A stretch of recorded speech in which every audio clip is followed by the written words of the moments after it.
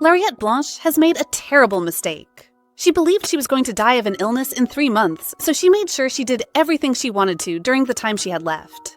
But now, sitting in her doctor's office and hearing him tell her she isn't terminally ill, Lariette is not happy. In fact, our female lead is panicking. Why? Because, like I said, she has done a lot of things during this period, including seducing the most powerful knight and warlord into confessing his deep love for her. This is why she isn't relieved to find out she is healthy. At this moment, she wishes she could just die. The doctor has no idea of the mental crisis she is undergoing and is happy to see her pulling her hair in what he thinks is happiness. Lariette angrily asks him if she looks happy to him. Flashback to 3 months ago. On a random morning, Lariette feels a bit sick and decides to visit the doctor in secret. She tells him her symptoms. She can't sleep at night, her stomach feels bloated after eating something spicy, and her heart feels like it is beating too fast. Dr. Zakoskov doesn't do any more checks after hearing this. He looks sad as he immediately tells her to keep calm. He breaks the news that our female lead is suffering from a terminal illness called Rockadura disease. People with this condition are born with an excessive amount of mana. He tells her the disease is incurable and only occurs in a small fraction of the population. He has even worse news for Lariette, as he says she has a 98% chance of dying from this disease. In other words, our protagonist has only 3 months to live.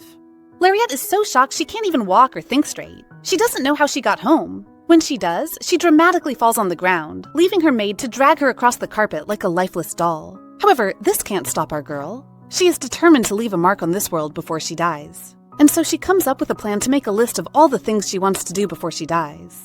Lariette is in her room with her maid. She is still thinking about her bucket list and has decided to do it. Using her mirror as a microphone, she asks her awestruck maid what she would do if she is about to die. Anna doesn't want to die because who will take care of her mistress if she does? Lariette is feeling touched, but Anne bursts her bubbles. She says Lariette can't even comb her own hair properly, making Anne too worried to die. Our female lead isn't happy to hear that and starts sulking. Back to the topic. Anna's dream is to taste all the different types of cakes before she dies. Lariette feels this dream is too wasteful, but Anne says she was just joking. She is done with dressing up her mistress and pushes her out for dinner. Even though she doesn't want to go, Lariette is still pushed out by her maid. It turns out our female lead doesn't have a good relationship with her family. Her father, Duke Blanche V, is one of the founding contributors of the nation, but his business has crumbled since. Because of that, he plans to sell off his daughter to an old but rich marquess. Her mother, Duchess Blanche, is no better. She married the Duke for money and therefore shares his opinion in selling her daughter off. And then there is Lariette. The three are having dinner when the last member of the family comes in, Ryan Blanche. He is our female lead's elder brother, whom their parents adore. From a young age, Ryan has been receiving different types of lessons as the heir. Lariette, however, never got the chance to have any education or support. All she was taught and learned to do was paperwork, so she could assist Ryan. Back at the dinner, Ryan is not acting like an elder brother who is pleased to see his sister. He asks her what she is doing there with a frown. Lariette says she is part of the family and is therefore allowed to be there. She also reminds Ryan to pay more attention during his successor lessons as his teacher, Sir Joel, has been having a hard time. In her mind, our girl thinks she would have done a better job than her untalented brother. To our shock, someone turns a glass of wine over her head. It is Ryan, and he says she has ruined his appetite. He demands for her to leave or he won't eat. Their biased parents immediately start blaming Lariette. Her mother even tells her to go back to her room and clean herself up. Our female lead stands to leave. She looks back at the happy family, wondering if they would even care if they knew she was going to die in 3 months. This incident just makes Lariette more determined not to keep living like this. She has to do everything she's ever wanted during the time she is left. After all, what is there to be afraid of since she is going to die? And so our jolly female lead goes off to write her bucket list. Her list is simple. 1. Give cake to Anne. 2. Save money and gain independence. 3. Break off her engagement with the Marquis Segreve in a polite manner. 4. Date a handsome man for only 3 months. And 5. Travel to the West, which her brother has been bragging about. Lariette doesn't want to have any regrets in life. All she has ever done is be used by her family, and so this time around, she wants to experience living for herself before she dies. She needs to do it. It's a brand new day, and our female lead has started out on her list. She is sitting with her maid Anne, who looks completely satisfied and is glowing. It turns out Lariette has managed to complete the first goal on her list, which is to give Anne cake. She is happy as they return back home in their carriage until something unexpected happens. Their carriage gets stuck in a hole. The coachman apologizes and tries to check on it. The girls are curious to see what is going on and stick their heads outside. While Anne notices another carriage is coming, Lariette is thinking of how to use her magic. However, her maid seems frightened as she stops her. She tells her to wait, making our girl a bit scared too. She doesn't know what is going on. Anne informs her the approaching carriage belongs to Duke Candle, so she needs to stay inside. It seems Duke Candle is considered a fearful existence in the kingdom. He belongs to the strongest family in the empire, but is also known as a monster. Right at that moment, their carriage begins to shake. Lariette is startled and looks outside, only to see the sexiest pair of eyes staring back at her. The man has a mask on his face as he stares back at her. Meanwhile, our girl is in awe of his beautiful, majestic appearance. No, sorry. That's me. She is surprised because he managed to lift the entire carriage with his bare hands. She assumes he is the coachman and can't help but give him a thumbs up and a bright smile as he leaves. Back at home, our heroine's day has just gotten worse. Why? Because an annoying individual has shown up. She thought she could go home and rest, but now her supposed fiancé, Marquis de Greff, is here. He grabs her hands and begins to kiss it repeatedly. It seems this isn't enough for him, so he tries to grab her and forcefully kiss her. Our girl is becoming mad, as she had no idea he would visit her at home. She remembers the third point on her bucket list, which is to break off her engagement with this annoying old man in a polite manner. She has a good feeling thinking she can also complete this today.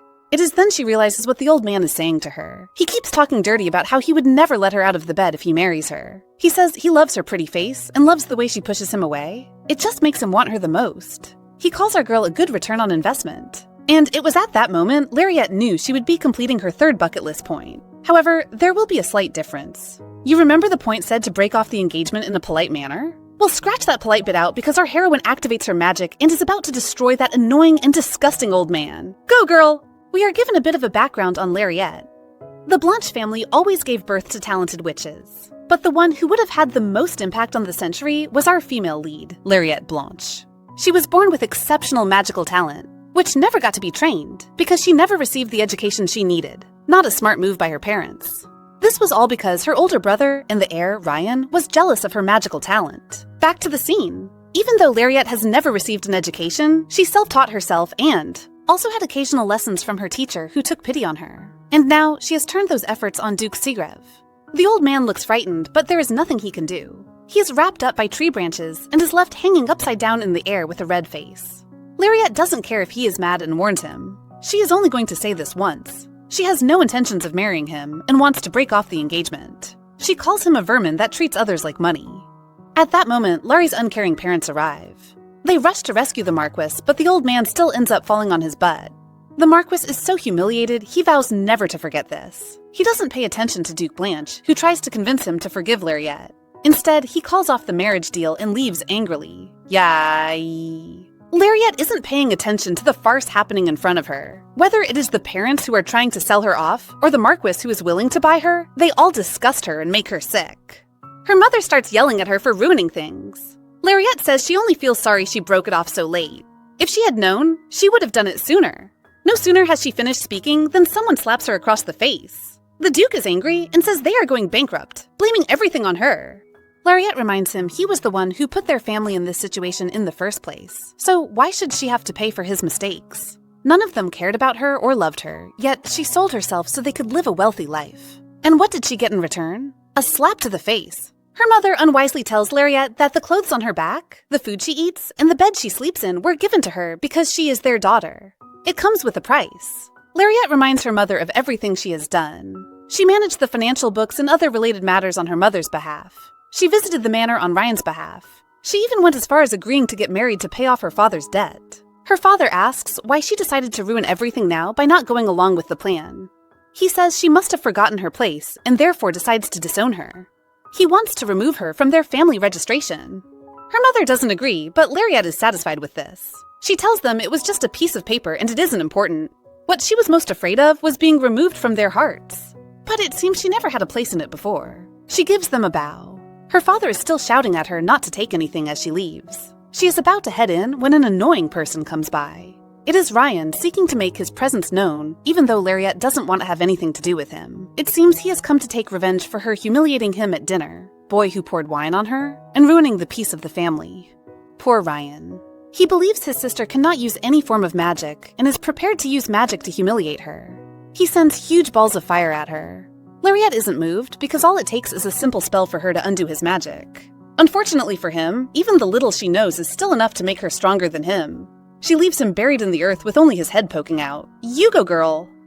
Enough of the sad part, because our protagonist has begun her journey to independence. Thankfully, she managed to convince Anne not to leave with her, since she is going to die soon.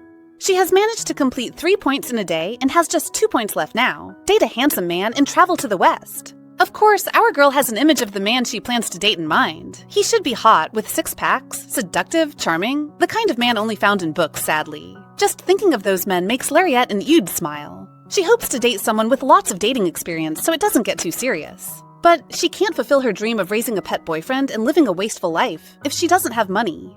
She only has little cash on her and must now find a good job. For that, she will do what she does best. And so, she boldly enters into a shop, expecting a warm welcome because the Purification Witch is here. Purification magic is unpopular because it takes up too much mana and is not as efficient as healing magic. Purification and healing magic cannot be used on someone with a higher level or on oneself, just like divine power. However, this is not a problem for our almighty heroine because all she has is mana. Unfortunately for our poor baby, she is rejected. It turns out there are millions of healing witches out there, so no one looks for purification witches.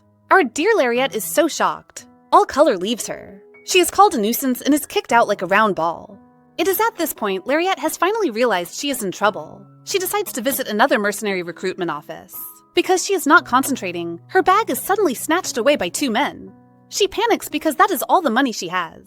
Although she tells them to stop, they refuse and mock her because they aren't afraid of purification witches. That is, until she sends fire attacks on them. Although they are scared, they don't stop, and our girl cannot chase them any longer. She starts calling for help. Up ahead, a man in a suit is taking a stroll. He turns around when he hears her voice to reveal an extremely handsome male. Up in the skies, a god is looking at the perfect specimen of human he just made. It is so perfect, even the god blushes a little just looking at him. He thinks it is a pity to give such perfection to we lowly humans. Please, we beg you, bring him. But decides to anyway. And so, we have our piece of artwork made by God, our extremely handsome and noble male lead whom God never planned on sending down. Thank you, Abba! The 2 thieves are shocked when the man turns around. Not because he is handsome though, but he smells like decayed flesh. The dark aura he gives is enough for them to know who they are dealing with. It is Duke Candle the monster. The Duke doesn't waste time in stabbing the 2 men, and grabs Lariat's bag for her. Looking at him, she recalls seeing him before. It was the Duke who lifted up their carriage, and not a coachman. Azrahan Kandel is the Duke with the highest status in the Harutian Empire. He is also the greatest general, and always comes back victorious, even at wars they are about to lose. Because of this, he is called the Empire's sharpest blade. However, people only know him as a warlord that loves violence.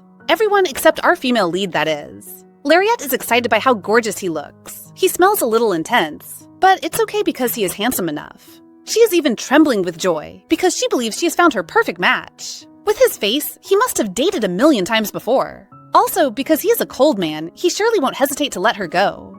Duke Candel has no idea he just became someone's prey. He examines Lariat and thinks she might be a noble. He notices she has no guards around. He finds it a waste of time still staying here, because he didn't find what he was looking for. He mistakes Lariat's trembling for fear and assumes she is scared of him. He knows that for as long as he is cursed, only fear will remain in people's heart when they look at him no matter how much he helped her. He feels a bit desolate as he wonders how long he will have to keep living like this. Suddenly, someone grabs him from behind. Lariat has a proposal for him. Since he is a good-looking man, how about he dates her for 3 months? She has chosen him as the man to complete her 4th point. And so, she starts her attack on him. She introduces herself as just Lariat and wants the Duke to introduce himself too. She keeps chattering and moving closer to him, causing the poor man to stagger. He even stammers when introducing himself. Lariat blushes when she hears his voice because she just loves how it sounds. This must be the Duke's greatest battle because he can't understand if she is making fun of him. He keeps sweating. He becomes even more flustered when Lariat calls his name. It has been over 20 years since someone called his name. Lariat asks him to date her, but for only 3 months. The Duke nervously asks her if she isn't afraid of him, especially since she just saw him kill 2 men. He thinks she is playing around and walks away from her. He is expecting her to call him back, but when he looks back, he sees she is just standing there. Azrahan feels bad. Just as he expected, she was just joking with him. The woman he thinks is joking is busy, murmuring about how hot, sexy, charismatic, and perfect her new man is. She says there is only one thing he doesn't have, and that is her. And so, with fire in her eyes, she is determined to make him have everything. Well, which is her? Our female lead is in a pub busy mourning over losing her newfound interest when she hears some people mention the Duke's name. She sneaks over to their side just to hear some delightful news. The Duke is looking for a purification witch! Lareed immediately sits with the men and asks them to tell her about the rumors. The man is startled, but still tells her the story of the Duke's curse, which makes him smell like dead bodies. Lariette is a bit surprised because when they met, he didn't smell that bad to her. According to rumors, Duke Candle has been trying to hire purification witches, but none of them want to take the case because the situation is too severe. Plus, there aren't many purification witches in the Empire. This is good news for our heroine, and she joins the men for dinner as she remembers another fact. The purification magic she uses requires more mana than healing magic because it can be used to lift curses. However, more people die from physical injuries than curses, and that is why purification magic is unpopular. It is the reason why Azrahan could not find a purification witch. While our heroine is lost in thoughts, the men are wondering who the hell is this strange girl who is busy eating their food. Lariette doesn't pay them any attention, as she is still thinking about how to catch her little tiger, Azrahan. She decides the only way is to enter his den. Lariette is very determined because 1 week later, she is at the Information Guild where Duke Candle is. She smirks when she sees him.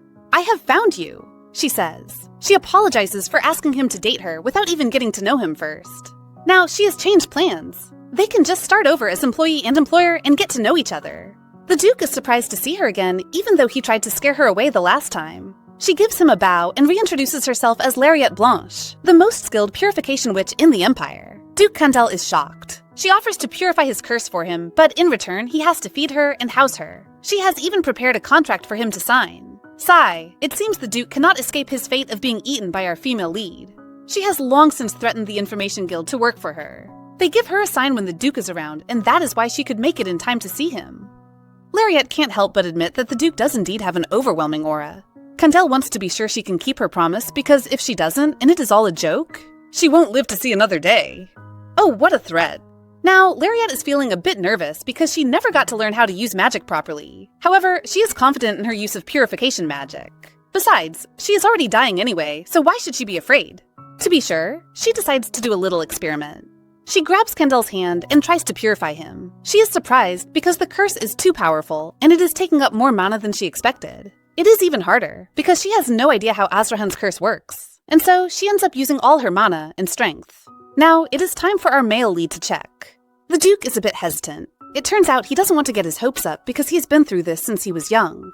Nothing has changed or ever worked. He takes off his gloves and we see his body is covered in bandages. Apparently, he was cursed when younger that his body would keep rotting and give off the stench of decaying flesh. It has been this way for years, so Candle doesn't want to get too hopeful. Clean. When he takes off his bandages, his hands are clean and sparkling. He feels it is a miracle. He looks at the beautiful miracle Lariette in front of him, asking him to sign the contract. Before he can, she falls over because she has exhausted her strength. He catches her and holds her. To him, she is now the only miracle that can lift his curse. He doesn't and can't lose her. Until his curse is completely lifted, he will never let her go. He hugs her tightly and proceeds to sign the contract. The next time our heroine wakes up, she is on a huge bed. She is confused about where she is until she sees the Duke sitting by her bed. He answers her questions and tells her she is now in his manor. He brought her here to fulfill the terms of their agreement. He wants to know if it is inadequate, which Larry assures him it isn't.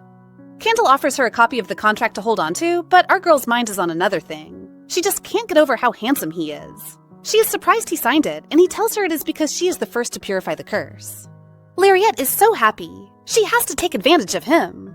She decides to hold his hand since she can't hug him. She thanks him and promises to be good to him. Duke Candle is flustered and reminds her they have a strict employer and employee relationship. He is confused because he can't understand why she isn't avoiding him. Lariette tells him to start calling her by her nickname, Ree, and wants to call him by his name too. The innocent Duke can't handle this level of flirting, and he stands up. He says he only came to check on her because she fainted. He also brought her things, but since she seems to be fine, he will leave. Our female lead can't understand why such a man who looks like he has a lot of dating experience is being so cold to her. She assumes she is not his type, but is determined to change that too. And so, she smiles creepily at the Duke. The poor man is frightened. He reminds her not to move around because they have no idea if she has fully healed. His concern makes Lariette smile even more creepily because he is so sweet. Azrahan can't bear it any longer and rushes to escape, promising to see her tomorrow. As soon as he leaves, our female lead starts squealing and praising him. She is so happy to have seen his handsome face and wants that face to be passed on to his next generation. She has no idea the man she is praising is still standing outside her door, listening to everything she is saying. Kendall blushes so much, he starts crying. He can't believe someone can feel this way about him and assume something is wrong with her. That evening, he is busy in his office when his face starts to burn. Why? Because Lariette is staring so much at him. He drops his documents and asks her if she has anything to say. She says she was just waiting to be noticed by him. She wants to know why he won't eat with her. Her question startled him a bit. She tells him she was waiting for him so they could have breakfast together. He mocks himself, telling her she must have a strong stomach to want to eat breakfast with him. Lariette is not happy to hear him talk about himself like that. He asks her just how much she knows about his curse. Prepared to hear his story, she drags a chair over and tells him she knows nothing. Just as she expects, he starts explaining. Azrahan's curse is the curse of the dead, meaning the cursor placed a curse on him right before she died. And that is why the curse is so powerful and he can never get rid of it.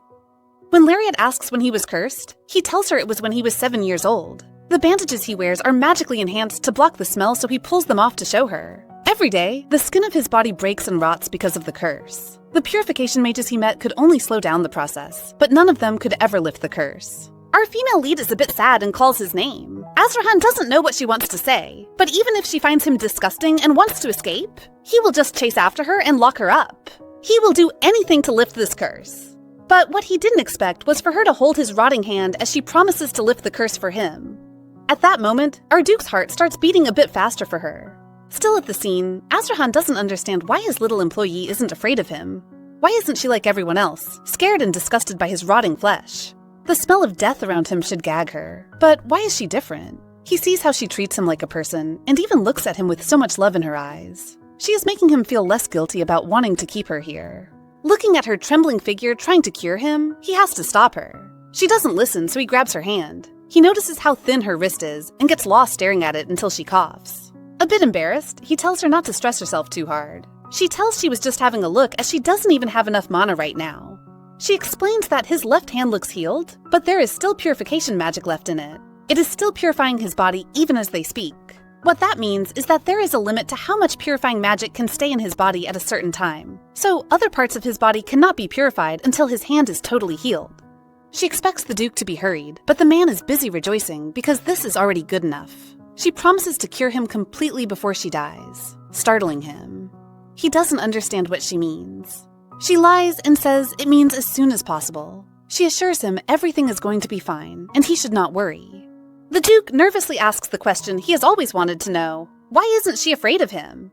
In his mind, he wants to know if she doesn't find him disgusting. She laughs as she says there is no reason to be afraid. According to the rumors, he even brought victory during an impossible war. Yet instead of people praising him as a national hero, they gave him such a stupid nickname. Our heroine is angry. She assumes the rumors must be the work of the royal family because they are afraid he would gain too much power. She tells him the only title that fits him is the Empire's sharpest blade because it complements just how amazing he is. She explains that the one people should be afraid of is the person who cursed him and not Azrahan who was cursed. It makes no sense for people to be afraid of the victim. Instead, they should think about how to punish the offender. Lariette leans over and holds the Duke's face. She tells him she isn't afraid of him. The only thing she is afraid of is him refusing to date her. Wow, it seems our girl has brought out her flirting skills. She makes Azrahan so shy, even his ears turn red. He tells her to let go, and she does. Lariette is not any better, as she is blushing too. Why? Because his cheeks are super soft. With his cute red ears, Azrahan promises to see her at dinner. She smiles so brightly his heart can't take it, and he immediately runs away.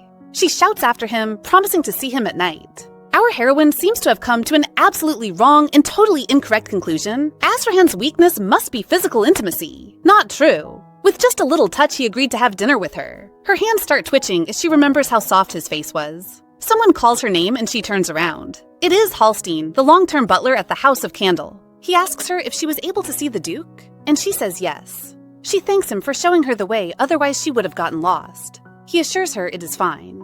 She happily shares her good news with the butler. She will be having dinner with the Duke. The butler is surprised and asks again. It has been too long since the Duke shared a dinner table with somebody else. Indeed, since he was young, this should be the first time since the late Duchess passed away. Looking at Lariette the Blessing, he is pleased, and asks her to give the Duke a good time. She says it is just dinner, but she will try her best. The butler is sure she would, as he already has a plan in mind. The two scheming ones laugh happily. Poor Duke. Halstein is prepared to tackle the world's biggest problems. The first one he must solve before evening is teaching the Duke what a perfect date is. He even brings along a huge book, A Guide to a Perfect Date. Just how long have you had that, Halstein? Astrahan is a bit nervous looking at that huge book. The last time he learnt table manners was when he was a child. But surely, even though there might be new rules, it shouldn't be this exaggerated, right? But he is indeed worried his little mage would laugh at his crudeness. Especially since she is 5 years younger. He imagines the scene and is terrified. Astrahan is also confused. The butler is holding up the book while smiling like a weird old grandpa. It says date, so it shouldn't be for him, right? He refuses to read it and calls it a useless recommendation, but Halstein wouldn't give up. The two begin a battle. Halstein keeps trying to shove the book at him, but Astrahan keeps blocking. The old man tells him this might be the most useful thing he has given him in his 27 years of service. Astrahan is soon tired and can't block anymore. The butler uses this chance to start reading the rules for him, but he says he can't hear him. Seeing him leaving and putting on his coat, Halstein reminds him they are dining inside. The Duke, however, is thinking of how to hide his smell. He doesn't want to stink because of the curse. The time we are waiting for has arrived. Our main couple's dinner. Astrahan is surprised to see Lariette's happy face. He wonders why she is so happy to see him when it is just a meal. He sits down opposite her. He doesn't notice a certain person tiptoeing around until she sits beside him with a huge satisfied smile. He immediately becomes nervous. The shameless Lariette tells him she has some changes she wants to make to the contract. He tells her nervously to bring it. She explains the payment for her services is a bit small. The Duke isn't completely listening because he is panicking. Why is she leaning so close to him? He shifts away while thinking about how bold young people these days are. It seems our male lead thinks he is the same age as old Halstein, haha. He wonders if it is money Lariette needs and is ready to pay her enough to buy a small country. However, that is not the change our girl has made. Instead, she adds 3 new rules. 1, the two of them must dine together once a day. 2, the two of them must leave the house together once a week. 3, he must pay for their trip outside, but can set a limit to how much they spend. The Duke is a bit confused by the new rule that says they have to go outside and asks her what it means. Our girl frankly, boldly, and shamelessly admits it is a date. The Duke is surprised by how simple her condition is. He is still afraid she might run away in future if she isn't satisfied with the payment, though. And so, he decides to add his own terms to the contract. The employee cannot leave until the employer's curse is purified. If she does, she will have to accept any punishment he wants to give her. He hands it over to Lariette, who feels the term looks scary on paper. That doesn't stop her, and the two go ahead to sign the contract. Our girl is already thinking about their first date and wants them to have a picnic in the garden the next day. Astrahan refuses because he has to be in the palace, so she offers for them to go the day after that. He wonders why it has to be so fast, and she explains she is on a time limit. He is confused by her statement, and she says she is in a rush to win his love. He wisely ignores her comment and tells her to eat. It is a few days later, and dear Lariette wakes up in a happy mood. She is happy because how did she go from being almost homeless to living in a mansion like this? She has recovered her mana and goes off to purify Astrahan before they leave for their date. She opens the door to his office, and suddenly she meets a tragedy. Her eyes are burnt and blinded by another ray of sun that appears there. The sun, of course, is our male lead who has dressed up nicely today. She staggers to his side and compliments Sun Astrahan, who never sets. His face just glows every day. The Duke can't understand a word of what she is saying. He changes the topic to their picnic and wants to leave in the afternoon since it is still cold outside. He tells her to leave so he can focus on his work, but will she? Of course not. She just sits on his desk close to him. She announces it is time to get purified. Astrahan is surprised at how quickly she recovered her mana. She removes the bandages and holds him directly so the purification can work better. She gets to work, and immediately, his hand is purified. She tells him the curse on his hand isn't strong, so just once is enough. Over the next few days, the magic will stay in his hand and purify it. Astrahan is amazed by how easily she manages to purify his curse. He has been searching for over 10 years, and no mage has managed to do this. He is concerned about her, and she assures him she is okay. She has figured out how to do it more efficiently, so she won't waste too much mana like the last time. She leans into the Duke and says they can go for their picnic now that they are done with the purification. Astrahan is looking at the turtle beside him. It is our female lead shivering from the cold. He reminds her he warned her earlier. She cuddles him and tells him it is worth it because she is with him. The Duke is so frightened he shifts away. She stares at him cutely and tells him she would feel better if he lends her his jacket. He doesn't want to and refuses. In truth, he just doesn't want her to smell the curse. Lariette tells him it is okay as she doesn't want him to catch a cold. Girl, are you sure you haven't dated before? She leaves the stunned Duke behind and runs to the blanket. She invites him to join her in the warm spot. He tells her she is chippier than the sun, and she replies that it is only when she is with him. She isn't satisfied and wants him to sit closer, but he escapes her evil clutches. Lariette is not happy with the distance between them. She wonders if he was heartbroken during his past relationship, or could it be that he just doesn't like her? She has no dating experience, but knows that it is best to express your feelings. And it just happens that she is good at that. Azrahan is also thinking about his date. He never thought he would be sitting in a flower garden one day and feel so out of place. Lariette opens the box and is happy to see all the delicious food. Meanwhile, all Azrahan can imagine is his butler wishing him luck. He immediately chases the old man out of his thoughts. The two start talking about their favorite food. While he doesn't have any, she tells him her favorite is salmon sandwiches. She can eat cucumbers but doesn't like them. The Duke is surprised, not because of her taste, but because there is a fresh smell. It seems she is purifying the air around her because she is a purification mage. Even the smell of his curse is gone. He wants to ask her if she can smell the curse, but is afraid to. Because what if she is just pretending not to smell it? While he is busy thinking and eating, someone is busy staring at his face. Lariette is once again in awe of Azrahan so much that she claps. How can a man look so handsome even while eating? The Duke is confused when she leaves his side, but she tells him to wait. Soon, she drops a garland on him. She freezes in shock over how handsome he is. Azrahan, however, isn't pleased and tries to shove off the garland. She tries to save it from him, but isn't quick enough. He throws it away. She goes after it so suddenly that she doesn't notice there is a fountain. Azrahan tries to stop her, but he is too late, and they both fall into the water. Looking at his employee, he tells her it is time she stops shocking him so much. Lariette is having the time of her life. She is finally in the arms of the handsome man. He even brushes her hair so she won't catch a cold. She is so nervous she talks rubbish about being super strong, confusing the Duke. He doesn't mind her though, and carries her in his arms, making Lariette blush. He is going back to the mansion. She protests because the date was too short, and insists it doesn't count. Sadly, our heroine is not as strong as she thinks because she falls sick right after. She is still her usual bubbly self as she congratulates the men for witnessing her first sickness. Azrahan isn't happy with her behavior, so she apologizes. He tells her the priest will visit since he has to go to the palace today. Lariette is fine with it, but Azrahan is a bit disappointed. He thought she would throw a tantrum and demand for him to stay, but it seems she's more mature than he thinks. Lariette is just grateful he is taking care of her. The two men leave, but Azrahan isn't happy with her reaction. It seems different from usual. He is still thinking of his little employee on his way out of the mansion. He wonders what she told her father for him to willingly let her leave and go stay in another Duke's mansion so easily. He never had a chance to think about it because little puppy Lariette was always distracting him. But now he can finally look into it. A white carriage passes his, and he catches a glimpse of long white hair. He thinks it is a female priest and is so happy he smiles.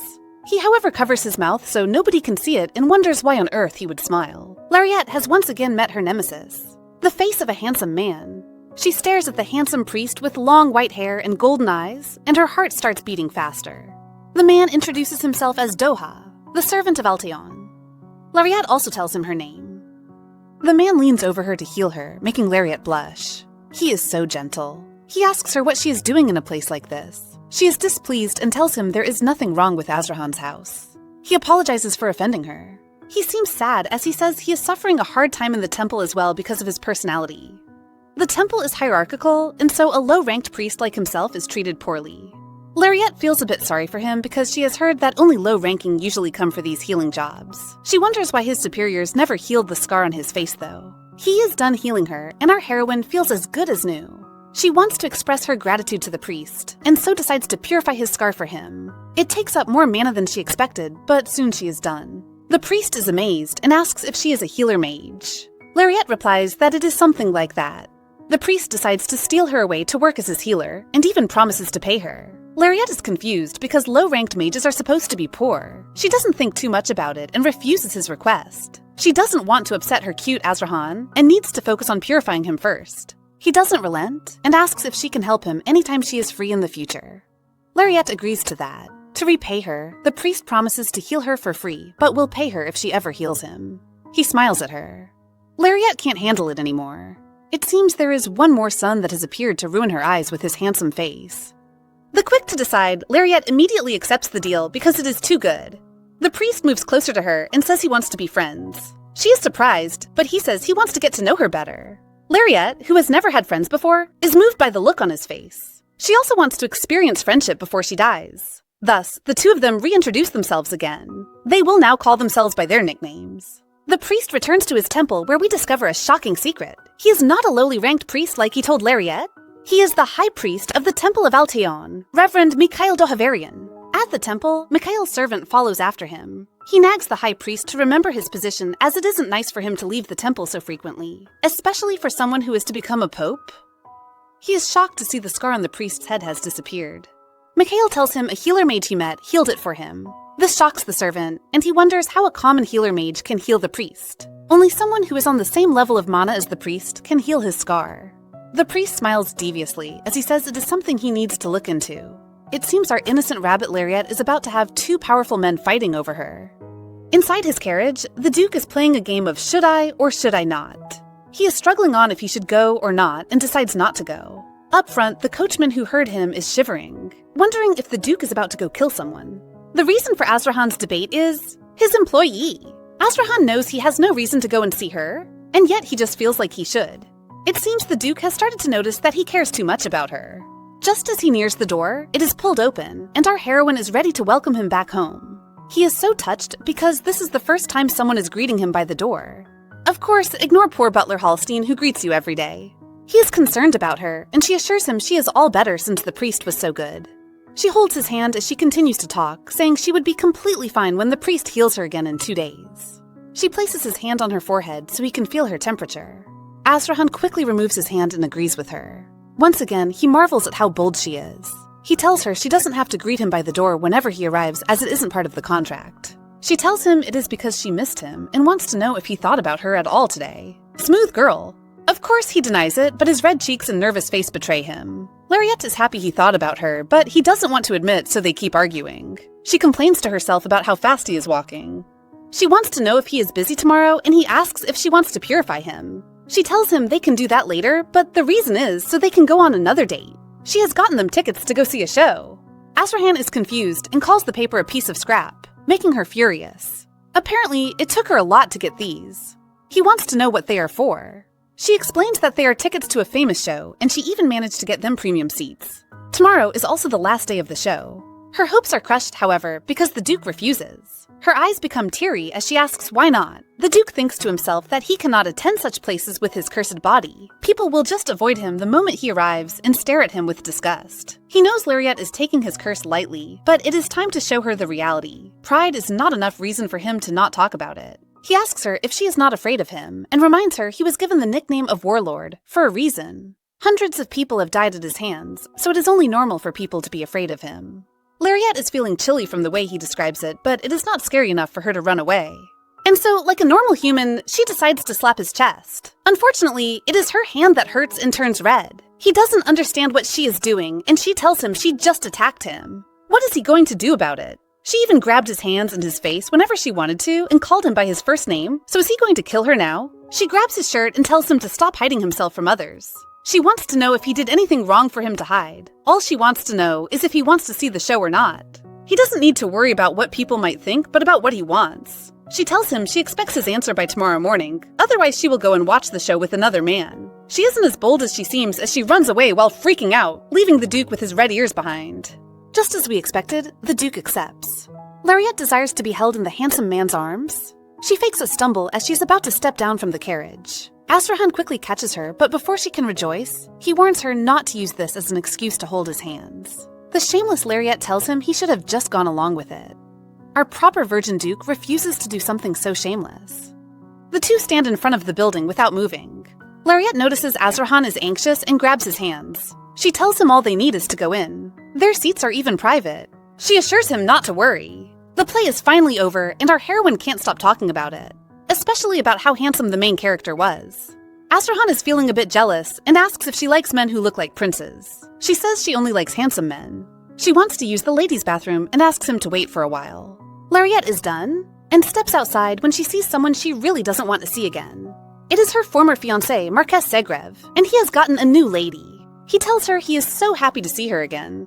Lariat isn't pleased to see him and tells him so. She reminds him of her promise to beat him up if she ever sees him again. She doesn't like repeating herself. The Marquess is not afraid and reminds her she has lost her place now and isn't worth anything anymore. Before she can attack him, he snaps his fingers and Lariette is grabbed by several men.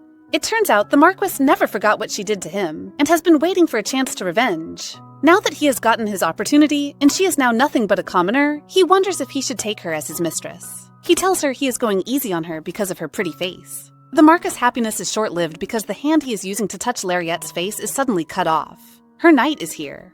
It is Azrahan, and he explains he came to look for her since she wants coming. He asks for her permission to deal with those men making. His actions just make our heroine fall more deeply for him. It seems the Marquess doesn't know what trouble he is in, and he is still making a lot of noise. Azrahan glares at him and asks if he is speaking to him. Sigrev is so terrified, he shuts up. Lariette stops him because she doesn't want things to get messy if he attacks the Marquess. He reminds her he is a candle, but she is still worried. He wonders if he should tell her the Emperor has given him the permission to kill any individual he wants. Our female lead's best choice is to run away, and she does so, pulling Azrahan along. Back in the carriage, the Duke is still thinking about how to avenge his little employee. The lady in concern can barely breathe because she ran too fast. Azrahan is nervous and is sure she is about to end their arrangement. She must be disturbed by his violence. But it doesn't matter since she is bound by the contract. To his shock, however, she praises him for being amazing. Even more than the main character of the show. Although she is not a fan of violence, she is happy because he was trying to defend her. The next day, the priest is back again because a certain someone pushed herself too hard thinking she was fully healed. Mikhail warns her to be more careful because she has gotten worse since their last session. Our girl can only laugh guiltily. She never knew the cold would come back because of what happened to her yesterday. She decides to ask the priest if it is impossible to heal a terminal disease with divine power. He tells her a terminal disease cannot be healed by magic or divine power. If there is a slight chance of it being healed, then it is called an incurable disease. Lariette is disappointed and wonders if she really has to die. Mikhail, the Pope-to-be, tells her maybe someone like the Pope with enough divine power could help her. Lariette is in tears because there is no way she can get in touch with the Pope. Mikhail knows the cause of her illness, an overflow of mana. It is a rare condition that can lead to death if left untreated. It is not a terminal disease for her, but a chronic one. It is not easy to heal, but it won't take long to heal either. He decides to do her a favor since she is a skilled mage. He asks her if she would like him to make frequent visits so he can heal her. She is pleased to hear this and thanks him happily. He smiles and tells her not to be startled. He suddenly grabs and hugs her. Of course our girl is shocked and her face turns red. He taps his forehead against hers and starts healing her. When he is done, he tells her they have to do it a few more times. He gently combs her hair for her. Lariette is confused but still thanks him. He tells her to show her gratitude by doing something in return for him. Lariette quickly agrees to help him. He pulls back his sleeve and shows her a huge injury on his arm. She is startled and wonders how he managed to hurt himself so badly. She doesn't hesitate and heals him quickly. Unknown to her, the priest purposely injured himself just so he can watch her healing process directly. Lariette complains about how much mana it takes just to heal him. Obviously, it is because Mikhail is the Pope-to-be. He thanks her and offers her a payment for her services. The casual reward he throws out almost gives Lariette a stroke because why is he giving her a gem? He lies and says his family discovered a mine. The greedy for money, Lariette is happy to get a gem just for healing the priest once. Motivated by money, she bows her head to him and promises to serve him like a customer even until death. She even forces him to promise not to find anyone else if he needs to be healed, and he giggles, vowing to do as she says. In his mind, she is the one who must never run away. The next day, Lariette is ready to see her man. She goes to look for him but is told he is still asleep. Apparently, he got home late last night. She is a bit disappointed and starts sulking. The butler pities her and asks if she would like to wake him up herself. Lariette is a bit surprised and wonders if she can do that. The butler, who has an ulterior motive, desperately needs the two to get married and give birth, assures her she can. He even points out the room door and hurries her to open it up. Lariette has never been inside the Duke's room before. When she enters, she marvels at how nice and big it is. She steps up to the bed and wakes up the sleeping Duke. He is still half asleep when he sits up. He looks cutely confused and wonders what she is doing in his room. She tells him she is here to continue the purification and it would be better to do it in his room. He still doesn't understand, and so she explains she wants to work on his upper body today. Unfortunately for him, and fortunately for Lariette and us, the process works better if she touches his skin directly. The Duke is still dazed when she asks him to take off his shirt and even offers to help him. He protests and says he can do it on his own. While one person finds it embarrassing, the other is just happy and satisfied to see and perv on his body. I know we can guess who that is. Azrahan asks if he should remove his bandages as well, and she reminds him she needs to touch his skin. The both of them blush at her words. He takes off the bandage to reveal his rotting skin. She is a bit nervous as she never expected the curse to be this bad. She soon starts her purification. She tells him it might not be finished in one go because the curse is concentrated on this area. She vows to try her best. The Duke is busy thinking about how close she is when she suddenly falls on his chest. It turns out she used up too much mana. She explains that she doesn't have much mana left because she used a lot to heal the priest yesterday. She remembers now and tells the Duke about the priest being her friend. She wants to know if she can also heal the priest once in a while. She promises him it won't get in the way of his healing. Our jealous Duke is thinking about an entirely different matter and asks if she behaves like this with the priest as well. He suddenly remembers the priest is a woman and relaxes because he thinks he has nothing to worry about. He tells Lariat to do as she wishes. Oh, how wrong you are, Azrahan. You're going to regret this. Trust our girl to use every opportunity to flirt. Just before she faints, she doesn't forget to ask the Duke to go on a date with her. The Duke is left alone with a sleeping Lariat lying on his body. Ever since that day, the Duke has disappeared from the mansion. No matter how she runs around every day, searching from room to room, Lariat can never find him. Disappointed, she complains about him to Mikhail. She tells him the Duke is avoiding her and wonders if she was too aggressive. During the time Azrahan was gone, she became closer to Mikhail and told him everything except the curse part. She never expected Mikhail to be a hidden relationship expert and counselor. She is sure he has dated a lot of girls. Mikhail tells her the Duke doesn't know what he is missing out on and says she should try making him jealous. Stroking her hair, he explains that every man gets stirred up if he sees his woman with another man. Lariat is in a dilemma because she doesn't know any man she can make him jealous with. She has no boyfriends and no male friends because she was engaged.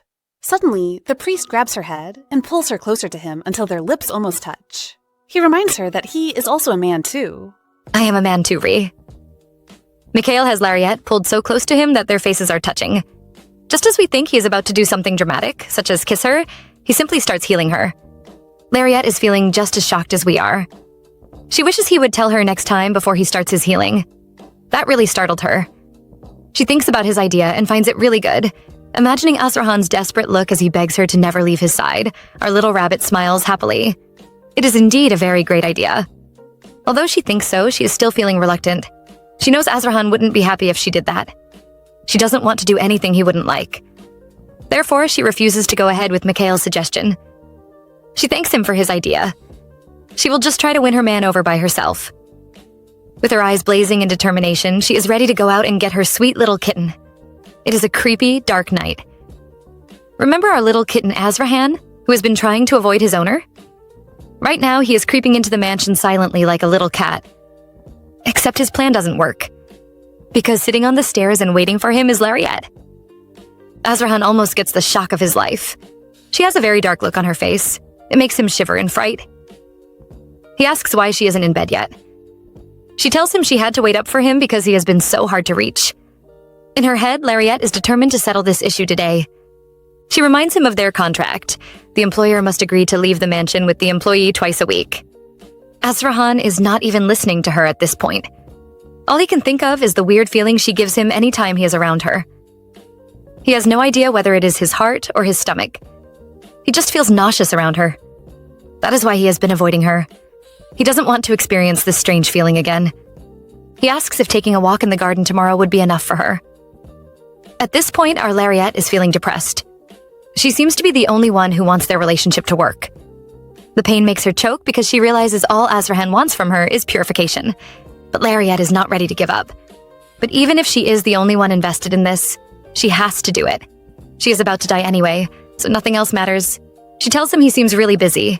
From now on, they wouldn't need to go on dates or even eat together. She apologizes for getting in his way and disturbing him. She doesn't even call him by his name anymore, but calls him, Your Grace. Hearing her call him this makes Azrahan panic.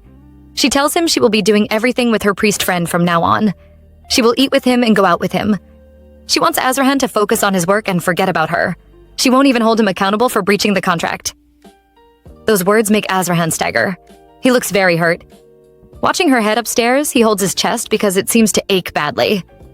Back in her room, Lariat is going through her little list. This little notebook was given to her by her father. But while she got a notebook, her brother was given a sword filled with gems. Her thoughts moved to her two unfulfilled wishes: to travel to the West and date a handsome man. She remembers Ryan bragging about his trip to the West while she has never even traveled before. She wonders if it is a bad thing for her to want to try the things she has never done before she dies. All she wants is to create some good memories for herself before she dies. That is why she wants to date someone so they can do it together. Now, however, our girl is wondering if it is too much for Azrahan, but she never noticed him looking unhappy when they were together. In fact, he was always looking at her in a special way, especially when they were on their movie date. Our heroine makes up her mind not to give up. She will keep trying even harder, but it is honestly so lonely. It is morning in the priest's temple. Mikhail's assistant notices he has been asking for the deacon's uniform quite frequently. He doesn't understand why his reverend would want it, though. He has already moved past that rank because of his exceptional divine power. Mikhail makes up a ridiculous excuse that even his own assistant doesn't believe. He says they all used to wear this. Joshua wants to know if he is going to visit that healing mage again, and he says yes. This makes Joshua freak out. The mage is living in Duke Candle's mansion. It is going to be a huge embarrassment when they find out who Mikhail really is. Mikhail isn't worried at all. He will just have to be careful then so he doesn't get caught. His assistant isn't convinced and suggests the priest bring this mage to the Altion temple. He believes she will accept the position if she knows she will be working for the Pope-to-be. Mikhail isn't sure about this, however. After all, Lariat is not the typical kind of girl. Joshua agrees because the girl the priest fancies must be one of a kind, for the priest to find her interesting. After all, the priest is cold, dropping someone once he loses interest. Mikhail is still thinking about Lariat, even on the way to her mansion. He had already conducted his own research on her. She is the firstborn of the Blanche family. She is also Segrev's fiancée, who hasn't been seen in public lately. She has good healing skills and has an enormous amount of mana. And seeing that she is staying with Duke Candel, who is desperate to heal his curse, she must be a purification mage. Mikhail thinks Azrahan must be spending a huge amount of money on Lariat. The girl, on the other hand, has feelings for him. But our priest isn't bothered, though. Although it is going to be tough to make her his personal healer mage, he is determined to try. He just needs to seduce her now and make her his before she completely falls for Azrahan. He realizes she is growing on him. He really has to find a way to make her his. As soon as he arrives at Candel's mansion, Lariat rushes into his carriage. She wants to know if he is free today. He says he is, and she suggests they go grab some food or go shopping. Today they are going to launch that jealousy plan. Hearing this makes Azrahan very pleased. He is going to use this outing as an excuse to go on a date with Lariat and seduce her. But hold up a second. How did they end up here? How did that priest's uniform catch fire? And why did their perfect date turn into a scene of him being dragged around by Lariat and running away like a criminal? They have definitely gotten themselves in trouble. Right now, our little priest is doubting his life. How did they go from a simple date to becoming wanted criminals? Well, to get to that part, we will have to go back 10 minutes ago. Mikhail and Lariat have just finished their lunch date. He still can't believe that someone as small as Lariat could finish the whole dessert. She boldly claims her stomach was made just for it. She was actually surprised by how much he ate, though. He tells her he loves eating sweet things. Tired of talking about desserts, our innocent Lariat, who really believes Mikhail's family has a mine, wonders why he is working such remote jobs. After all, his family is rich. This is the perfect time for Mikhail to show his seducing skills. He instantly comes off as pitiful, saying he doesn't usually do this kind of work but was forced to do so this time. He complains that most higher priests usually force the lower priests to perform remote healing. As expected, our girl becomes emotional after hearing this and feels bad for Mikhail. She promises to help him out if something like this happens again. Her words just make Mikhail more interested in her. No one can compare to his divine talent, and yet here is our female lead. Not only does she have the same level of mana as him, but she also doesn't even know how talented she is. He just doesn't know how long his interest in her will last. While he is thinking, Lariat is busy promising to burn off the clothes of the people bullying him. Or even better, hang them on a tree. All Mikhail has to do is just tell her. He laughs and thanks her for her support, but in his mind, he doesn't believe her words.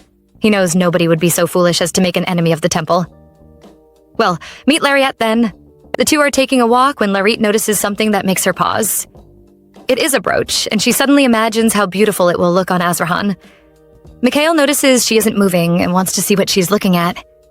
She points out the brooch to him and tells her first lie. She says she thought it would look really good on him. Mikhail might have caught on to her lie because he doesn't even need a brooch. Before he can say anything, she runs off to ask for a price, leaving him alone to wait. And it is at that point that everything starts to go wrong. While Mikhail is waiting patiently, someone comes up from behind and slaps his back. It is a fellow priest from the temple. Because of his deacon's uniform, the boy thinks Mikhail is low-ranked and demands that he show him some respect. He even boasts about how talented he is. In front of the youngest high priest? What a joke. Mikhail is not bothered by the boy's rambling and even advises him to leave before he regrets it.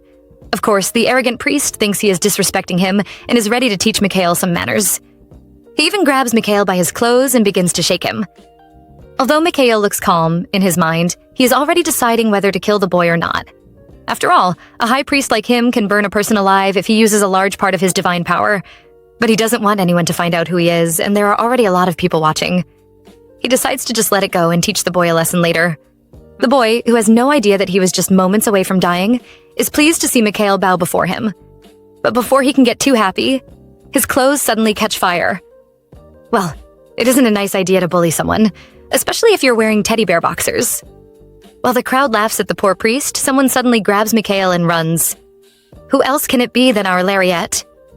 She looks very proud of herself, while Mikhail just looks terrified. Really now, our high priest has really turned into a criminal. He is even hiding in an alley.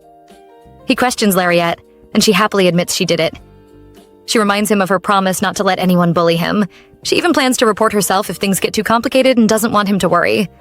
This is the first time Mikhail has been protected like this, and he starts laughing. Lariette notices he sounds like a villain when he laughs. Because he is.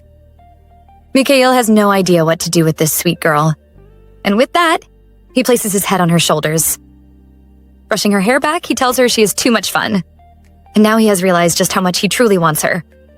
While these two are having fun, someone else is on the verge of dying. Back at the Candles mansion, all Azrahan can think of are the words his butler just told him.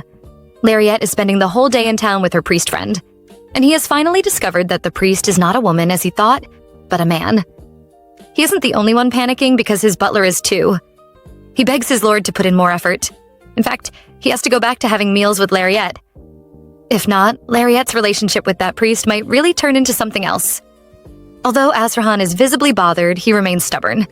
He doesn't think her relationship with the priest is his business. He tries to convince himself he doesn't care, and she is only a mage. Her only job is to heal him. All her talk about wanting to date him won't last. But no matter how he tries, he can't convince himself. Once again, he is getting that nauseous feeling. He knows he shouldn't expect more from her. But his feelings are getting more complicated. He doesn't believe anyone can truly love a monster like him. Maybe Lariette is just feeling bad for him. He must never let her get into his head. And even though he thinks this way, our double-faced Duke still arranges a meal for both of them. Lariette is surprised by this and asks why. He claims they haven't talked in a while. Lariette wants to know if he has finished his work. In her mind, though, a mini-her is jumping with joy. She praises Mikhail for being a really good relationship counselor. She wonders if her plan to make Azrahan jealous worked. After a long time, she can finally Look at the handsome Azrahan once again. She admires his face that can win the universe. The Duke must be feeling shy, so he tries to start a conversation. He asks how she has been, and she tells him she spent the day with her friend. She is just waiting for the jealous side of the Duke to come out. After all, she did spend the day with another man. She notices a cucumber and feels a bit disappointed. Adding to her disappointment, the man just coldly agrees. He doesn't seem jealous. Our girl doesn't give up, though, and keeps mentioning Doha. She even brings out the ultimate card. She's going to be in her room alone with him. But even though she does all this, the Duke is not bothered. Our poor puppy is feeling sad and asks if he really isn't jealous. Staring at her sad little face, the Duke can't control himself and starts blushing. While we expect a romantic scene to occur, what comes next is pure heartbreak. The Duke tells Lariette he is not jealous or bothered. He doesn't care about whatever she does, as long as it doesn't affect their healing sessions. No wonder you're still single, Azrahan. His words are so chilling that Lariette can't stand it anymore. She has lost her appetite. She drops her fork and leaves the dining table. She promises to see him during their healing sessions. The confused Duke is left sitting alone. Back in her room, Lariette is like a wilted cabbage, making Doha worry. She tells him their plan didn't work out. While she is sad, the big bad wolf Doha is happy. He knew their plan was never going to work anyway. Especially for someone as heartless as Azrahan. Doha's plan was just to make the two fight so he could come in and make Lariette his. He starts consoling the crying girl. Lariette also feels bad for him. After all, he came from somewhere so far just to see her. She can't just cry about her feelings. She notices Doha has on glasses today and tells him he looks like a librarian. He says he felt compelled to wear them, so he did. And he was right. Our priest smiles cheekily. It turns out Mikhail has the skill of prophecy. Only the most gifted of God's followers have this ability. It is a very important factor in selecting the next pope. Normally, Mikhail uses this ability only in his personal affairs. Back to the two, he wants to know if she likes it. When he smiles, Lariette can't help but feel like she is getting purified by his beauty. She admits that everything looks good on him because he is handsome.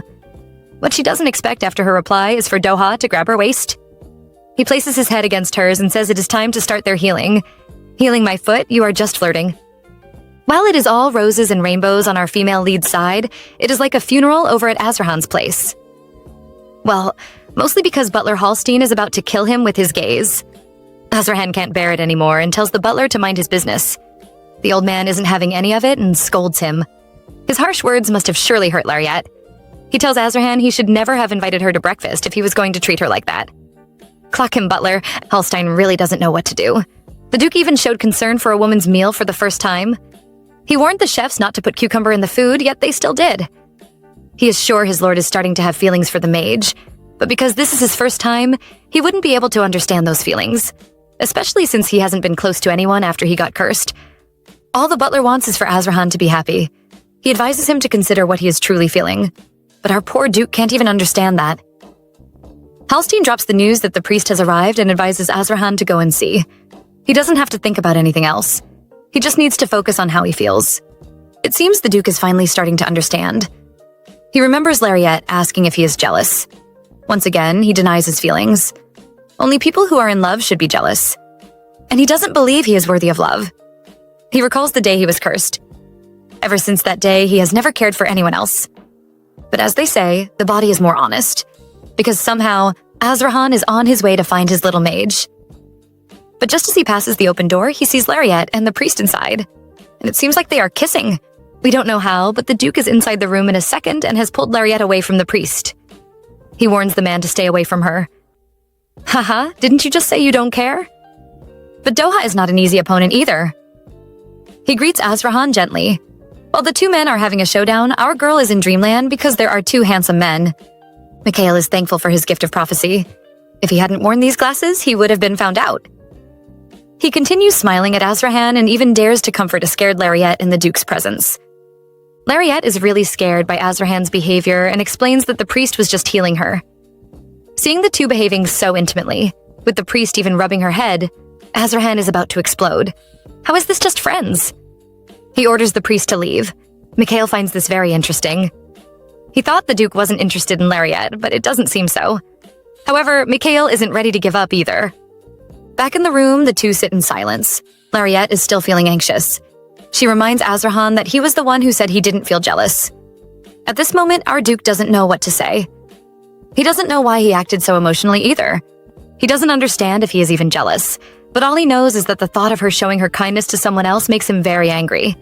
He doesn't want her to hate him. He doesn't want to hurt her, and he wants her to be with him all the time. He has been trying to bury and deny those feelings, but it isn't working. Lariette is trying to test one more time and asks if she should go drinking with Doha. But this time, the Duke's answer is different. He begs her not to go. It seems he is about to confess his feelings to her. It is a sad day for Doha shippers, but a happy day for Azrahan shippers. Because the Duke is finally confessing. He tells Lariette his heart has never beat this fast. No matter how hard he tries, he can never stop thinking about her or looking at her. And anytime he imagines her with another man, he gets so angry that he wants to cut off their hands. Our female lead doesn't know what to say. He tells her he doesn't know what jealousy is, but if this is jealousy, then yes, he is jealous. He is more jealous than she can imagine. In his heart, he thinks he is a tainted monster. Just like now, every time he tries to touch her, he is afraid and worried he might hurt her. But still, he wants to do it. He explains why it took him so long to realize his feelings, because he has never felt this way. Our Duke has only one request. He wants to know if her offer of dating is still valid. Although he doesn't tell her, he really likes her. The thing that looks brighter than Lariette's smile is the sun. Our girl is so happy. She tells him the offer is still valid, and she hugs him. She can't wait to spend more time with him. The shy Duke blushes as he agrees with her. Lariette is very happy. This is the first time she has loved someone who also loves her back. She never thought she would experience something like this. In her mind, she is just grateful to have 3 months of passion before she dies. Her thoughts are very different from our Duke's. He is already planning how to redecorate the garden since Lariette will be living here for the rest of her life. She would, except that the rest of her life is just 3 months. Our couple is together. The list-making Lariette has already made another list, but this time it is for her and Azrahan. It is a list of the things they can do together as a couple. Azrahan isn't too happy. He can't do a lot of the things on the list because of his body. As he is flipping the pages, he sees something, but before he can look at it closer, Lariette closes the book. While she looks calm on the surface, inside, she is panicking. Azrahan almost saw her bucket list. She doesn't want him to know she has a terminal illness just when they started dating. The two go back to looking at their couple list. Azrahan notices that one of them has already been completed. He remembers that she went out with Mikhail, and his jealousy resurfaces. Our girl has to quickly coax her jealous man. She explains it was just things she wanted to do in general and not with her boyfriend. Will our male lead be so easily pacified? No, he keeps sulking and says she doesn't want to do everything on the list with him. Lariette finds his current behavior funny and laughs. She moves closer and tells him he is just too cute when he is jealous. She coyly tells him she wants to do everything with her lover and asks if he feels the same. The Duke quickly says he will get Halstein to prepare their carriage. Lariette hugs him happily and calls him the best, making him blush again. Pity this man, girl. The two are out on their first official date. Of course, the jealous little Azrahan insisted they come to town. Lariette thinks he is too cute and wonders if he is her little fairy. She also finds it cute that he brought her to the finest boutique because he remembered her saying she didn't have any clothes or jewelry. But she thinks these things are too expensive for her. Azrahan is about to have a heart attack. He just saw the most beautiful angel standing before him, asking him to admire her dress. While Lariette and the saleswoman are busy wondering which one he prefers, Spendthrift Azrahan declares he will buy every cloth she tries on and every piece of jewelry she looks at. At this moment, he must be the most handsome being in the saleswoman's eyes. Her eyes are even shining as she stares at him. Not everyone is happy, though. Lariette is panicking about how much he plans to spend. She didn't win in the end, and they ended up buying all the dresses. And then Lariette suddenly remembers. She points out to Azrahan that he never praised her in her dress. As she is complaining, she touches his stomach, and can't help but touch it a few more times. It is so hard. The poor Duke, harassed and still expected to offer a compliment, tells her she looks beautiful. In fact, she was so beautiful he didn't know what to say. Lariette refuses it, saying it is too late. It is even an insult now. Next time, he has to tell her she looks beautiful on the spot. As she speaks, she touches his body a few more times. I know what you are, girl. The Duke looks like a bullied rabbit now. He grabs her hand and tells her to stop poking him. He admits she looks very beautiful. Looking at his handsome red face, Lariette tells him to prove it by kissing her. While the Duke sits stunned, Lariette takes the lead and leans in to kiss him. Just as their lips are about to touch, the coachman comes in yelling that they have arrived. Someone hang this man. Once the Duke realizes that they almost kissed, he is too shy to face her. He runs away so fast he could give Usain Bolt a run for his money. Sitting in the carriage, a confused Lariette is wondering what just happened. A few days later, at the dining hall, our scheming female lead is looking for a way to trap the Duke again. Since the day they almost kissed, their relationship hasn't progressed. Nothing seems to have changed since they started dating. Since she doesn't have much time, she can't keep waiting around like this. And so, our girl brings out another seducing trick, asking the Duke to feed her. She tells him to show her how he feels, even making kissing noises. I pity the Duke because the man is sweating so badly. He knows she can do it herself, but he just has to pamper his lady. And so he starts feeding her. Of course, our girl has to take advantage and quickly moves her chair over so she can hug him. She calls him the sweetest and the best. She makes sure to rub and squeeze him until the poor man can't take it anymore. He stands up, and with the excuse of having more work to do, he runs away. He doesn't stop when she calls his name. Both the butler and Lariette stare at his fleeing back in shock. Lariette wonders now whether Azrahan simply prefers platonic love. This man is really God-sent. She decides to test this theory later on. A few more days have passed. Lariette is here to have another healing session with Azrahan. She might be running out of time, but she has made up her mind to take things slow if Azrahan doesn't like physical touch. She can't help but complain about how much work she is putting into him when she doesn't even love him that much. She announces they will be working on his upper body, so he takes off his shirt. Our female lead has to remind herself several times. She mustn't touch him inappropriately. They begin their healing sessions. The Duke's face is already turning red from shyness when Lariette suddenly falls into his arms. He is concerned, but she says it is just the aftermath of the healing. I don't believe you. She tells him she is a bit dizzy, so he has to hold her for a while. See, I said it. She's pretending. Well, our male lead doesn't know that. He tells her the truth. He is really trying to hold himself back right now. He pushes her away because he thinks it's best she doesn't come too close. He might not be able to restrain himself anymore. Before he can push her away, Lariat grabs his arm and tells him he doesn't have to hold back. He can do whatever he wants to her. Hearing those words seems to make Azrahan's self-control snap. It seems the beast is about to come out. He pushes her down onto the couch and asks if she really means what she said. Can he really do what he wants? Now it is time for Lariat to be shy. She was only hoping for a little kiss, but why does it look like Azrahan is about to eat her up?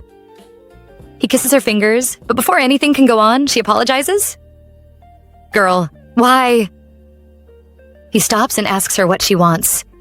It seems that was too much for the innocent girl, and she promised not to jump him anymore. He warns her he will not stop if anything like that happens again. She agrees. Since she is so frightened, he apologizes and tells her to go back and rest. He thinks she will stop bothering him for now. Or so he thought. He seems not to know how stubborn Lariat is, because right now he is lying on the sofa while Lariat, all dressed in steamy red lace, is asking that they continue from where they stopped last time. Before we get to that steamy part, we will have to go back to a few days after that purification session. One morning, Lariat suddenly has it in her head that she wants to visit a bar with Azrahan. It is even on her dating list. Unfortunately, Azrahan turns her down. Going to a place like that is difficult for him. What he is really afraid of is that people will notice his curse and stare at him like a monster. He apologizes to her because he feels she has to give up too much just to be with a monster like him. But even after all this, he still can't let her go. Lariat doesn't want him to feel sad and tells him they can make things work for each other. Just like that, they come to a compromise. They will drink at home together. The location isn't important. What matters is that they are together. She quickly pushes him out the door for his meeting in the palace. They will see tonight, and he promises to come back early. Azrahan has everything planned out. Get home early from work, have dinner with his lady, and talk over a couple of drinks. He was going to ask simple things. How she spent the day without him.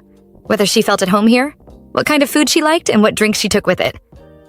That was his plan. But this stupid meeting just doesn't want to end. Azrahan isn't happy because he can't go home to see his woman. He tells them to conclude the meeting and stop arguing over trivial matters. Everyone immediately keeps silent. Well, until one man shouts at him for daring to speak like that in front of the king. He must be tired of living.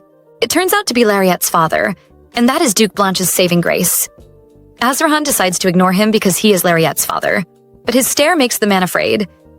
It seems the king is also scared of Azrahan, as he orders the meeting to end just as the Duke said. Our male lead immediately disappears like a flash. The other dukes in the meeting are finally relieved. Now that he is gone, they can speak badly about him. Lariat's father is still running his mouth when another duke tells him to stop. It seems Duke Blanche doesn't value his life or has forgotten how violent Duke Candel can be. He should be lucky the Duke didn't do anything to him just now.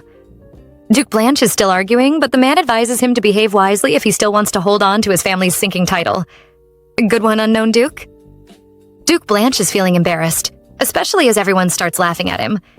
He can't bear it anymore and rushes outside. As expected, this cowardly man blames it on our girl. Their family's finances are out of control. No one is keeping the books anymore. His dear son Ryan has just been spending money like a child, while his wife keeps blaming him for their daughters leaving. Of course, the Duke can't accept his fault and even thinks it is his wife's fault. He sent Ryan to work in the palace to earn some money. But that isn't his biggest problem. It is the fact that his own daughter dares to go against him. He believes all his problems can be solved if Lariat can come back. The man even has delusions that he will show Lariat mercy if she returns, kneels, and begs for forgiveness. He confidently wonders how she can run away from home when she has such a great father as he is. Enough of this delusional man. Over at the Candel's mansion, Lariat is upset because she can't find her man. She sees the butler, who tells her the Duke has gone to change so she won't have to wait. Our girl is happy because her image hasn't been ruined. At least he didn't see her run all the way over. Unfortunately for her, the person she wants to hide it from is right behind her and hears everything. She is shocked to see him. He gently pats her hair and tells her she didn't have to hurry over. Looking at his proud smile, she comes to the completely wrong conclusion that he must have dated at least 10 women. No, he hasn't. That man blushes every time he sees you. Anyways, back to the dinner. Lariette is still sulking over how many women he has dated. Azarhan, on the other hand, is trying to figure out what she is thinking about. Her expressions just keep changing. The two begin their dinner date. Today, bartender Hallstein is on duty. While Lariette is amazed by his mixing skills, Azarhan just wonders when the hell his butler learned to do this. The old man says it is an expected skill for a butler. After making their drinks, he wishes them good luck and sneakily runs off. Who else thinks the old man did something? Lariette asks for a toast, and Azarhan decides to forget what the old man said. Being with her is just enough. First mistake. Azarhan is totally scared as he watches Lariette down the alcohol like it is water. She doesn't want him to worry. She can handle her alcohol. She used to drink away her sorrows back at her parents' house. She begins to talk about her day and just keeps yapping. Azarhan isn't bothered and just listens to her happily. By now, the couple has finished 3 bottles of alcohol. She mentions Doha to avoid his misunderstanding. They are just friends. She tells him it was the priest who helped them to get together. She doesn't want him to stop healing her, so she asks Azarhan for permission. If their healing position bothers Azarhan, they can change it. Azarhan wonders just what she is healing. He, however, finds it hard to ask her. She tries so hard to hide it. He is worried that it is for her health, and he doesn't want her to hate him. Therefore, he agrees. She finds him the sweetest and leans against him. She suddenly feels as if everything is getting hot. She wants to pull open the front of her dress. However, no matter how hard she tries, she just can't get it unbuttoned. She even tries pulling it apart, but it doesn't work. So left with no choice, she grabs Azarhan's hands and places them on her chest. Looking up at him sweetly, she asks him to undo it for her. Duke Azarhan is feeling super shy at the moment. He pulls his hands over from Lariette's chest and scolds her for being drunk. But worse things are yet to come because she pushes him down the sofa and sits on him. She suggests they resume where they left off last time. She believes they really would do it. Right now, our Duke is undergoing the hardest challenge of his life. He tells himself to be calm because Lariette is drunk, but the girl in question is not helping matters. Instead, she keeps rubbing his body. At this point, he really can't control himself anymore. He begs her to get off him. He is really nervous right now. She smiles like a little cat and says she would only listen to him if he promises to do something for her. He wants to know what it is. He is trying not to let his mind get bad thoughts, but Lariette just makes it worse. She asks for a kiss. I'm wondering why the Duke hasn't had a heart attack. His face is very red. He has to remind himself that his lady is very drunk. All he must do is give her just one kiss. Just a kiss. Someone bring a gun. Why is he pecking her? Lariette is so stunned, even her drunk self pauses. Is he joking right now? A peck on the cheek? It is time to show the Duke what a real kiss is like, and Lariette does just that. When she is done, she proudly says that is what a kiss looks like. This is too much for Azarhan, and he switches their position. She has gone too far this time. It is his turn to show her how mighty, how dangerous, how seductive he can be. But what do you do when the person you are trying to seduce falls asleep on you? Azarhan can only sit there in defeat. Poor man. The next day, Lariette wakes up and is happy. Everywhere is bright and beautiful. But when she pushes open Azarhan's door, all she sees is a pale ghost waiting for her. It seems the man has been up all night. He is busy wondering if she remembers anything, but our girl is innocent. Or so we think. She clearly remembers but is determined to pretend. She is too embarrassed. She acts ignorant, even asking when she fell asleep. The last thing she remembers was him telling her she could continue her healing with Doha. The Duke really believes her act. She tells him she usually handles her alcohol very well, but she has a horrible hangover today. The Duke isn't listening. All he can think of is that she stole his first kiss, and yet she doesn't remember it. Well, since he is upset, he says she can't drink with anyone else from now on. Lariette doesn't understand why, because everyone says she is fun when drunk. Oh, poor Lariette. You just sealed your fate. Now the Duke is stressing about the other people who drank with her. He wonders if it is an ex-boyfriend. Lariette feels it is unfair when he must have dated a lot too. Just as the two are in a silent battle, our sweet butler happily knocks. He announces the deacon is here to see her. Lariette feels this is the worst timing ever. Azarhan tells the butler to take the priest to the living room. Lariette goes to the living room where Doha waits for her. He is still wearing his disguise, the glasses. She apologizes for him getting kicked out the last time. He doesn't want her to feel bad or sorry. He pats her head and tells her not to worry about it. He even suggests she come to visit him if she really feels bad about it. He points out that the place is getting too intense for him. How can it not? Every servant there is practically watching them. In his mind, he praises the Duke for doing this. Lariat suggests they change their healing position as well. Doha wants to know whether Azrahan asked her to do that. She denies it. Getting too close to another man when she has a boyfriend already is just wrong. And for the first time, the cold priest feels his heart hurt when he hears those words from her. He agrees with her, but warns her that the healing might not be effective. Once again, Lariat has to cover her eyes from his blinding beauty. Just borrow his glasses. Of course, the priest wouldn't stop his seducing act. He pitifully asks her not to forget their friendship. He doesn't want to lose his friend just because she has a boyfriend now. His words work for her, and she feels bad for making him upset. In return, he asks her to come to the library with him that same day. Innocent Lariat thinks it should be fine for friends to go to the library together, so she agrees to go with him. Mikhail is already feeling pleased with his plan. The servants wouldn't be able to watch them anymore once they leave the mansion. He also believes Azrahan wouldn't dare to follow a lowly deacon and his lover to the library, especially if he values his reputation. Well, you thought wrong, Mikhail, because the Duke has arrived and announces he is coming to the library with them. He glares at Mikhail and asks if there is a problem. In his mind, he feels deeply sad. Lariat just stole his first kiss, and now she wants to go on a library date with another man. The two mages stare at the Duke, who just arrived in surprise. The poor man glares at Lariat. He looks like he is about to cry. Doha greets the Duke with a bow, but he completely ignores him. All his attention is on Lariat. She thought he was supposed to be busy today. It seems our Duke is learning, and he replies that being with her matters more.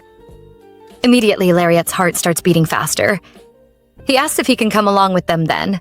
The two men stare each other down. Doha never thought the Duke would take things this far, but he is not someone who likes to back down. He agrees to the Duke coming along with them.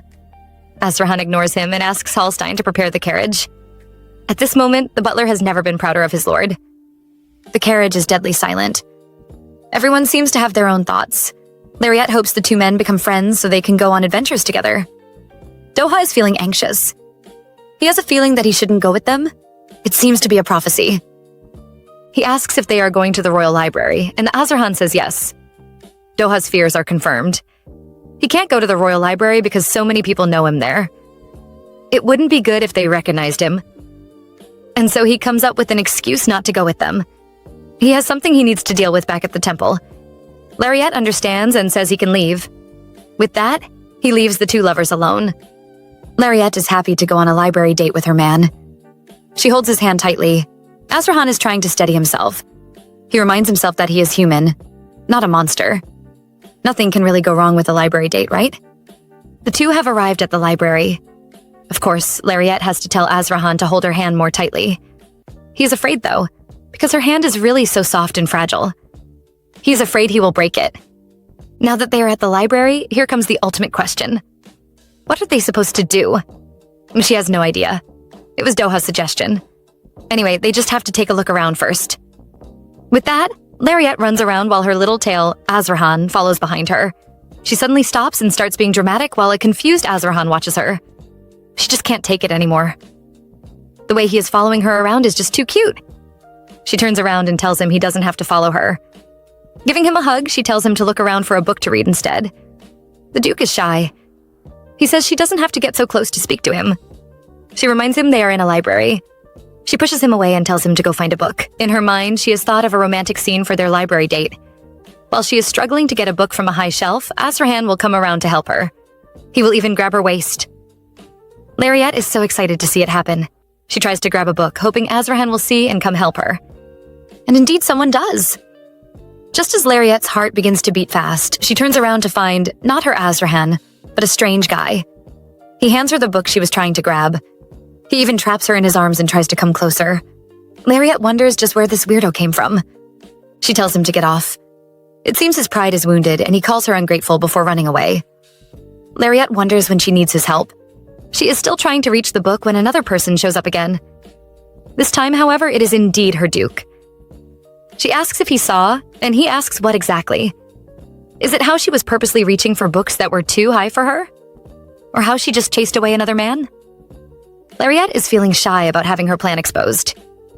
He leans down to whisper into her ear how much he likes it. She has to treat all men like that.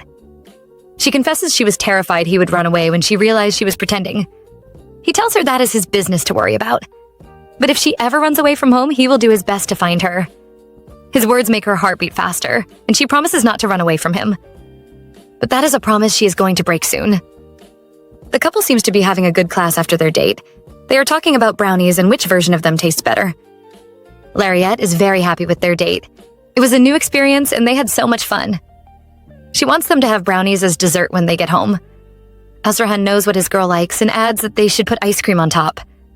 She's totally fine with this. Just as they are about to reach the entrance, someone calls her name. She turns back only to see her brother, Ryan Blanche. He asks about her well-being and then gives his greetings to the Duke. Of course, because he is his lady's brother, Azrahan doesn't want him to be too formal. Lariette is not pleased, though, as she wonders why Ryan is here. Her mind is filled with thoughts of what he will say and how he is going to put her down this time. She is panicking as she doesn't want him to insult her in front of Azrahan. She doesn't want the Duke to know how badly her family treats her. She doesn't want his pity. And so, she sends him away. She tells him to go back home because she still wants to chat with her brother. Azrahan wants to wait for her. She doesn't agree, citing the excuse that it might take too much time. The Duke doesn't want to upset her, so he agrees and leaves. Now alone, Ryan can show his nasty character. He mocks her for hanging out with Azrahan. He calls him a monster. He asks Lariette if she has been living as his pet all this time. This makes our girl angry, and she warns him to watch what he says, otherwise she will bury him behind the place. Her brother isn't afraid and accuses her of enjoying her life after she destroyed the family. He says she has brought so much shame to their name. Lariette is surprised that their family can even get worse than it already is. Ryan says their mother is really sick because of her. He mocks her for trying to become something just because she knows a bit of magic. In fact, all she has managed to do is live off the Monster Duke. He orders her to return home because there is nothing she can accomplish outside of their home. Lariette interrupts his stupid speech and tells him she doesn't care. They are no longer a family, so their business is none of her concern. Feeling embarrassed because she talked back at him, Ryan suddenly slaps Lariette on the face. The slap is so powerful, she falls to the floor. People around have already gathered to see what is happening. Our Lariette can't believe it. Ryan just hit her. It makes her feel nauseous because he doesn't even know why she ran away from home. And yet he dared to slap her. She glares at him, but he tells her to stop trying to be better than him. She is younger, so she can only remain less than him. She should stop trying to challenge him. Although she wants to, Lariette knows things will only get worse if she uses magic inside the palace. Plus, she doesn't want any more rumors to spread. If it does, Azrahan would find out. She doesn't want him to know she was hit by her family. She finds it humiliating, but that doesn't mean she's not going to do anything. She promises Ryan that she will end their family line once and for all. And with that, she kicks him in the crotch.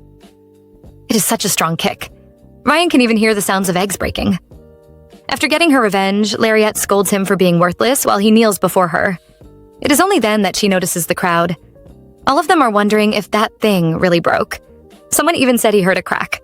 Out of shame, our girl hides her face and runs away. Lariette seems to have gone to find a mage to heal her injury, although she has been waiting for over 2 hours. The mage starts the healing and says her bone was fractured. Lariette checks her face after, but it still looks puffy and swollen. The mage says that is the best she can do. If Lariette wanted to be completely healed, she should have hired an advanced healer or a priest. Lariette is surprised by how weak basic healers are. She doesn't want to go home like this because she doesn't want Azrahan to find her embarrassing.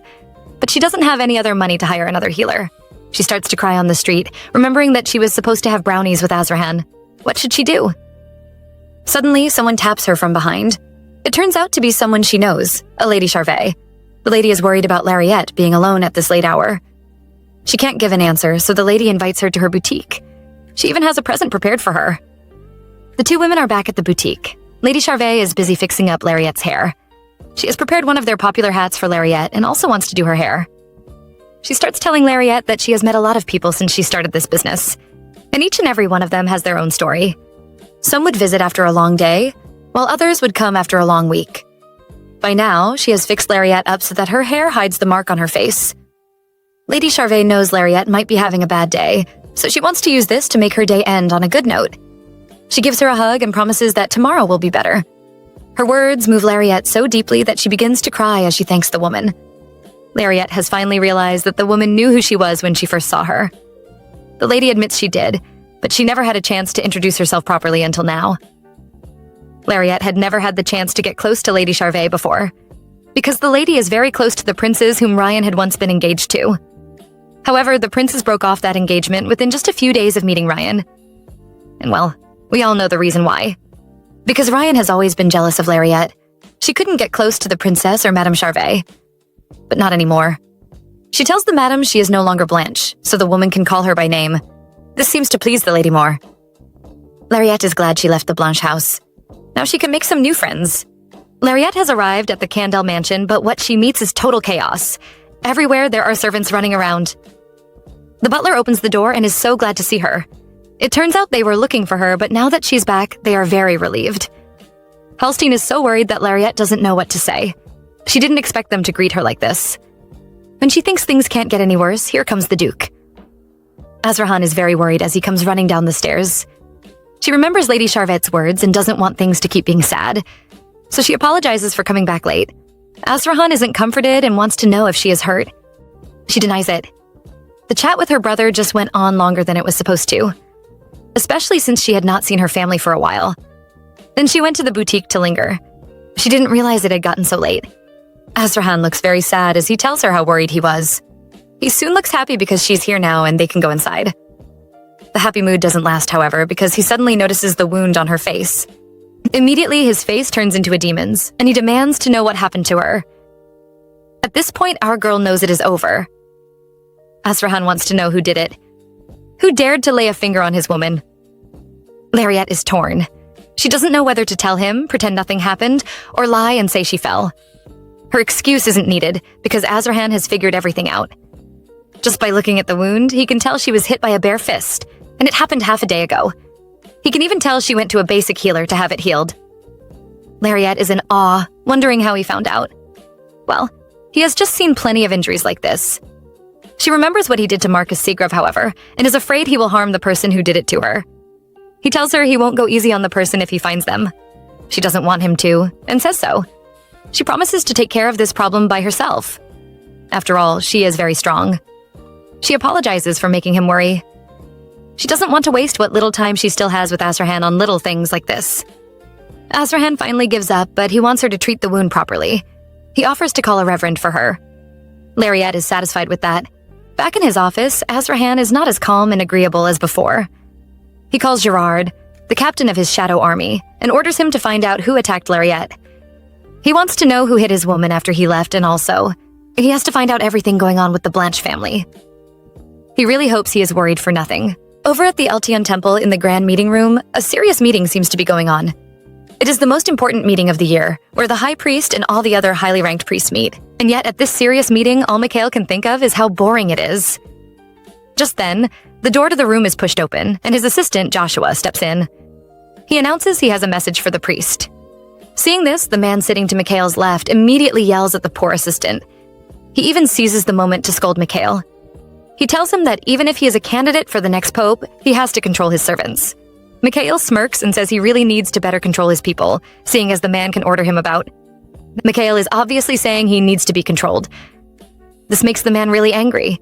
He claims he was in the temple even before Mikhail was born. Our priest isn't concerned and asks when the temple started to care about how long you have served. He asks his assistant to come over. Joshua tells him the Duke Candel has sent a message.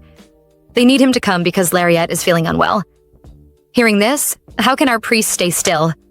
Of course he has to leave the meeting. He says he has another thing to attend to and leaves the hall. He ignores the man yelling behind him. It is the same man as before, and he doesn't think Mikhail should have the right to become pope. He is too young and uncultured.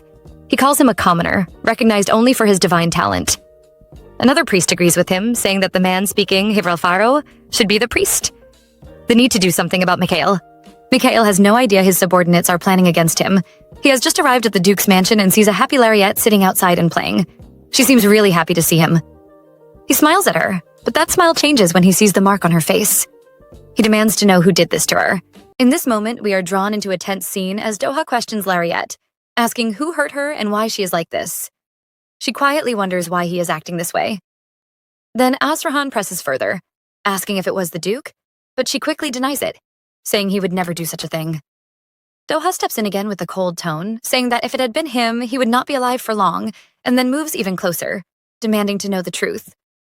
She avoids his gaze and looks away. He begins to think deeply, wondering who could make her stay silent, since she is protected by the next pope and the warmonger Duke Candel. He even admits in his thoughts that the chase excites him. But once he finds out, the fun ends. He does not know when it will be his turn, since the Duke might handle it first. Then, Azrahan softens his voice, telling her not to move too much because she is still hurt. She responds by thanking Doha, which already feels strange. Honestly, this mix of concern and control is already raising red flags.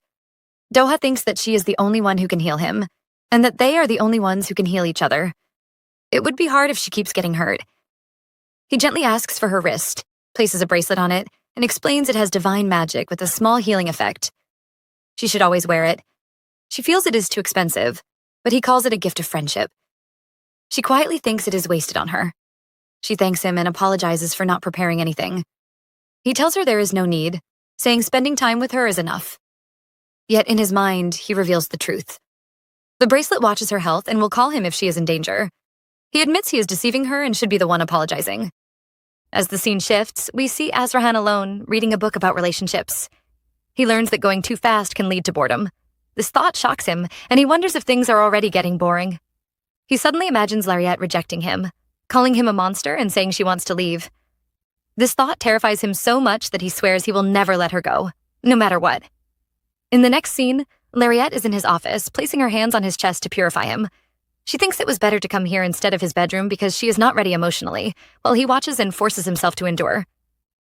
When she finishes, he asks if she is okay. She says she is just a little tired. He hides his desire, thinking he wants to touch her but cannot in this state. He fears she might get bored of him and believes this is the only way to keep her. Suddenly, she brings a book close to his face and asks if they can cook together as a couple. He pulls back, saying she is too close. This makes her ask if he dislikes it. Then she presses her lips to his hand, shocking him. He pulls away and calls her name. She calmly asks if he is ready, and he agrees. A new scene begins where a perfect kitchen is set for them, ready for a soft and close cooking time together. We see Azrahan standing there, his mind filled with voices and images. He first hears Halstein in his head, calling for marriage, then Chloe's voice, and finally Lariette speaks aloud, handing him an apron and telling him to wear it. He puts it on, noticing it does not seem to fit. She imagines him wearing it without a shirt and calls it cute, before tossing it away and suggesting they cook without it. Azrahan clenches his fist, thinking that now is the time to talk. He fears that if he waits longer, he might lose the chance to tell her to take things slow before she grows bored of him. He shyly asks Lariette if they can take it slow for a bit, turning his face away. He thinks how funny it is to say this after promising not to hold back next time. She vaguely agrees, and his eyes widen as he thanks her for understanding. Both begin thinking their own thoughts. He is speaking about slowing their physical intimacy, but she understands it as taking things slow with cooking. She reassures him again, and they finally start cooking together. Unexpected moments happen, like when she almost throws the bread away, making him laugh. They continue giggling through the kitchen until the food is ready. Then she stands in front of him, holding a fork with food, trying to feed him a strawberry, shocking him. As he opens his mouth, she quickly removes it, holding his chin to attempt a kiss, saying he has something on his lips. Isn't this romantic? At this moment, we see Lariette leaning closer, using her tongue to lick the food stain from Azrahan's face, and he does not speak. She smiles and thinks that the kiss they had after drinking wasn't enough to be their real first kiss, and she feels this is the perfect moment. She puts the strawberry in her mouth and asks him to clean her lips too. He looks at her, almost about to do it, but then stops, saying this is too much. His eyes widen as he asks if she is really okay with it, while in his mind he worries that she might get bored of him, feeling terrified and ashamed that he seems to be the only one concerned. He drops his head, calling himself pathetic, and she calls his name. He immediately stands up, uses a hanky to clean her mouth, and tells her he will leave first. She is shocked and repeats the word, wondering if he is running away again. The next morning, Lariette is seen reading a book while the maid helps her get dressed. She thinks they will have a proper conversation today and wonders why he ran away again, determined not to let him do it this time, since she is great at domesticating wild animals. She walks into his office and sees him reading a newspaper. He greets her with good morning, and she asks if she is back to being called Mage and why he uses that name again. He does not reply, and she asks if he is upset, to which he says, no. She then apologizes lightly, saying he is so cute, and he responds that there are other cute things too. He feels embarrassed for acting childish, but is relieved that she finds him cute, though he still fears she might get tired of him someday. At the same time, she thinks that he looks so cute trying to hide his blush and that he is handsome. I would have melted seeing that too. At this moment, Lariette calls out to Azrahan, and he notices her, asking why she is speaking like that. She presses him to explain why he is upset, and he hesitates, thinking that if he tells her, she might leave him. He feels pathetic for worrying so much, aware that she is kind and lovable while he considers himself a monster, and he knows he should be grateful just for her attention. Nevertheless, he decides he has no choice but to speak up. He tells her that she ignored his request, and she looks confused, asking what request. He hides behind the newspaper and explains that he asked her yesterday to take things slow in their relationship. She suddenly recalls the moment and realizes that she had misunderstood him, thinking he meant to go slow in the kitchen, not in their relationship. Hearing this, he hides his face even more and apologizes to her, calling himself an idiot. She playfully touches him, teasing that he was angry because she ignored his request, and reminds him of his words about there being no interruptions next time. Then she laughs, asking where the Azrahan who said that has gone.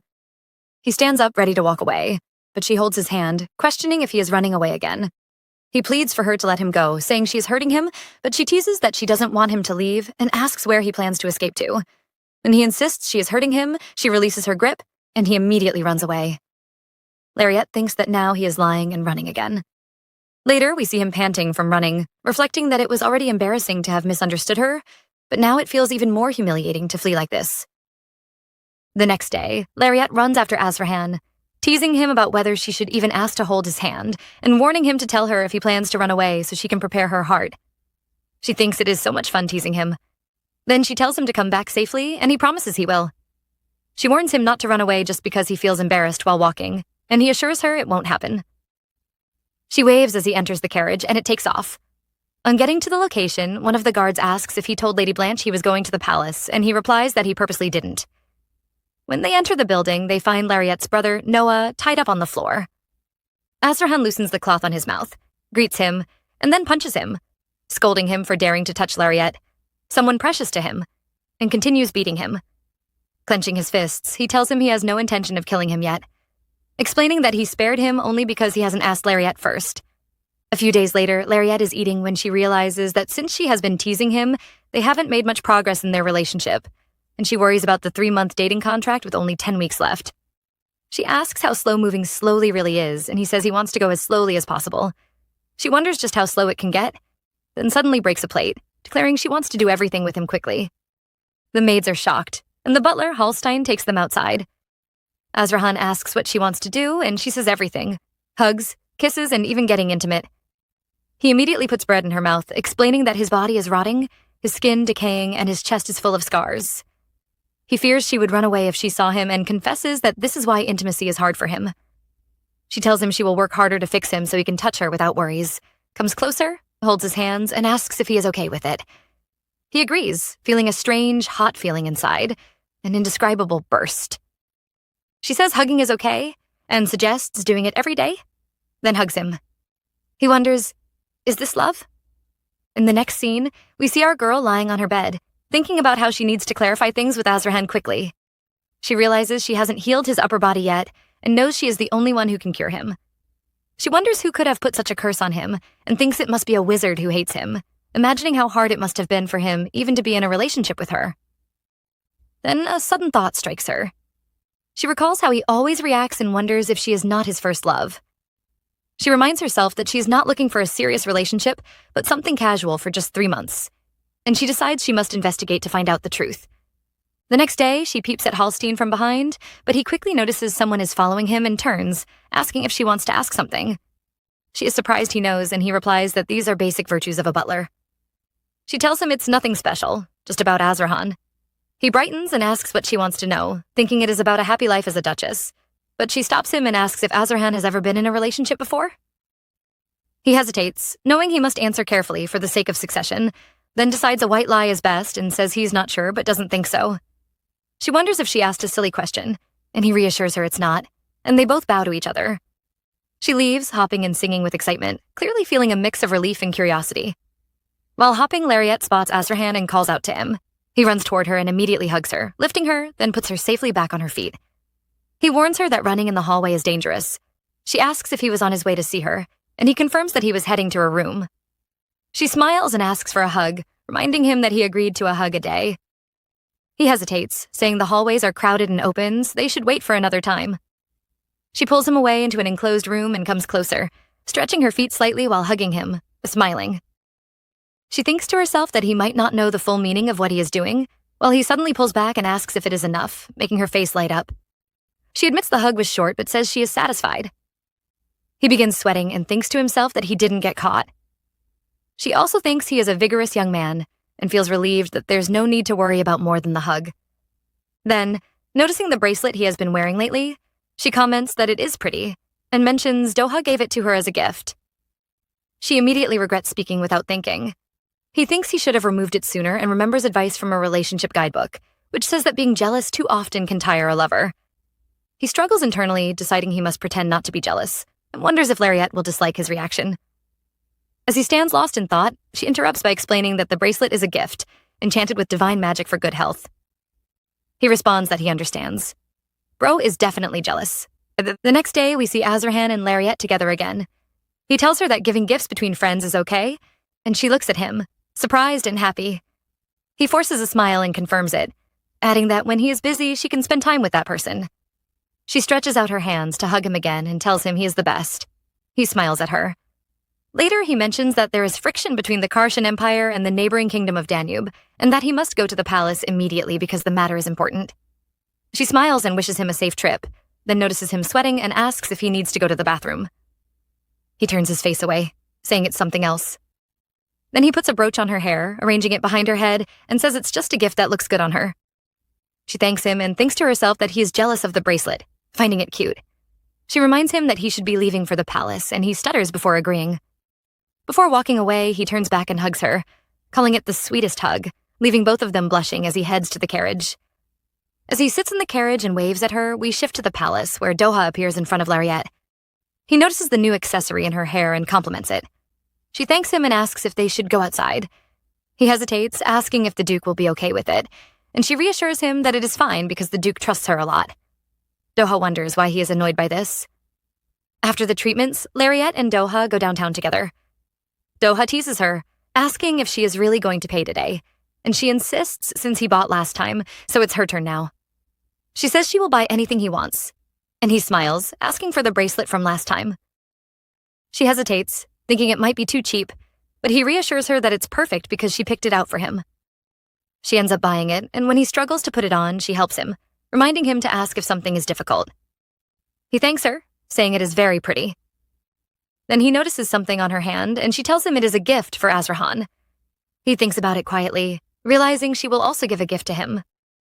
He speaks up, mentioning that he heard a strange rumor, and she wonders if it's about what happened with Noah. He tells her about the Duke of Kendall cutting off Viscount Seagrav's arm at the theater, implying it was because the Viscount harmed the Duke's partner. She realizes it refers to her, and worries her parents might hear and demand something, because she left them for Azrahan. Just as her thoughts spiral, Doha lifts her chin, asking if she is okay, and she reassures him that she is fine. He comforts her, holding her hands and reminding her to trust him as her exclusive priest. She teases him about being low-level, and he jokes about getting promoted while promising to always protect her. She laughs and agrees, but suddenly the building beside them begins to crumble, falling toward both of them. As the rocks are about to fall on them, Lariette realizes she only knows basic magic defense and that it's dangerous. She knows there is a chance they might die. She thinks she is going to die, but Doha won't, so she decides she can save him. Layering her magic might work. She shields him while another rock is about to fall on her. In that moment, she thinks of Azrahan's face. When the rocks finish crumbling, a crowd gathers to see what happened. Lariette opens her eyes and sees Doha holding her, both still under a magic shield, and she thinks she's not dead. Doha immediately asks if she is crazy, and she replies that he didn't get hurt. He tells her not to move, but she explains that her magic is weak, and if it breaks, they will be crushed, yet she is continuously casting the spell. Doha lifts one thumb, and all the rocks are pushed away from them on the cliffs. He asks why she did such a foolish thing, and she answers that it was because they are friends. Doha thinks she is out of her mind, having risked her life to save him after meeting him only a few times. He can't understand why she would protect him if it could mean death, since he doesn't believe in self-sacrifice or goodwill.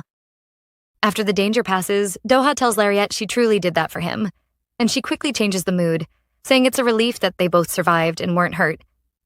She comments on how amazing it is that he can blow up new rooms, joking that soon it will become a flatland.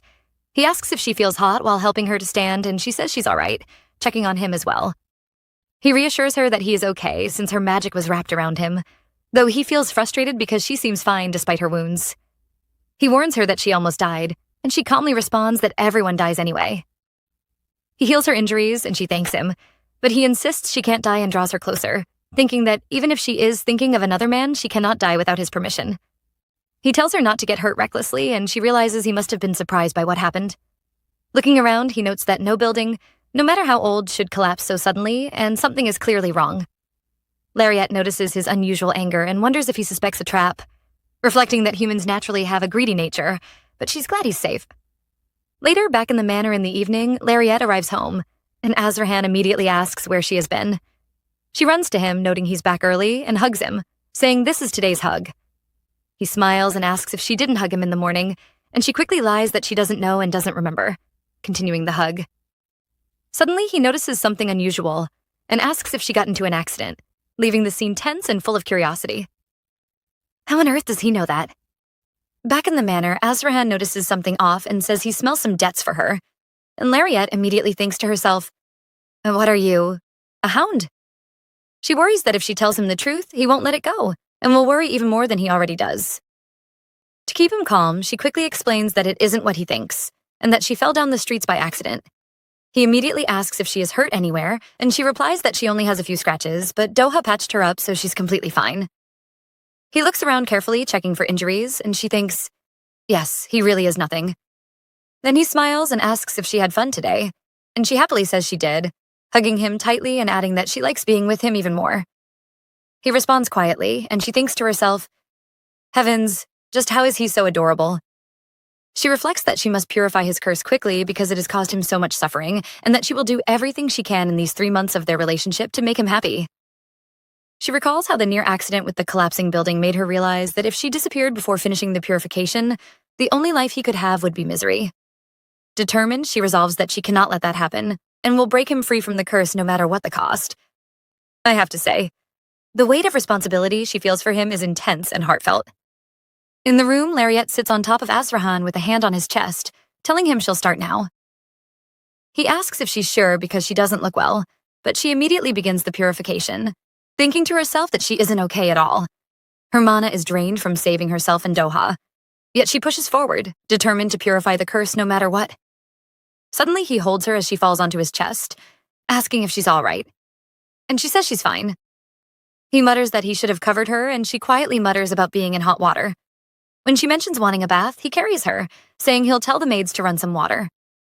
Holding his drink, she pulls her face closer and asks him to stay with her while she beats the curse, saying she just wants some company and will stay clothed.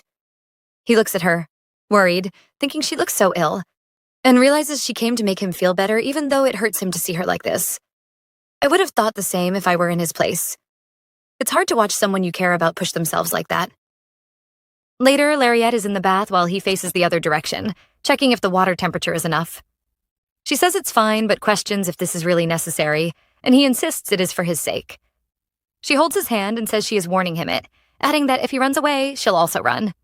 He turns around in shock, asking if she's serious, and she quickly clarifies she meant the mansion, laughing as if they are playing tag. He apologizes for misunderstanding and then imagines a scenario where he might tie her up, making her laugh and call it a joke. Finally, she asks him to help wash her body, and he is completely shocked, saying, "What?" Low-key, I wish I was the one in that position.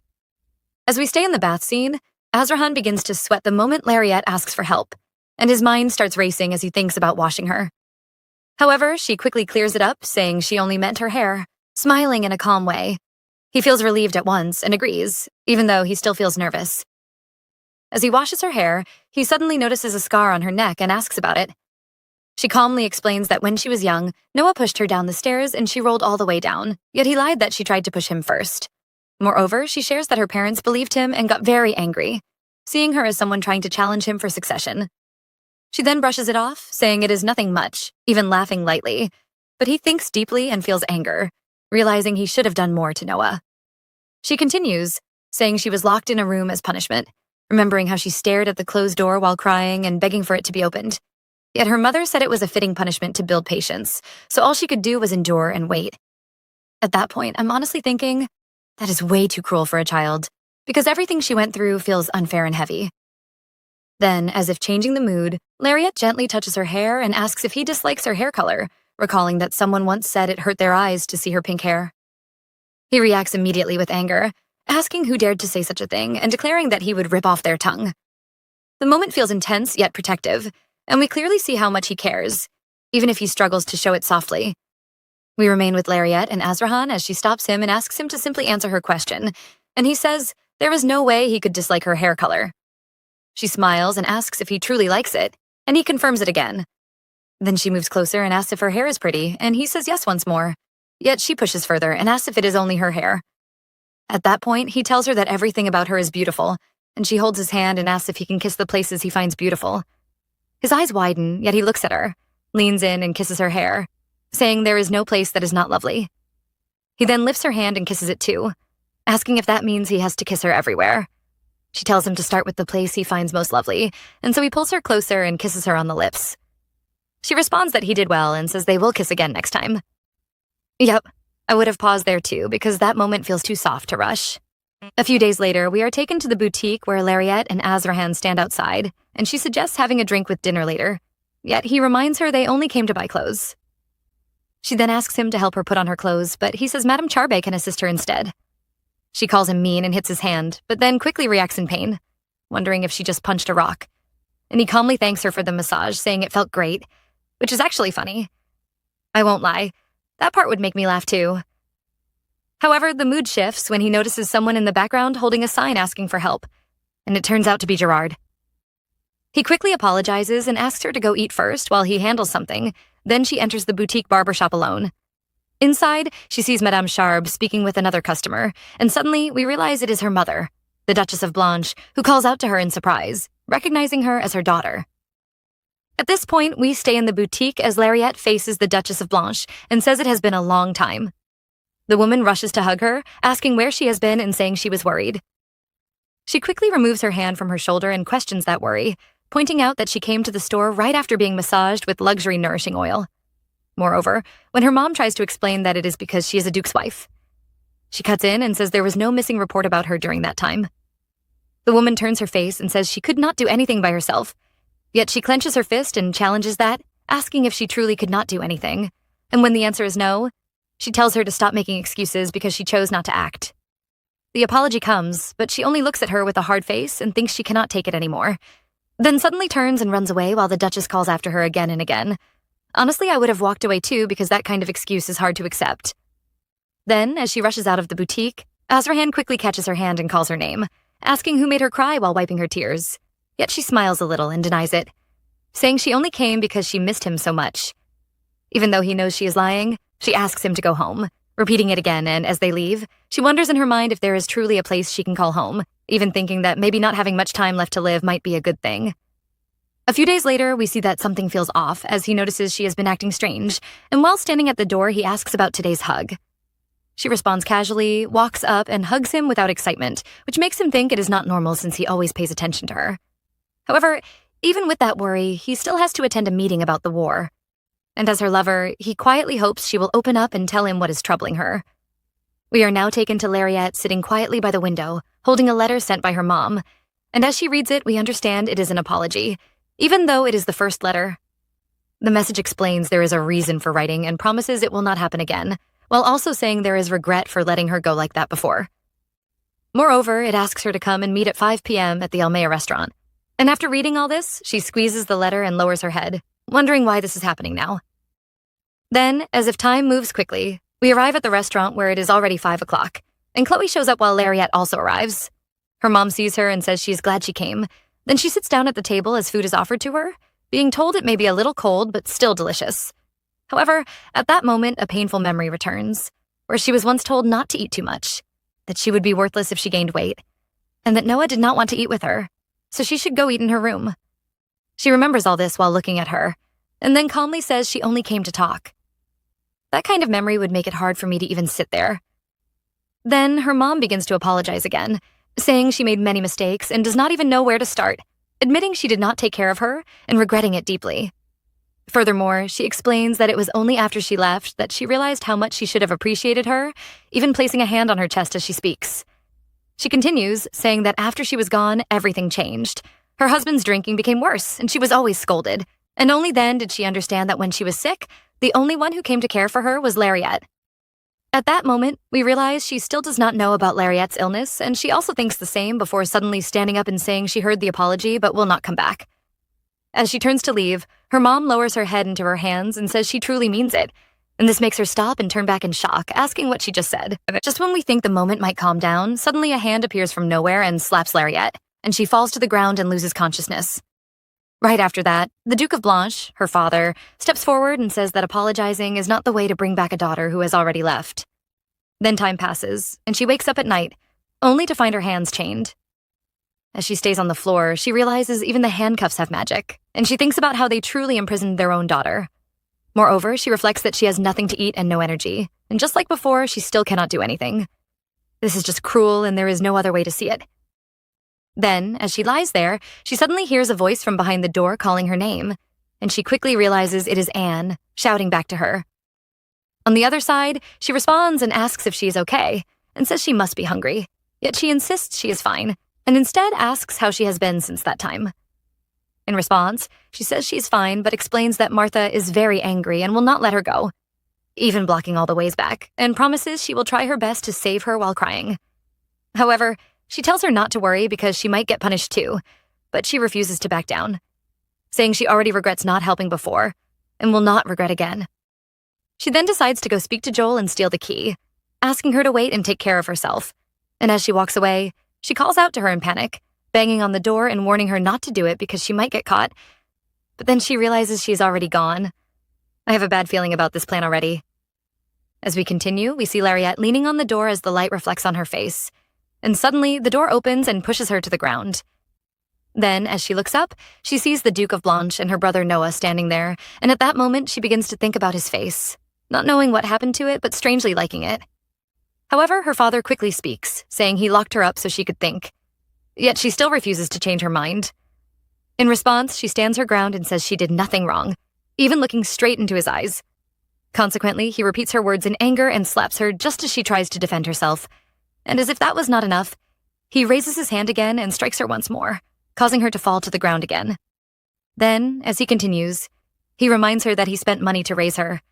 Yet she dared to run away to what he calls a monster's house, accusing her of trying to make people laugh at him and blaming that same person for what happened to Noah's face, and he warns her not to think of leaving until she admits her mistake before walking away.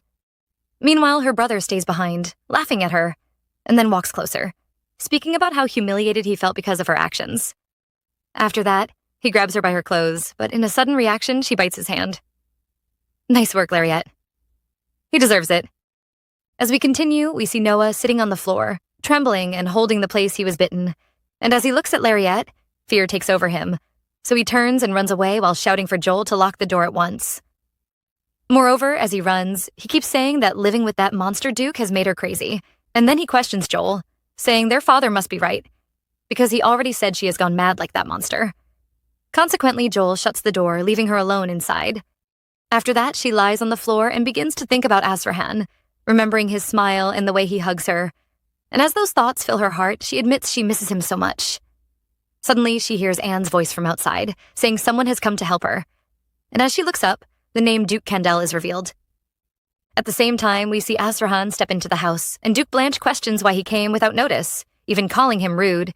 Yet despite that, Drake, his guard, comments that the man is full of himself, and he agrees by calmly saying he came to take his lover.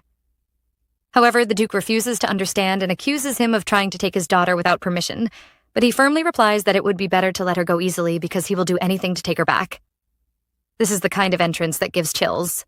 Then, in another moment, Lariat stands up in shock, wondering why he is there, and Anne explains that Joel informed him.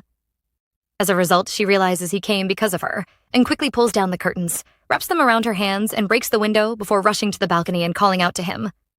Then she ties the curtain, throws it down, and jumps, using her magic to float as he runs toward her and catches her.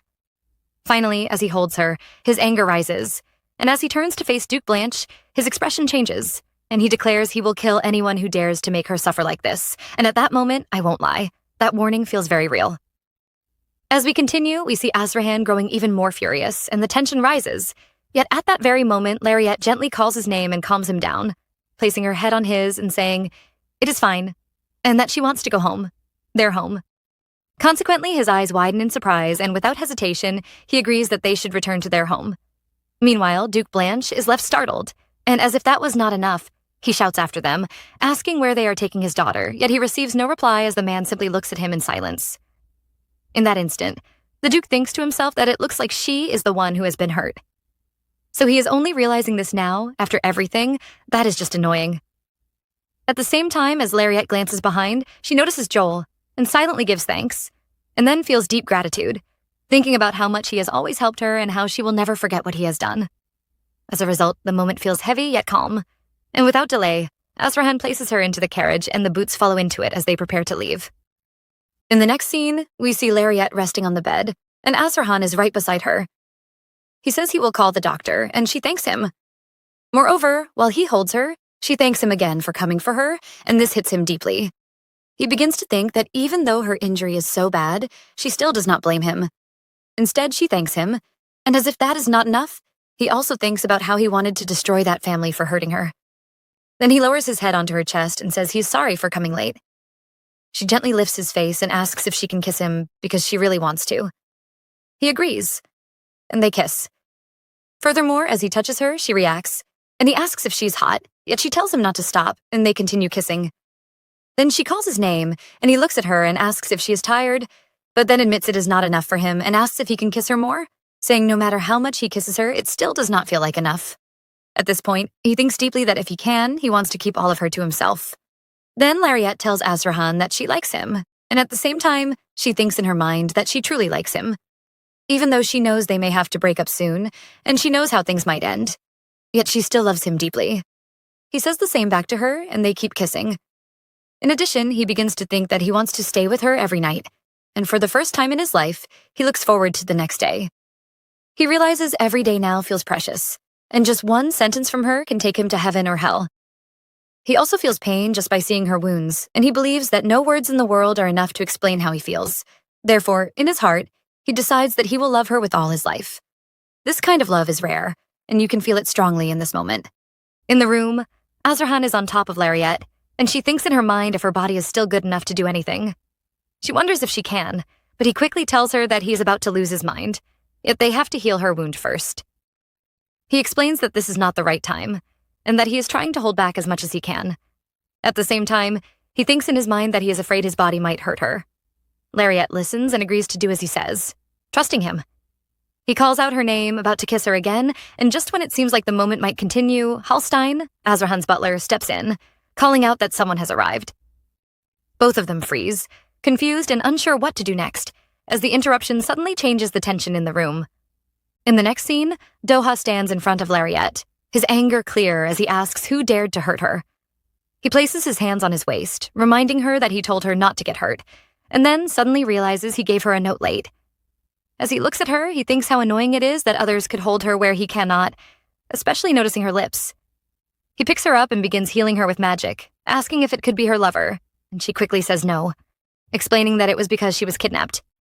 He smiles, thinking about the kidnapping and Azrahan's promise to protect her, while also considering the pathetic state of Duke Kendall. He checks her temperature and tells her to wear the wristlet for better healing, noticing the swelling on her face and telling her to stay still. Thinking that she might hate him if she saw the damage, but also not wanting to lose their connection. Chloe makes a sound showing discomfort, and he notices her injuries on the leg where glass is stuck. As she insists it's dirty and thinks that she doesn't want him to see her like this, reflecting on how Doha grew up in comfort.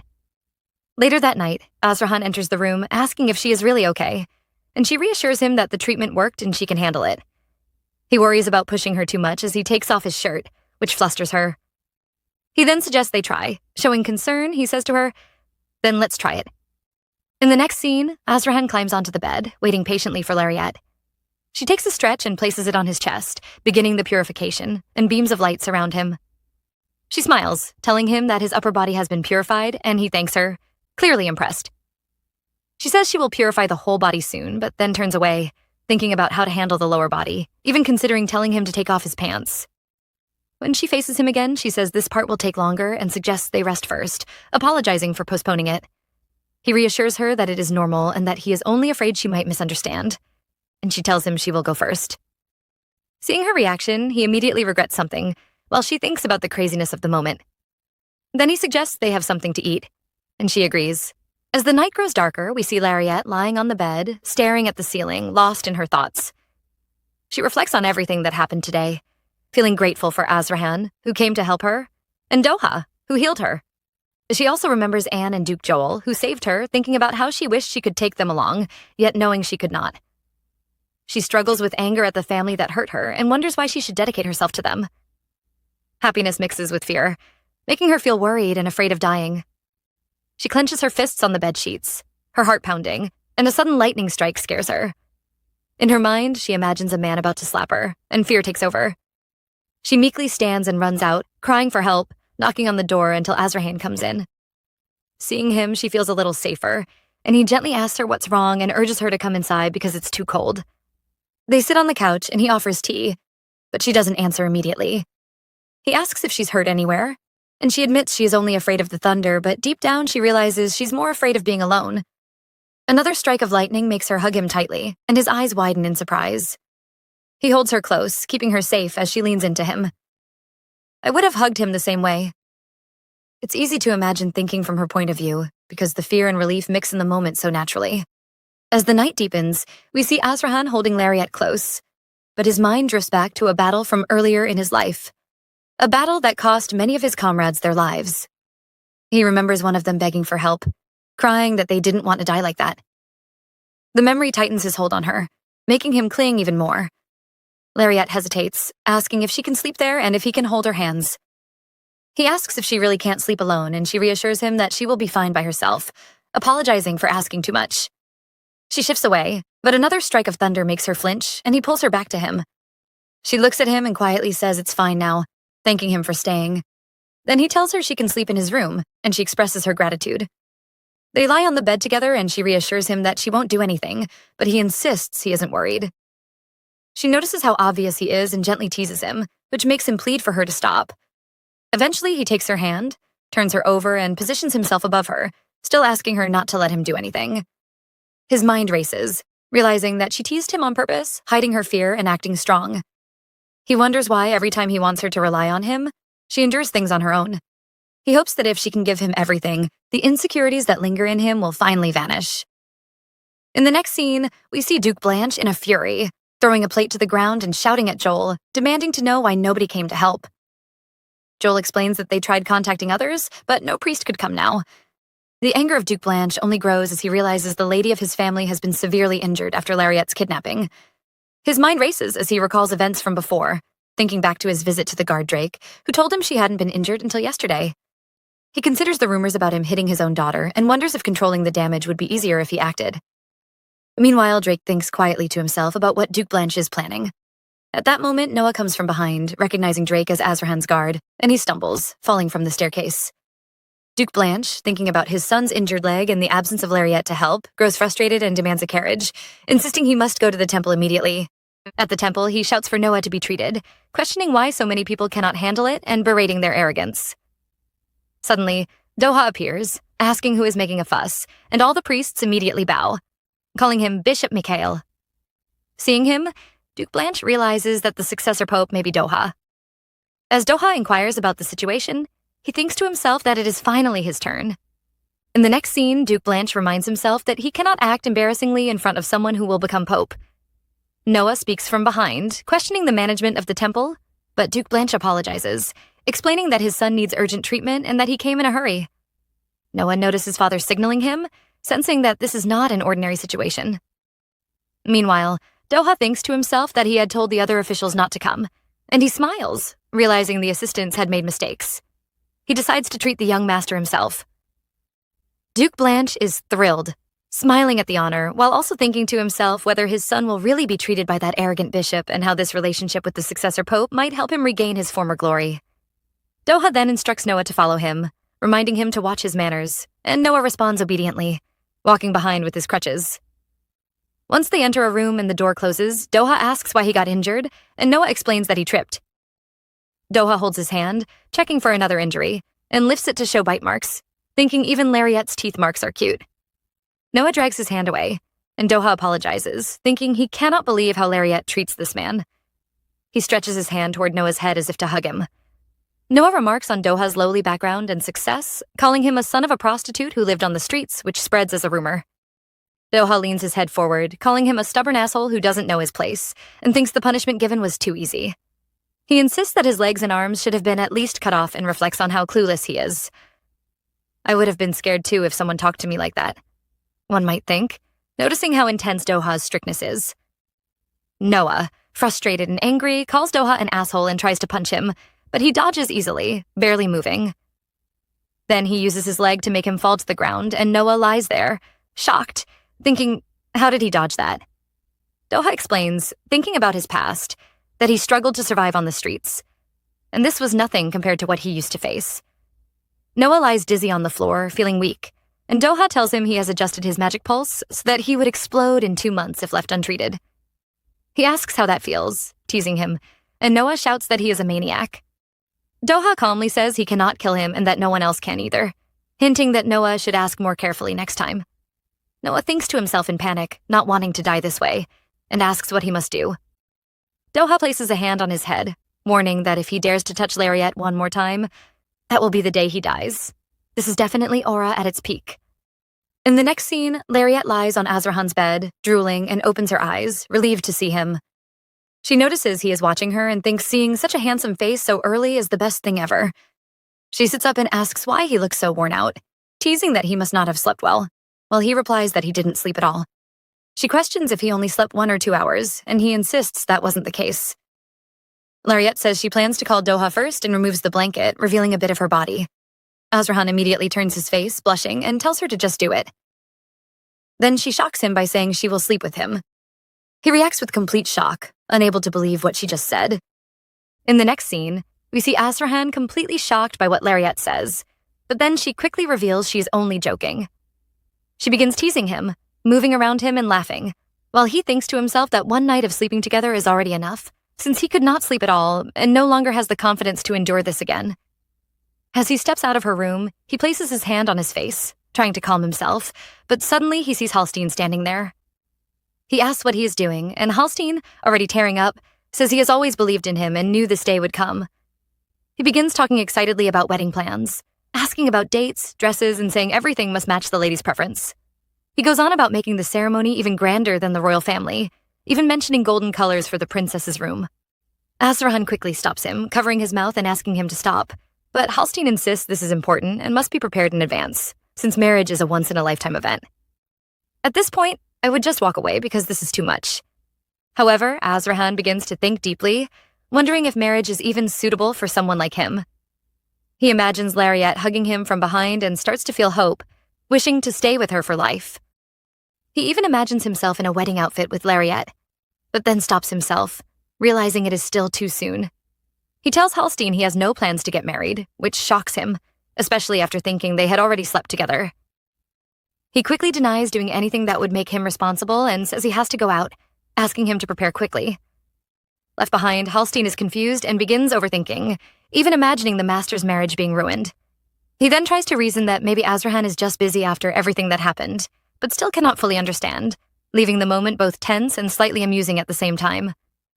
In the next scene, we see Lariat step out of a carriage, and as she stands there smiling, she thinks to herself that she came to see Doha without any prior plan.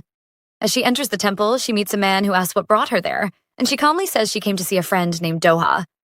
The man asks about his position, and she explains he is a priest of lower rank, which confuses him. She then adds that he has beautiful silver hair, and immediately the priest behind the table thinks of Doha. Just then, another priest with red hair appears and says he knows him, offering to take her there, which makes her happy as she thanks him. As they walk through the temple, she wonders how he could stay in such a place and thinks that even as a priest, the Altheon temple must be very wealthy. Soon, she hears Doha's voice asking why she came without informing him, and he quickly thinks about how he had to change clothes. She feels a bit taken aback and explains she did not mean anything by it, while he admits he was very surprised and asks her the reason for coming. She then tells him she came to thank him for treating her and that she also has a favor to ask. Hearing this, Doha begins to think that maybe she wants to get close because she needs something. However, she asks him to teach her how to use magic. He reminds her that he is a priest, yet she explains that her divine power and magic share the same traits and that she is also a purification mage. He already knows this, but listens as she explains she has a lot of power, but cannot control it because she was never properly taught. She recalls moments when people stole her bag and when Segrab tied her down, and she admits she wants to protect herself when she is alone. She tells him she can fully trust him, and that he is the only one who can help her since she knows no other wizards. In response, he agrees, but leans closer and tells her that if he helps her, she must also help him no matter what, making the moment feel both hopeful and a bit tense at the same time. In the next scene, we see Lariette question Doha, wondering if accepting his condition would turn into some kind of scam contract, and she even imagines him making her carve her name on her boots and dance in the streets. He suddenly covers his mouth and laughs, then agrees that the contract must be written, adding that she should only accept it if it is not too unreasonable and decide with her own conscience. He assures her that at this level, it is not a harsh condition, and she immediately agrees, clenching her fists in excitement and asking if they can start today. As this happens, he thinks to himself how interesting she is and how he wants to get closer and learn everything about her, even though he believes his interest might fade later. He still agrees, but just then, the red-haired priest arrives, saying someone is looking for him. He looks at him and realizes it is that old man, then turns back to her and apologizes, saying it must have been a tiring day. She gently replies that it is her fault for coming suddenly, and he promises to come find her soon. As she leaves, she thanks the red-haired priest for lending the room, and he gives a fake laugh, while she walks away happily, thinking that since he had to borrow a room, his situation may not be very good, and decides she will not bother him too much from now on.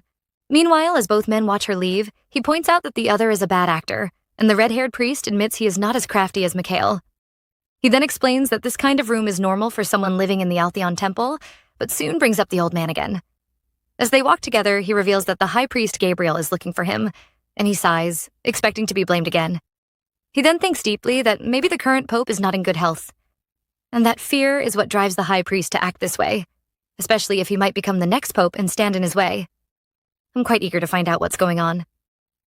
In the next scene, we see Lariette and Azrahan arrive home at the same time, and she runs to hug him, feeling happy that they came back together and calling it charming.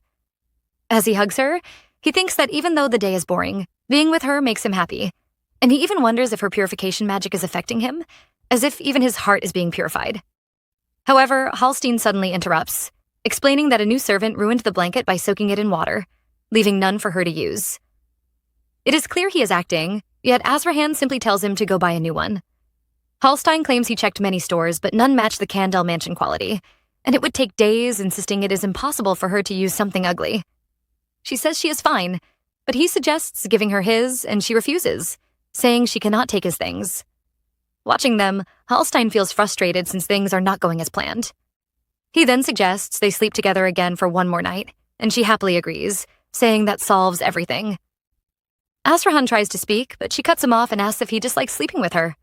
He denies it, but she already moves on, saying she is hungry and asking him to eat, while assuring him she will not touch him like before. He then thinks that is not even the problem, but decides to just go along with it. This setup is way too obvious. I would have caught on instantly. Later that night, instead of resting, he walks around the room nervously until she enters with a cake, calling it a present. They sit together, and she asks him to guess the type, while he simply says cream, which turns out to be correct. She asks if he likes cake, and he says yes, even deciding in his mind to like it from now on. As they eat, he feeds her a piece while she talks, and some cream stains her mouth. She turns to look for a towel, wondering in her mind if doing something sinister would make him run away again.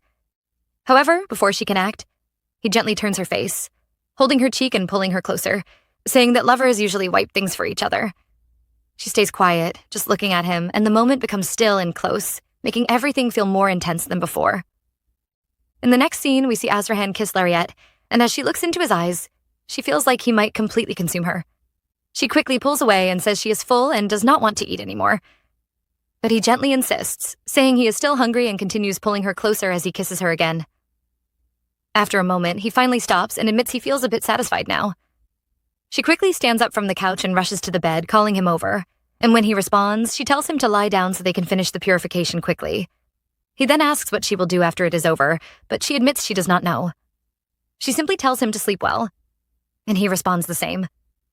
As she falls asleep, he watches her and thinks deeply about how, if she stays by his side forever, he may not be able to control his own feelings and desire. At this point, it's already obvious he's losing control.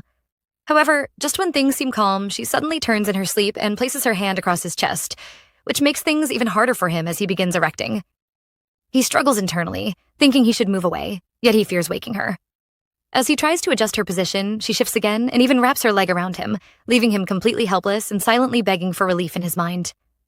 As expected, by morning he had not slept at all.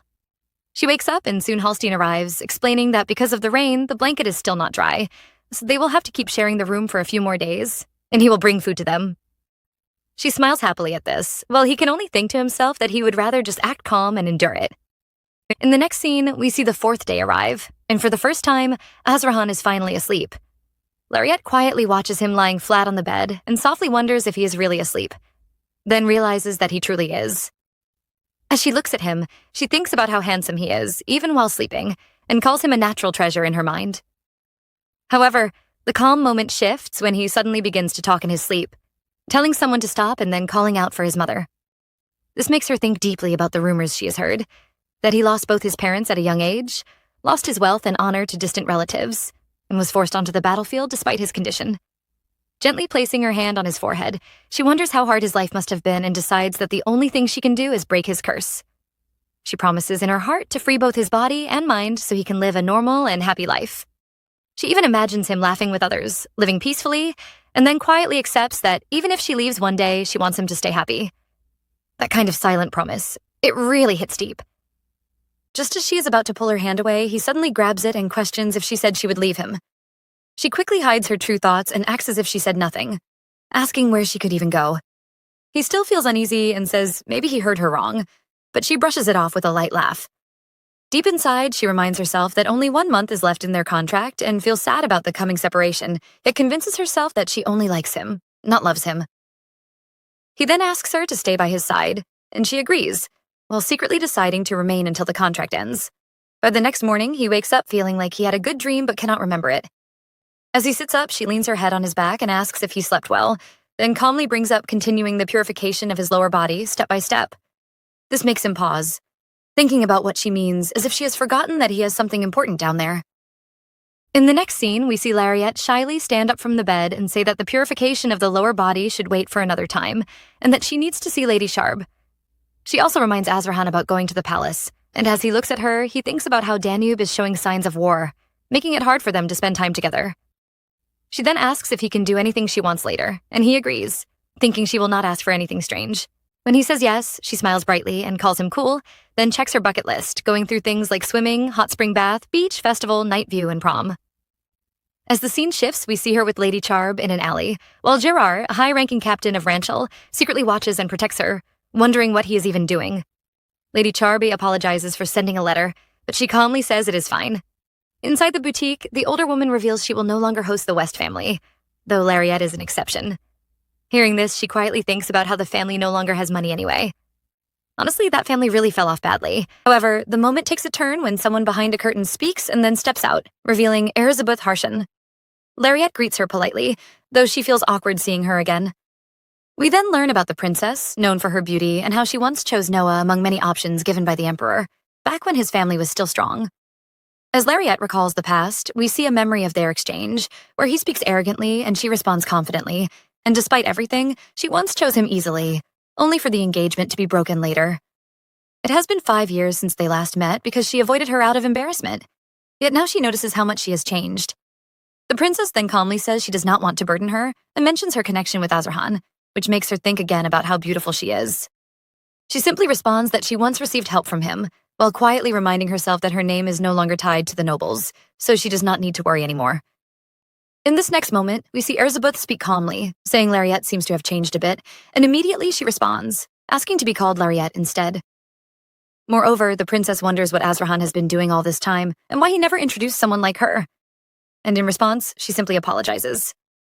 However, things shift as the princess moves closer and asks her to call her Elizabeth, and we can feel the pressure in that moment as she thinks that face is too convincing, and she has no choice but to agree. As we move on, we see her back in the carriage, and she begins to reflect deeply, thinking about how she may die in a few months yet keeps meeting new people, and she recalls her talks with both Elizabeth and Lady Sharby about calling each other by name and meeting again, yet she questions why good things keep happening now. Consequently, she decides she will leave on a secret trip so no one will know, believing that if the bond is not too deep, it will be fine and that alone is enough. Then suddenly the carriage stops, and as she looks out, she sees Doha, and after stepping out with his help, she is shocked by the place and reacts in awe. As she sits, he explains that the place is special, filled with clean and fast-moving magic, making it the best place to practice, and then asks her to use the magic she normally uses. At this point, she realizes he wants to observe her, and so she uses her magic to draw out tree branches, yet he notices she wastes too much power, comparing it to putting out a candle and emptying a bathtub. He then asks her to use magic on his body so he can check closely, and as she agrees, he feels how smooth and soft it is, confirming if that was all her power, which she says yes to.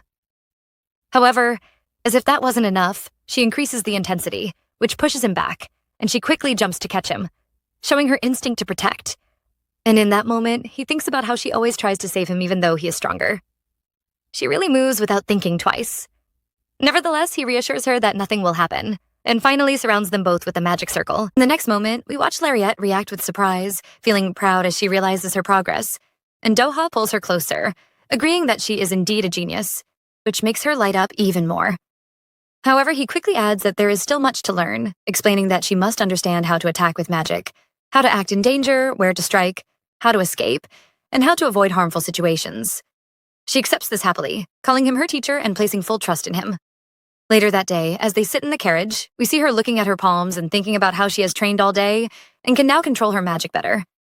At the same time, he watches her and wonders why someone so talented was never taught properly, and whether his growing interest is simply because of her talent, even questioning if he should already be bored. However, he then brings up a happy festival in Isis, a small city near the capital known for its beautiful scenery, and invites her to join. To his surprise, she immediately connects it to going on a date with Azarhan and happily thanks him, even saying that being his friend is a blessing, which leaves him replying in a calm way while telling her to be careful. Yet, as soon as she leaves, we see him slam his hand on the wall, confused about why he feels so upset. And honestly, I'm thinking this guy is already way more involved than he wants to admit. Soon after, we return to the mansion where Lariette calls out to Azarhan, and after he responds, she sits with him and shares the good news about the flower festival happening in Isis the next day. As he asks about the timing, she explains that once the curse is fully purified, he can truly go out again, and then she opens his shirt to show that the curse on his body is already gone. She reassures him that she will not force him and suggests they go late to enjoy the night market while wearing masks again, then gently holds his hand and asks if he will come with her. He finally agrees, and at that point. Now we are taken into the night of the festival, and we see Lariette wearing a mask while holding cotton candy, happily showing it to Azarhan, who is also in a mask, and he calmly agrees before she feeds him some. Then she suggests they go to the square since there is still time before the costume party, and he agrees. Yet as we follow them, we notice his thoughts begin to shift, as he feels that people's eyes are no longer filled with fear and disgust like before. Then, just when it seems calm, he asks for another bite, but instead of waiting, he suddenly turns and kisses her, making her shout in shock about being outside, while he brushes it off, saying no one is looking. As a result, she walks away, clearly flustered, thinking she has no choice, yet at the same time wondering why he is acting so cute even though he is not usually like this. However, as she looks back, she sees another girl trying to talk to him, asking him to go with her, and although he wonders if she's not afraid of him despite his scent being lighter due to purification, the girl still does not leave, which shifts the mood again. At the same time, we stay with Lariette as she watches this and begins to feel something strange, thinking that if she leaves him, he might fall for another girl. And although she claims she only wants his happiness, it still feels like something just happened, even if she denies being jealous. Then suddenly, a voice calls her from behind, offering her a drink and trying to reassure her by saying nothing is strange inside it. And she briefly removes her mask to thank him. However, in a surprising turn, the man boldly says he has been struck by love at first sight, leaving the moment hanging as everything around her continues to move forward. The scene shifts as a man confesses that he is in love with Lariette, and she quickly reminds him that she already has a boyfriend. He comments that people in the capital say that to turn down others, and she quietly wonders in her mind if she was too rude, noticing that his accent is from the West. Even so, he insists on doing things properly and stretches his hands toward her, declaring that her beauty touches his heart and asking to be her friend. Lariette thinks that he is acting as people did 10 years ago, and firmly refuses. Suddenly, a sword blocks another sword coming toward them, and Azarhan steps in, telling the man that trying anything in front of him would be deadly. The man admits he does not want to fight, perhaps assuming Azarhan is her boyfriend. Lariette notices that the man does not push, and she is shocked by his restraint. Then the man tries to argue that he is more handsome, which makes her stand up quickly, demanding an explanation. She casts magic at him, insisting he get away from her boyfriend while he apologizes, saying he did not know they were a couple and that he thought the confession might be a lie. Lariette, annoyed, scolds him as an arrogant alpaca while pointing her finger, and he admits that he truly fell for her and regrets it. As Azrahan walks away, he suddenly hugs Lariat from behind, asking why she left him. He thinks that if she had accepted that confession, things would have gone differently. But Lariat interrupts his thoughts before he can continue. Patting his head, she apologizes for being lost and thanks him for finding her. He asks if she waited, and she admits that she missed him so much. They hug again, and she apologizes for disappearing suddenly, but he reassures her that he was focused the whole time. She promises not to disappear like that again, and he says it's fine. Suddenly, the lights glow around them, and she tells him it's time to dance, worrying that they lost their marks. But he says it's fine. She asks if he will be remarkable, and he smiles, saying yes because she's with him. They step into the crowd holding hands, and Lariat thinks about how different this is from a noble party. So free. She turns to him, inviting him to dance, and he reflects on how he never expected this day to come, remembering the smell of death and hatred from before, and how she gave him a new life, a chance to live like a normal person, not a monster. He thinks about how she loved him even while he was clumsy, and he cannot stop loving her. As they dance, she tells him she loves him, and he responds the same. Suddenly, fireworks light up the sky, filling the environment around them, and he then leans in to kiss her, marking a perfect, unforgettable moment. I would have melted right there if I were her, one might think watching this scene unfold. Just as Azrahan is about to kiss Lariat, she stops him, covering his mouth and asking where he is going. He weakly holds her hand and kisses her palm instead. She turns away from him, thinking how soft it feels, and he asks if she hates it. She starts to explain, but he interrupts her, asking if he can kiss her on the lips this time.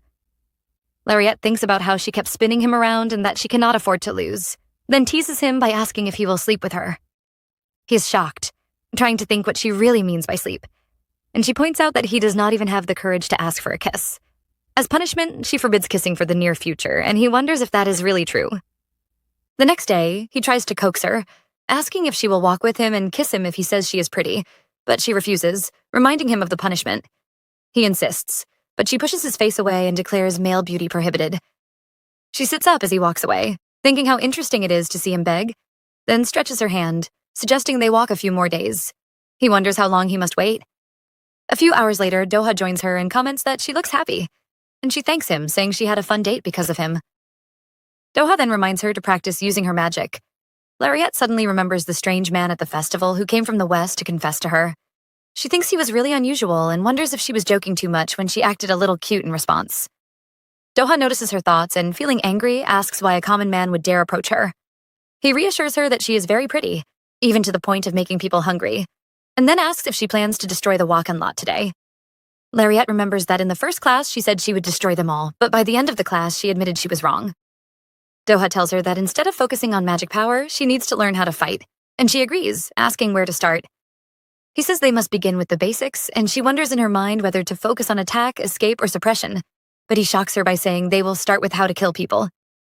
Doha demonstrates, explaining that using magic in the wrong position could make her die instantly. She protests, telling him his joke is not fun, but he insists it is not a joke. Trembling, she pushes him away and thinks about how life feels so cheap, realizing she wants to live longer despite her fear and suffering. She feels jealousy, indignation, and confusion as she looks down at the ground. Doha asks her what she thinks reality is, and she responds that it seems okay to travel alone because she cannot go out freely. He warns her that life outside is not gentle, and that if they were to run into the streets of the capital, she would be the best target for those who use power. He tells her to remember that if she does not attack with the intent to kill, she will be the one to die. I would have panicked too if I were her, one might think watching her struggle with these harsh truths. Lariat thinks to herself that she has 3 months leave before she dies, and she wants to travel, but she also doesn't want to die unfairly while exploring. She knows she must protect herself, not only from her family, who might kidnap her again, but also from the dangers of the world. She understands that even if she wants to defend herself, she might have to harm others, and she accepts this. She thanks Doha for his advice, and he looks at her, thinking that he could save her no matter what. Yet she faces danger and thinks poorly of him, which is why he spoke sharply. Holding her hand, he hopes she will understand him because he believes she is kind. Then he tells her to try an attack and points her hand towards his chest, instructing her to attack him with the determination to kill. She takes a deep breath, and he reminds her that he is stronger than she thinks, and that if he gets hurt, she only needs to heal him, though she will feel the pain herself. He thinks to himself that every time he sees her, he feels a strange discomfort, but he warns her that there is no time to think of useless things. Doha then gives her something to block with, and he strikes her with it. She doesn't dodge at first and shouts in pain. He continues to attack, and she learns to dodge some while still getting hit by others. He asks if magic is like jewelry, and she realizes that magic doesn't hurt, thinking this to herself. Then she directs water magic at him, telling him to wake up, and he playfully lets her win once before bouncing the water back. She shouts in response, "Come on." In the evening at Azrahan's mansion, Halstein notices Lariette arriving a bit late and asks if something happened. She tells him she feels tired and asks where Azrahan is. He tells her he's in the bedroom and offers to inform him that she's returned. Lariette thinks to herself that starting today, it might be possible to purify the lower body, but she realizes she needs to touch bare skin. An idea pops into her head, and she dashes forward, thinking that Azrahan is probably wearing a robe, so it will be fine. In the bathroom, Azrahan stands wrapped in his robe, thinking about how long he has to hold back from kissing. He is shocked when Lariette suddenly appears, calling his name and his tattoos. As she moves closer, he complains that she's too close, but the wet floor causes him to slip and fall. She pushes him lightly with her hand, climbing on top of him and announcing that she will start the purification from the knee. He protests, but she tells him to take this seriously since it's the most important tool. Adjusting his robe, she touches his knee and begins the purification, thinking that thanks to Doha, using magic is easier now. Her face lights up as she declares the purification done, and she immediately notices Azrahan's flustered expression. Both of them continue locking eyes, the atmosphere thick with awkwardness and unspoken feelings. She immediately turns her face away, reminding him that she is still in the abandoned kissing period. Yet, he gently turns her face back, pressing his lips to hers. They continue kissing, and he lifts her, holding her close as their connection deepens. She flinches slightly, and he pauses, asking if she truly wants him to be determined, if she is okay with it. She thinks in her mind. This is the first night with him, and she hugs him tightly, feeling a rush of warmth and comfort. She adjusts her clothes slightly, and he reassures her that she's beautiful, telling her over and over. He thinks it might be too soon, that she could be upset, but she looks at him and smiles, telling him that he is also very handsome, and no part of him is ugly. He takes her words to heart, holding her close and thinking of her as his savior, his whole world, his Lariette. Then they get intimate with each other. It's finally happening, guys. After this, she looks completely exhausted, and he asks if she is tired. She responds, pointing out her condition, clearly worn out, yet he teasingly asks if they cannot have one more moment together. She says she will be overwhelmed if they do, but when he pleads softly, she hesitates, puts her hand on her head, then finally agrees to just one more time, holding his robe. They begin another intimate session. The next day at Duke Osman's mansion, Lariette steps outside and is greeted warmly by Erzsébet, who welcomes her with a bright smile. She bows politely and thanks her for inviting her to the tea party. Erzsébet insists that she call her by her full name, and Lariette responds respectfully, showing her gratitude. Erzsébet pats her on the head, calling her a good girl, and they start walking together toward the building. Along the way, Erzsébet explains that her best friends usually gather there and that she wants Lariette to meet them, assuring her that they are all kind people. Lariette quietly hopes that they will like her, and Erzsébet laughs, saying that everyone would like her without question. She introduces Lariette to Lady Genevere Charvet and then to Seria Mirzen, the oldest daughter of Earl Juana Osman. The introductions are followed by greetings, and soon they sit together around the table. During the conversation, Seria speaks sharply, questioning why a commoner like Lariette can be close to Erzsébet, which cuts deep into Lariette's thoughts. She reflects quietly, realizing that she broke her ties with her family and abandoned them, which brings a sense of both relief and sadness. Seria says that without them, she would be a commoner and asks how someone like her can be close to Erzsébet. Then Juana steps in and warns her to watch her mouth. Erzsébet also calls her rude. She then says she is still new with the elites and apologizes for being rude. Then Lariette calms the situation and says it may be a misunderstanding. She thinks in her mind that if there is a reason, she did it on purpose. After that, they all laugh. Then the meeting ends and they go outside. Juana calls Lariette and says she does not like talking behind others, but it has not been long since Seria Mirzen joined them. She explains that at the opening ceremony, Erzsébet felt pity for her because she was bullied and brought her in, and she advises keeping a distance because she is careless. She adds that judgment must be tested by oneself. Lariette does not say it out loud, but thinks she does not seem like a bad person. Juana warns that during the test period, things may be hard. Just then, Lariette hears her name and turns to see Azrahan. He says he misses her and comes to pick her up, smiling. The ladies are shocked and shout, "Duke Candel." He greets them, then helps her into the carriage. She asks them to allow her and waves goodbye, while he asks to take her away. She says she had fun, and they leave, and the ladies wonder what is wrong with both dukes. Inside the carriage, Lariat asks if he has to enter the palace, and he says yes, and that he wants to stay with her longer. As he tries to continue, she interrupts, saying she also has an appointment and cannot stay long. He reacts with surprise, and she sees sadness on his face, so she kisses him. Azrahan pulls back and tells Lariat to wait, but they soon resume kissing. He then says that even if he is not sure, doing it in a carriage does not seem that bad.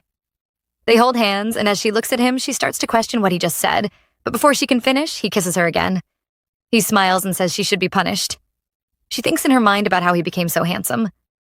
Then she imagines a smaller version of herself telling her to just kiss, and that doing it in the carriage is not that bad, and she also notes that he has a keen eye. She is confused in her mind as he moves closer, but the guard suddenly announces they have arrived. She quickly rushes out, surprised at how fast they got there, while he remains inside. He then stands at the door and tells her to come home later so they can settle it, and she replies that if things stay like this, she will divide the room into a separate bedroom. I would have run out too. Meanwhile, our girl calls Doha and walks up to him, noticing his clothes look different. He explains that the other set got dirty and asks if it looks very different. As she looks at him, she thinks about how his face makes anything look good. He then tells her they will learn how to hide, and that is why he invited her. She reacts with surprise and thinks this skill would be useful for survival, then praises him and says she really likes it. He turns away and thinks about why he feels this way, since she did not say she likes him. She stays happy and asks where to start. Then Azrahan stands upright and explains that the goal is to become invisible in a crowd so no one notices her, and he continues teaching. After some time, she tries using her magic and then asks Doha if what she is doing is correct. Nevertheless, we are taken back several hours, to a time when Doha stands in front of demolished buildings and says it is boring today. As he stands there, multiple men attack him, and he tells them his mood is not good and asks if they really have to ruin it. He turns quickly and uses his magic, killing all of them with one attack, and their blood splashes on his white clothes. He thinks in his mind that anyone afraid of hurting him cannot attack him properly, and if Lariat sees this, she may turn away from him. He says he has to change his clothes anyway and wonders why he has to deal with trouble just because of a girl.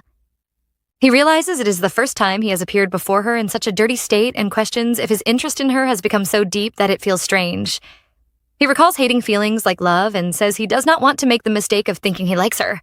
Meanwhile, back in the present, our girl holds Doha's hand and asks if she is doing the magic correctly, but he does not respond and keeps thinking. He admits to himself that he truly wants her, and wonders how she would react if she knew his identity as the High Priest of Alteon and the Pope's successor.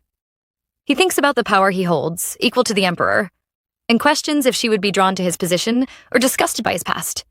He compares her noble upbringing as the princess of a duke's house to his own past as a beggar, and fears she may feel angry for being deceived. As he keeps thinking, he feels slightly annoyed, then tells her he needs to buy something and will be back soon. She allows him to go and says she will keep practicing.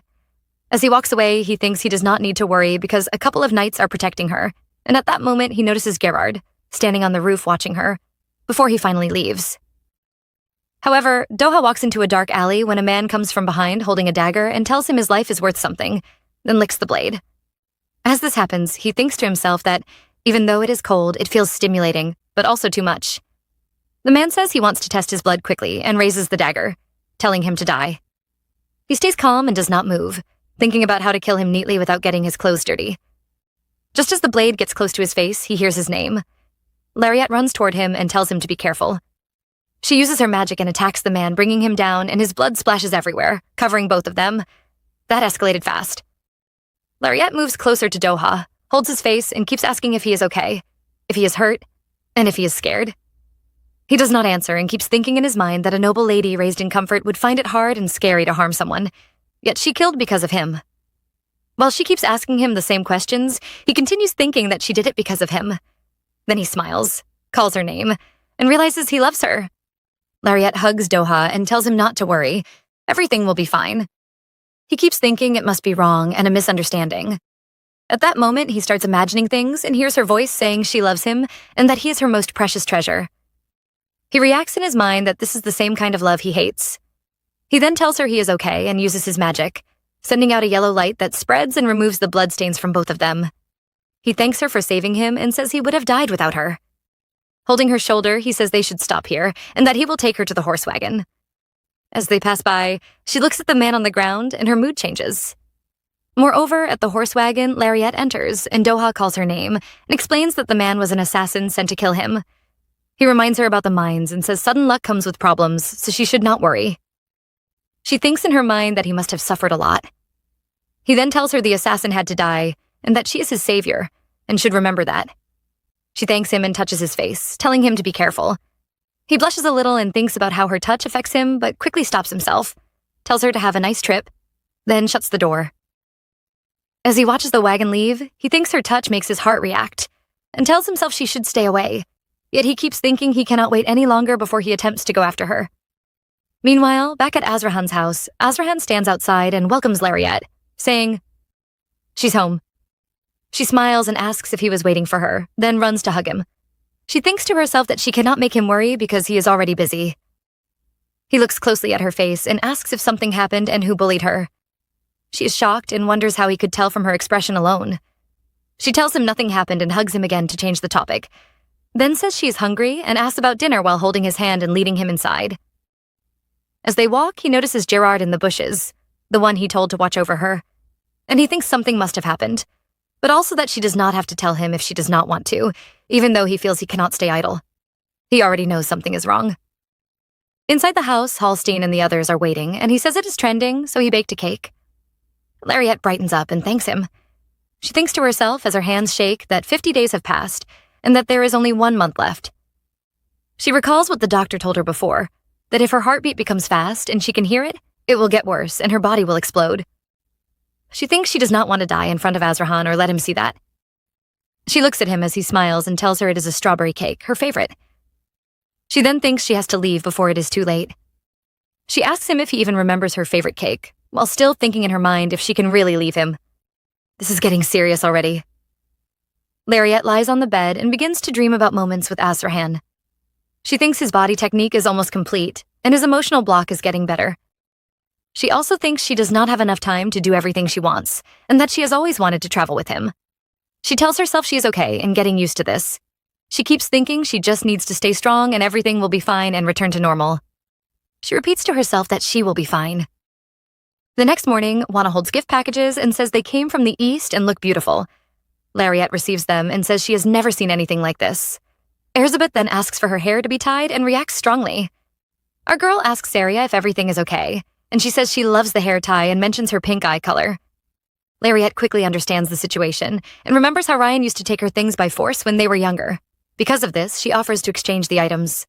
The others react, and Wana calls out to Saria, but Lariat says it is fine and that she has no problem, though they should first get permission since the items were already chosen. Saria agrees and thanks her, while Genevieve and Elizabeth ask if she is truly okay or being forced, and she says she's fine. Then Saria asks about her relationship with Azrahan and if they are dating. Our girl thinks she cannot say it is a contract, so she just smiles. The others react with surprise, and Elizabeth says it is the first time she has seen her smile, while Genevieve also says she has never seen her act like this. However, Saria says she has never seen him answer a woman like that and wonders why people call him cold. At that moment, an image of Azrahan in his cold form flashes in Genevieve and Elizabeth, and they all think he is handsome, but the rotten smell around him makes others afraid. Then Genevieve sips her tea and says it does not matter if he has someone else because he has a lover in the end. Saria then asks Lariat if she is thinking of marriage, and she replies that it is a question she cannot answer now. She turns her face and says, as expected. Lariat then thinks in her mind, what was that? That felt like a test. Meanwhile, in another scene, Azrahan trains with Gerard with swords and asks whether he neglected his training. He struggles and thinks about taking a break, but says he will fix it. They keep exchanging blows until he disarms him. Then he brings up Doha and says he is the son of a merchant who devoted himself to faith from a young age. Gerard thinks about Lariat's accident, the order to investigate the priest, and his habit of changing topics. He then says the information looks prepared, and Gerard bows, saying he will investigate further. He also asks about the meeting and if they should prepare for war.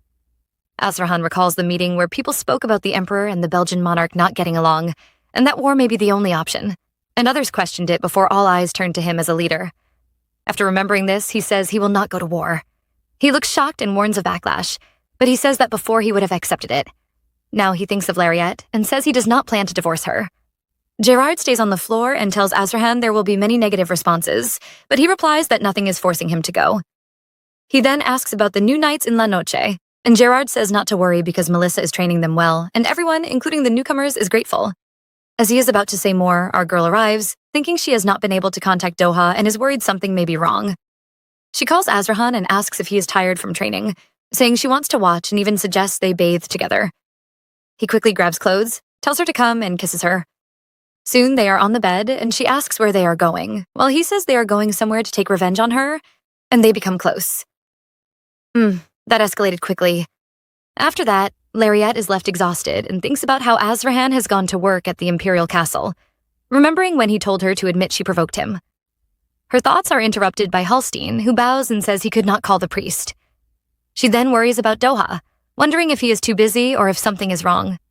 He asks about her plans for the day, and she recalls her list, which includes buying a cake for Anna, handling commitments with Marquess, and preparing for travel. She then realizes it is time and tells him she will go downtown alone for a while to prepare for leaving. Our girl walks alone through the busy market, thinking she needs to buy new clothes and a book. She reminds herself that Doha paid her well for healing him, so money is not a problem, and she also thinks she can punish anyone who tries to steal from her now that she knows magic. As she walks carelessly, Gerard secretly protects her from danger. After buying everything, she struggles with her heavy bags and suddenly sees Erzsébet. She smiles and considers calling her, but before reaching her, she hears a man insulting Erzsébet, saying no man would accept her. She stops, walks up to the men, and tells them her friend wants to speak with them. They follow her into an empty alley, and when they notice no one is there, she says it is time for justice and uses her magic to beat them down. She says it was easy, then hears Erzsébet behind her, asking if she did it for her and praising her heart. She comes closer and asks when she arrived, then realizes she saw everything. She says she did not know Lariette was such a great witch, and asks if she would like to work with her in the future. Lariette thinks she has no future, but before she can answer, Erzsébet says they will talk later and pulls her along to buy something sweet, and she agrees. However, as they walk together, Tom and Doha watch them from afar. He tries to speak, but Doha stops him. As he looks at Erzsébet, he thinks about wanting to kill him, then questions his own thoughts and tells himself he just needs to use another woman. At the same time, he reflects that he cannot love anyone, even as our girl continues walking, unaware she is being watched. Doha recalls a moment before when he stands with Minister Geralvo, who says he brought him there and does not regret it. He responds that he is humble, and the minister asks what he wants from him, calling him High Priest Michael. He replies that it is the minister who has worked for him, but the minister says he does not understand. He then thinks to himself that when the Pope's health worsened, it was clear he had become a threat. And even though the minister has strong power and ties, his own skill is greater. He also thinks that since the minister is the second candidate for the Pope's seat, the minister likely wants him gone and believes he can escape punishment. The minister then says he heard he goes out often and asks if he has found love outside. He is shocked and thinks he cannot let him find out, and he remembers Lariette. He then thinks the minister is dangerous and he cannot let her get hurt. He replies that the minister has a wild imagination and mocks him for acting childish for his age, then steps closer and warns him not to provoke him, saying he does not understand what he can do. However, Minister Geralvo responds by comparing him to his mother and mocking him for his weak way of falling in love again. At that moment, Doha reacts immediately and grabs him, trying to strike him. Oh no, I hope he hasn't pushed him too far. However, Doha recalls memories of his mother, remembering how he told her he loved her and could not live without her. He is still holding Minister Geralvo when Tom arrives and stops him, reminding him of his schedule. He lets go and the minister warns him to be careful, then walks away and calls him an idiot. Tom thinks he must calm him down before he gets into trouble, then tells him someone from the castle is looking for him and asks if he wants to call her.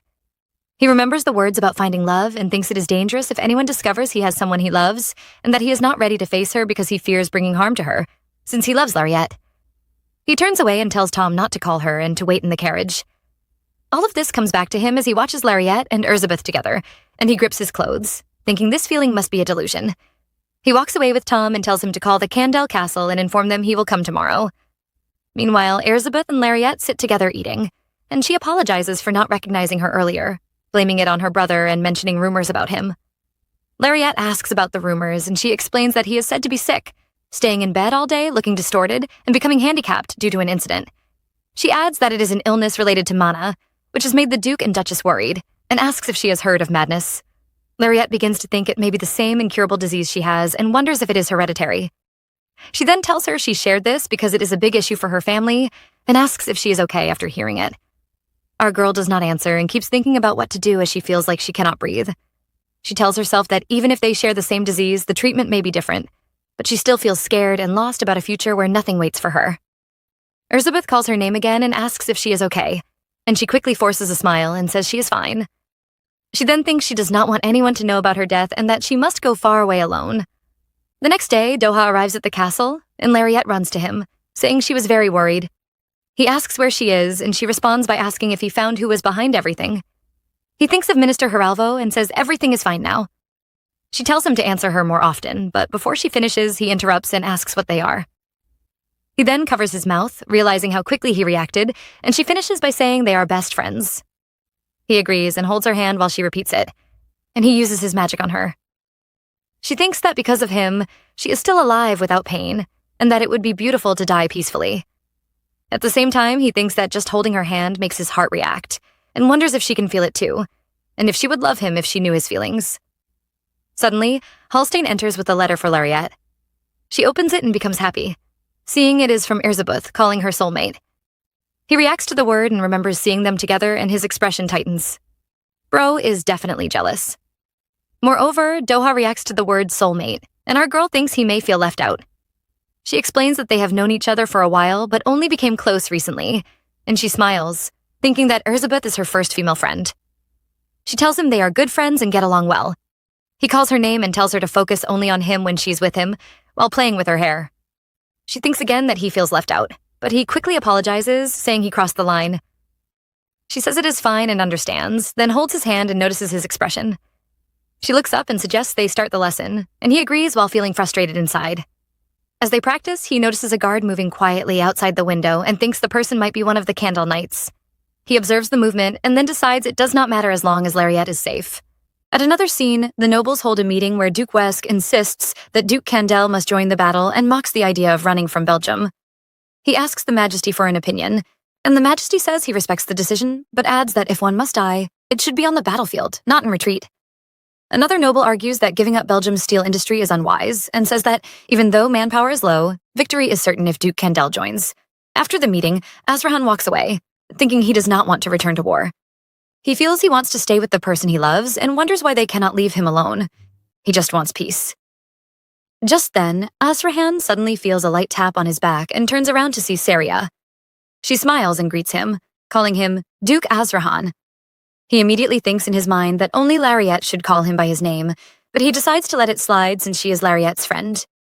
He then corrects her, saying she should not address him so casually, and calls her Lady Miriam. Saria quickly apologizes, saying she got used to Lariette calling him that, and asks if he remembers her name, even teasing that she mentioned it before. She smiles brightly while speaking. He looks at her and thinks she might be Lariette's friend number 3, but says nothing. Saria introduces herself again and says her name is Saria, but he can call her Saria Mary. He thinks in his mind that he wishes to end the conversation, but holds back because she is Lariette's friend. Saria continues speaking about how she and Lariette have become very close and promised to meet again. He thinks that maybe Lariette will spend less time with others if she has more female friends. Saria then talks about how she does not like friendships based on social status. He wonders if she is referring to the difference between a duke and a baron, and thinks Lariette does not care about status. He also thinks she might like Lariette because of that. As she keeps talking, he begins to miss Lariette more and thinks it will be a problem if he keeps feeling this way all day. He looks away, and Saria watches him, smirking, thinking that people like hearing her say such things and that Lariette is kind to her out of gratitude. She then invites him to a meal to get closer, but he says it is fine only if Lariette agrees. Saria is surprised, and he politely ends the conversation and leaves quickly, thinking he will kiss Lariette many times when he returns. Saria watches him go and thinks a relationship between a duke and a commoner may not last, and that she must be careful, though she may already be too late. It is another day inside the house, and Hallstein shouts about the 100-day event. Lariette smiles when she hears it and thinks to herself that she has become very good at stealth. She tries to move away from the crowd and wonders what it would be like if she became the best in the world. As she walks, she notices someone in her room and asks who it is, since it is her room. The person replies that he is a new knight of the Candle Knightage and apologizes. Lariette thinks she has never seen him before. The knight says he got lost because he is not familiar with the place and admits he used stealth inside the manor because that is how shadow knights move, even inside buildings. Lariette understands and says she did not know. He also says her stealth skills are very good, then apologizes again and leaves quickly. Lariette waves at him and says she understands. After he leaves, she sees Hallstein and says there is an intruder in the house, which makes Hallstein nervous, Later that day, Azrahan rushes into the house calling Lariat's name. She runs to him and hugs him. He panics, saying he was wrong not to be more careful, that the house is always under threat, and that he should have protected her better. He apologizes repeatedly while holding her and says he is sorry for putting her in danger. Our girl tells him she is fine. Nothing happened, nothing is missing, and no one is hurt, and she thinks it feels nice that someone was worried about her. He looks at the knights and they begin to tremble, but before he can act, Lariat kisses him and tells him not to blame himself. He relaxes into a chair, calling her name, and she then says she is going to bed because she has plans tomorrow. However, after Lariat steps away and leaves the room, Azrahan turns with a cold expression and calls out Melissa, asking if he did not put him in charge of training the recruits. Melissa immediately bows and apologizes, saying he will accept any punishment. Azrahan responds by asking what kind of punishment he would deserve if Lariat had been even slightly hurt. Melissa panics and falls to the ground, begging for forgiveness. Azrahan then asks where the man is, calling out Gerard. Gerard replies that the man ran away when Lariat caught him, and the recruits gave up tracking him because his location had been unclear since yesterday. He also explains that the infiltration seemed planned since the identity provided was fake, and they are still investigating. Azrahan tells Gerard he has 1 week to deliver results, and both agree. The atmosphere is getting heavier. Meanwhile, tension remains in the manor after that day. Lariat thought she had hidden her notebook and travel items, and Azrahan did not leave her side for several days. At another moment, Saria asks if she can arrange a dinner with Azrahan so everyone can become friends. Juana tries to stop her, but Saria continues to insist, even begging Lariat. Elizabeth disagrees, calling it a ridiculous request. Saria looks at Lariat and asks if it is really too much to ask for just a simple meal with a friend. Lariat finally responds that it is not impossible, but she would rather not. However, Saria is shocked by Lariat's response and asks if there is a reason for the refusal, thinking that it is normal courtesy to give a reason when rejecting a request from a friend or someone of high status. Our girl then smiles and says it is because her Azrahan is very shy. On hearing this, Saria clenches her fist and thinks that Lariat is acting like she does not know her place, believing she does not deserve to sit at the same table. She remembers being kind to her because of Princess Elizabeth, but thinks Lariat has become arrogant because of her connections with Elizabeth and Azrahan. She also thinks Azrahan is too perfect for a commoner like her and believes he would never marry someone like Lariat. She then looks at Elizabeth and thinks she should say something to correct Lariat. Meanwhile, our girl also thinks she can clearly read Saria's expression and what she's thinking. She then stands up, says she does not feel well, and apologizes for ruining the mood before excusing herself and leaving, saying she will see them again soon. Juana calls after her to wait, and Elizabeth also stands up and runs after her. Saria watches Elizabeth and thinks she is too kind, only going to scold Lariat for her, hoping she does not go too far, even though Lariat was rude. Juana thinks she is completely speechless. This situation is getting out of hand. As our girl walks toward the gate, she thinks she already knew Saria was interested in Azrahan and wonders whether she didn't give up enough already. She feels she has done everything everyone asked of her and has calmly accepted all their demands, yet they still want more from her. She wonders why they continue when she has nothing left but him, and she feels confused about how to handle female friendship for the first time. She thinks maybe she asked for too much by wanting friends before she dies, and that perhaps she is being greedy when she does not have much time left. Suddenly, she hears Elizabeth calling her name and turns around. Elizabeth is panting, holding her and apologizing for everything, including Saria's actions and her own failure to stop them. She bows and repeats her apology, but Lariat stops her and says she is not the one who should be apologizing. Elizabeth continues speaking and says it is her fault for inviting Saria, because she felt bad that Saria was struggling to fit into high society. She explains that Saria also had issues with her temper, but later found happiness by learning to feel comfortable while mingling with others. Elizabeth thought she could help her in the same way. She then admits she did not realize that people can react differently depending on who they are, and says she will speak to Saria soon. She apologizes again and asks Lariat to please talk to Saria rather than ignore the situation. At least someone is taking responsibility. Lariat responds by thanking Elizabeth and immediately hugs her, saying she is really grateful that she came to explain everything. She says she is fine and not to worry. Elizabeth thanks her in turn, and Lariat tells her she must have been tired from running all the way and that she should return. Elizabeth smiles and says she does not mind the unexpected exercise. As they stand together, Doha watches from a distance and mistakenly takes Elizabeth for a man because of her appearance. He then wonders whether Lariat is involved with both Azrahan and that person, and whether he even has a chance. He feels confused about himself, noticing that his emotions change whenever he thinks about her. He struggles with the feeling that being close to her might ruin him, even though he cannot stop thinking about her. Our girl suddenly notices Doha and calls out that he is early, surprising him because he was using stealth. He asks how she noticed, and she feels proud of herself. As Erzsébet walks away, Doha realizes she is actually the princess, not a man, and Lariette tells him she recently saw someone with very strong stealth skills, which helped her understand it better. He praises her improvement and thinks that soon she will realize a knight has been following her. Lariette then invites him to a dessert cafe after their lesson, and he agrees, while thinking he cannot escape her no matter how much he tries, and that he will always end up by her side. It is nighttime, and Lariette and Azarhan are together as Azarhan sits on the bed while Lariette stands. She tells him that 2 more sessions, including today, will complete the purification for good, and he repeats the words softly while thinking that this was the course that haunted his entire life, something he believed he could never be free from. But now he finally is, and only happiness is left for him. After the purification is completed, our girl tells him it is all done. He holds her face and kisses her, and they lie on the bed together, sharing more kisses and becoming intimate. Lariette thinks they took a short trip to heaven. He then shifts to sit beside her, but she calls him closer and leans on him.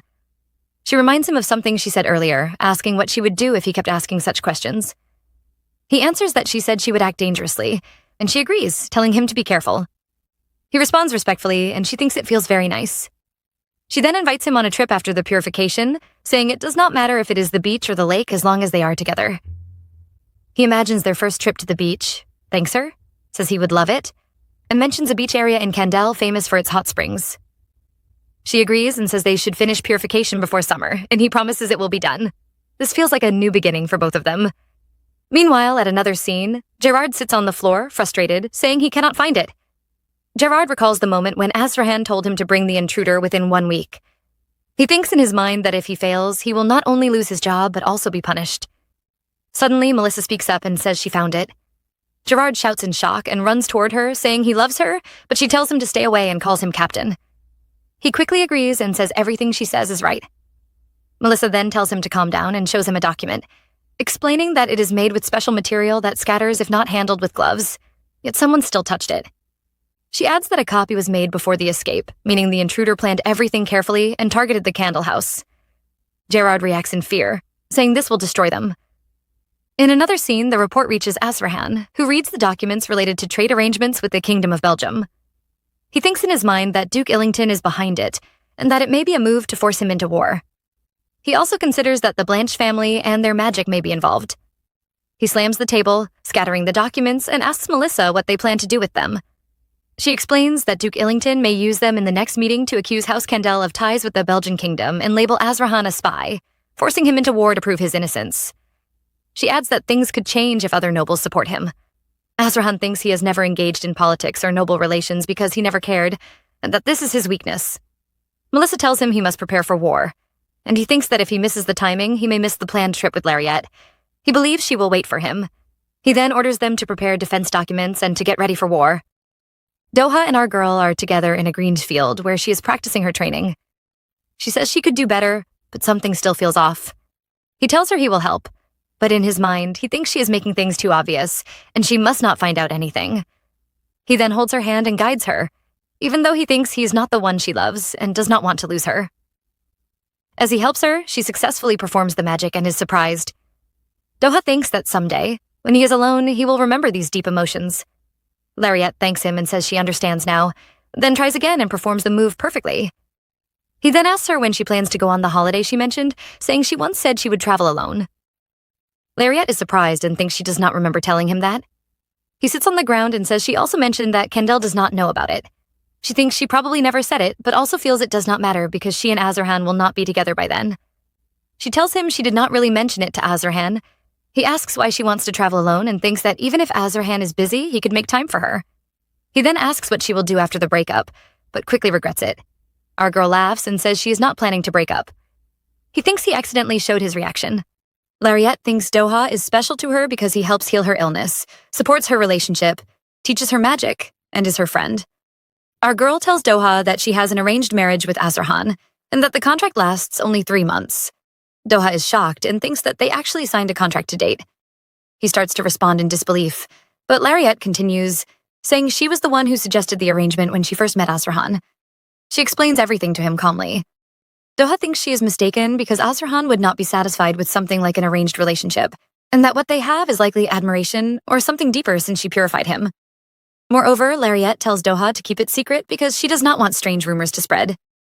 Doha immediately agrees and says he will not tell anyone. He then thinks in his mind that one day when he is alone, he will show her the emotions he has been hiding for a long time. Meanwhile, at Duke Blanche's home, shouting is heard from inside.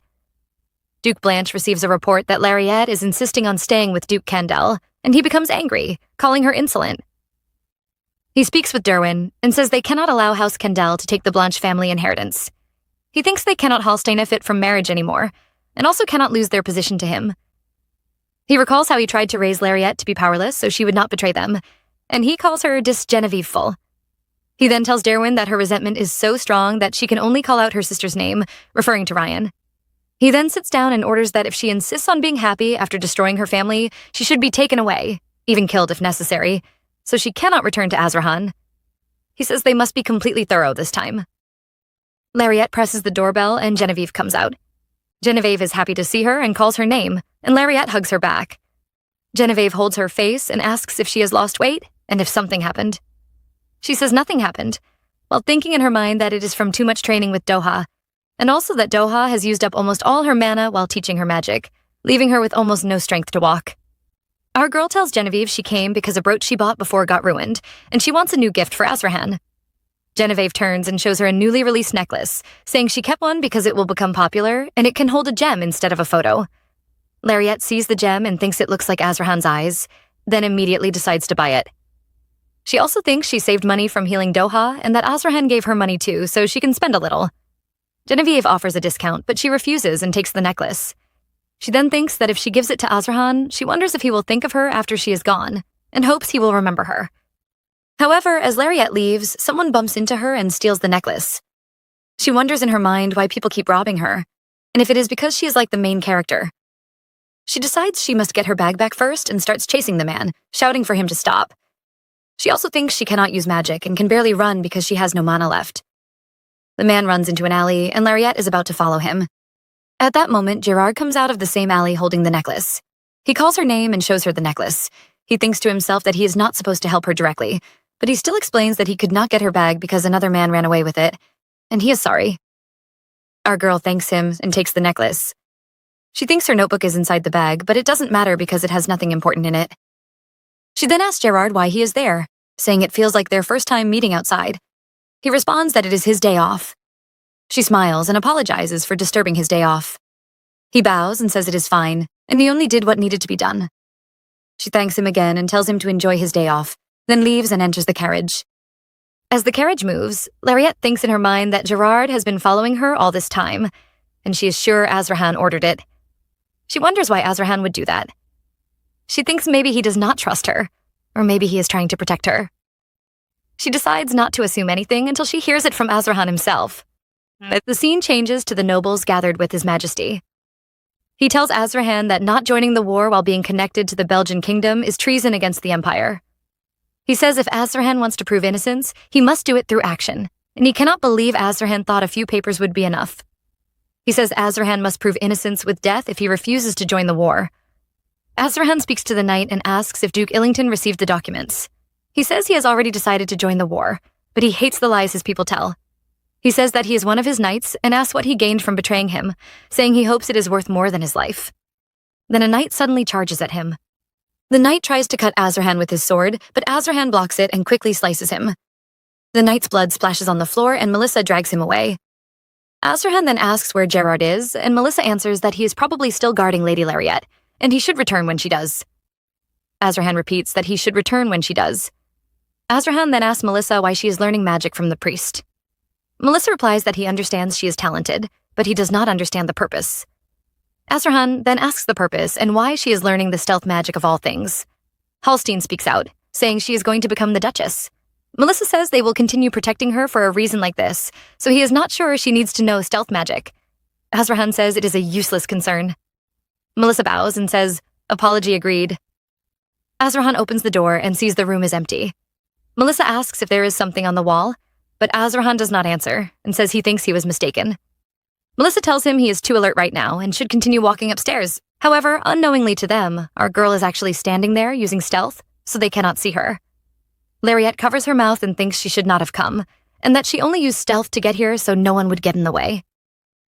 She then recalls Azrahan saying that the one thing he hates is lying. She thinks she never lied, and that he has seen many things in the house and is used to it. She also thinks she found out that Gerard has been following her around to protect her. She continues thinking she is not hiding anything, and she cannot tell him the truth if he asks about it. She wonders why she is so shaken, even though none of this is a big deal. She then recalls them saying they will keep protecting her for a reason, and she does not need to know stealth. Our girl then thinks their contract is almost over, and she may have missed something. She wonders if asking Azrahan will affect their relationship and says she does not want to ask him. She feels she has done well ignoring Azrahan's violence and strange obsession with her until now, and she thinks she just needs to hold on until the 3 months are over. I did not expect this to feel so heavy. The next day, Lariette is about to cut her food when Azrahan calls her name. Azrahan then tells her about the relationship between the Belgian kingdom and the Empire, saying it has become worse. Our girl responds that Genevieve already told her, and she explains that the cost of jewels made only in Belgium has risen because the relationship has affected trade routes. Lariette tries to speak again and says Azrahan, but before she finishes, Azrahan interrupts her, saying he has been commanded to join the war. The knife then falls from Lariette's hand. She clenches her cloth and says these horrible people, who do they think they are? And why must they do this to someone who is finally enjoying peace? She says it is the Emperor's fault that the relationship worsened, so it is not fair to push the responsibility onto someone else. Azrahan smiles, and Lariette asks how he can smile right now. Azrahan replies that he is sorry and that he has never had anyone worry about him before, so it feels very nice. Lariette then thinks of a war when he is leaving. She wishes he could stay until she is gone, worries he may get hurt or attacked, and silently hopes he does not join the war. Azrahan then touches her cheek and says it is a small war, unlike the ones he fought before. He explains that when he was younger, he had no reason to live, no family waiting for him, and he lived in blood every day without caring if he died. He says he only lived because he was alive. Then he kneels and says, there is someone he must come back to this time, and a reason he must leave. Azrahan thinks that the reason is Lariette, and that she is his life and everything. He then hugs her and says she is whom he must come back to. I can feel the tension in my chest. Lariette is sitting with her friends and sipping tea when Saria speaks up and says to our girl that last time she demanded something unreasonably, and she sincerely apologizes. Lariette responds that she accepts the apology. Our girl then thinks to herself that Erzsébeth's apology will not come to pass. At the same time, Saria also thinks in her mind that Erzsébeth voluntarily gave it to her so easily, so much, that she becomes somewhat complacent about the commoner topic. Then, Genevieve claps her hand and says that if conditions permit, they should buy jewelry or gemstones, even if the price is a bit high compared to necessity. Juana then asks why, and Erzsébeth also speaks up and says, indeed, here is this matter. Juana then speaks up again and says at least they should tell her the reason. Saria sits there thinking they do not realize she is angry and wants to be pampered, but instead they are doing this, which is very annoying and frustrating. However, the butler comes and tells Lariette that Duke Candel has arrived and that he instructed them to take time because he will wait. Our girl then tells her friends that she is sorry and has to leave first. Just then, Saria stands up quickly and says, excuse me, she knew it. Everyone becomes shocked.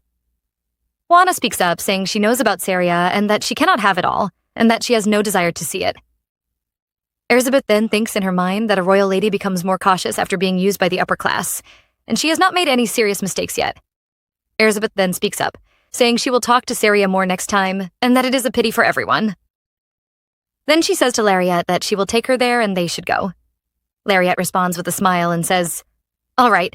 Azrahan is waiting outside for Lariette when Saria suddenly runs toward him and shouts Duke Candel. Azrahan becomes shocked.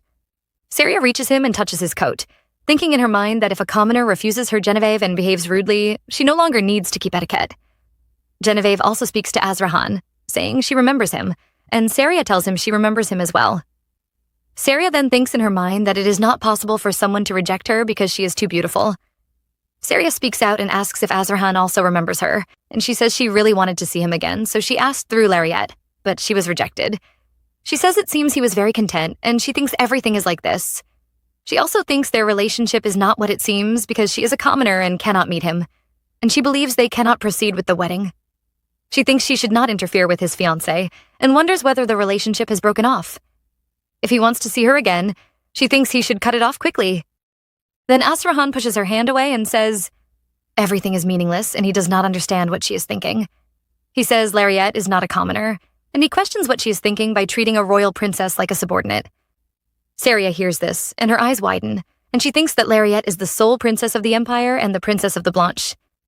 Azrahan then says that even if Lariette's status is just that of a commoner, he never thought about cutting off the relationship, and they will meet again if she wants. If Saria continues speaking nonsense, he will cut her tongue, and she should not foolishly call his name like that. He gives her a cold look. Saria trembles and calls him a demon and pure devil. Azrahan stretches his hand toward her, but she falls to the ground. Elizabeth arrives, rushes to Saria, and apologizes on her behalf, asking him to forgive her. Saria, on the ground, thinks in her mind that as a duke, he still behaves in a despicable way while looking at Elizabeth. Azrahan then says to take her away from his sight. Just then, he becomes startled and says he did see something.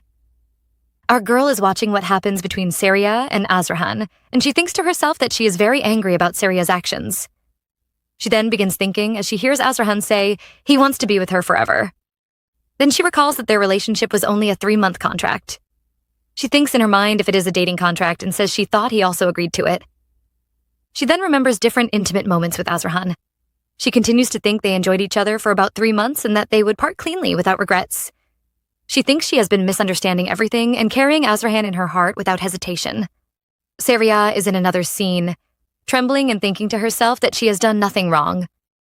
She wonders if it is a misunderstanding and asks if it will become so cruel that others are treated this way. She continues thinking about how someone could swing a knife at her like that and clenches her teeth. Back to Lariette, she is grasping for breath. In another scene, Doha stands alone and begins recalling words from Geralvo saying he is no different from his mother. Doha then thinks about how Geralvo knows his mother and feels strange about it. He thinks Geralvo has been different since birth, and they only met after entering the palace. He cannot find any real trace of his mother, even after the investigation. He remembers that reports about his mother don't match what he knows, and they stopped for months. He feels worried about Geralvo's words and thinks he must go see for himself, then decides there is no need. Doha then suddenly shouts, "Mother, mother," and remembers when he was young and cried to his mother, begging her not to leave him and saying he would obey everything, make money, and do anything if she stayed. I feel like everything is connected in a painful way. Doha opens his eyes and sees Lariette right in front of him. She asks him where it hurts, but he replies that he was just thinking about something else. He then asks her why she ran there. Doha thinks to himself that there is no need for protection.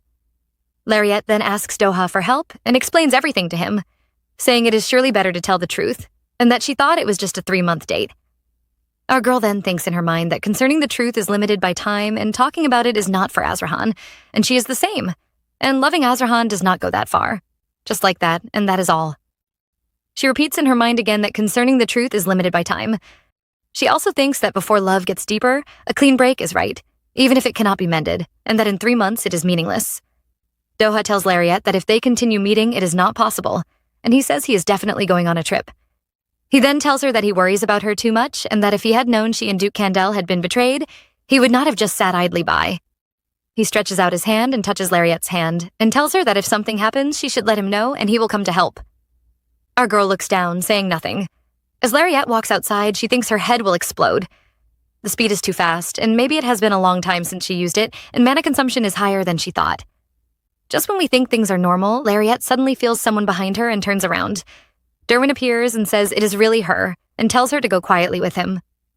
He then uses a handkerchief to cover her mouth. I definitely did not see that coming. Derwin tries to cover Lariette's mouth with a handkerchief, but she quickly uses her magic on him and he dodges it. Our girl then looks at him and tells him to get lost. Derwin's eyes widened after seeing this. Lariette thinks that this situation does not look very promising and that even trying to maintain her form makes it hard to win. Derwin then speaks out and says he has no intention of harming her and asks her to return together in peace. Our girl thinks to herself that she is not at all interested. Lariette remembers Doha telling her that if she does not attack with the intent to kill, she will lose her life. She then thinks Doha is absolutely right and that this is the perfect moment to defeat others to protect herself. Derwin then rushes at her with a knife and says she is stronger than he thought and he might fall for her. Our girl fights back and creates a large hole on the floor. She then uses her magic to bring out tree branches to hold him. Derwin smiles evilly and says she is knowledgeable in magic and elements, which is impressive but still too inexperienced. He thinks in his mind that she will never defeat him. He then cuts himself free from the branches. As a result, Lariette starts shouting for help and asking if anyone is there. She thinks in her mind that there is not even a single soul, and something is wrong, like the place was created for a specific purpose. Derwin finally breaks free and says he likes strong women like her. He then walks around searching for her and calls her his dear princess while asking where she is. Where is Gerard when we need him, huh? Lariette is hiding while Derwin continues speaking. He says he would never have the princess, but the issues concerning the Blanche succession are making him interested. He then says, "Oh, are you startled now?" Lariette hears everything and thinks it is ridiculous. She thinks the temple is near, so once he leaves, she will run there and get help. But Derwin finds her, says he has, and calls it destiny. He stands in front of her and tells her it is okay. And everything is okay, my princess. Later that night, our girl was captured and placed in chains. She thinks in her mind that this time she must reclaim her manners and that Derwin caused all of this. She wonders what she did wrong and remembers them saying they would fulfill her every wish before leaving. She asks why they did not just leave her alone and why. Then the prison gates open, and Derwin comes in and asks if she is hurt anywhere. She asks who ordered him to do this and says it must be the Duke of Blanche. He says she does not even call him her father and says he is not a good father. Our girl realizes he was behind everything. Derwin says she knew all along and tells her to go with him, saying it is good that she still resists strongly in a place like this.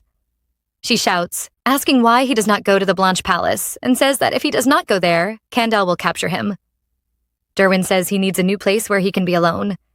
Our girl calls it nonsense, and he touches her face and says he wants to propose something to her, asking her to leave with him and live together happily and raise children. Lariette punches him and blood appears on her hands. She rushes to grab the key and calls him crazy while trying to open the door. As she says it is done, Derwin appears behind her and stretches his hand toward her. Derwin drags Lariette's hand and says he told her so.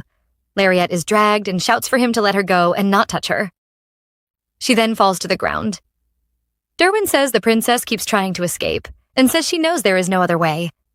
He then brings out his sword and cuts her leg. Our girl scratches the ground in pain, thinking it hurts and that she misses Azrahan, and misses him deeply. At the manor, Azrahan is walking alone in a corridor, thinking to himself that Lariette has been acting strangely lately, and he has a very strange feeling. He wonders if he made a mistake and if he is scared. Gerard then appears behind him and shouts that the girl seems to have decided to leave the mansion, and that he searched everywhere she might go, but she was not found. Azrahan hears this, and his eyes widen. He thinks in his mind that if she is not in those places, she may have been taken to the Blanche, and wonders if Duke Blanche kidnapped Lariette. Azrahan then tells Gerard to go to the Blanche estate. Azrahan thinks in his mind that he already has enough reason to take down Blanche and that he should have done it immediately. As a result, they arrive at the Blanche estate, and Duke Blanche shouts at Azrahan and asks what he is talking about, and says Azrahan already took Lariette away. Or maybe she escaped, and that is why he is causing trouble. He then asks where the girl ran off to again. Azrahan thinks to himself that, judging by the reaction, it is probably not him.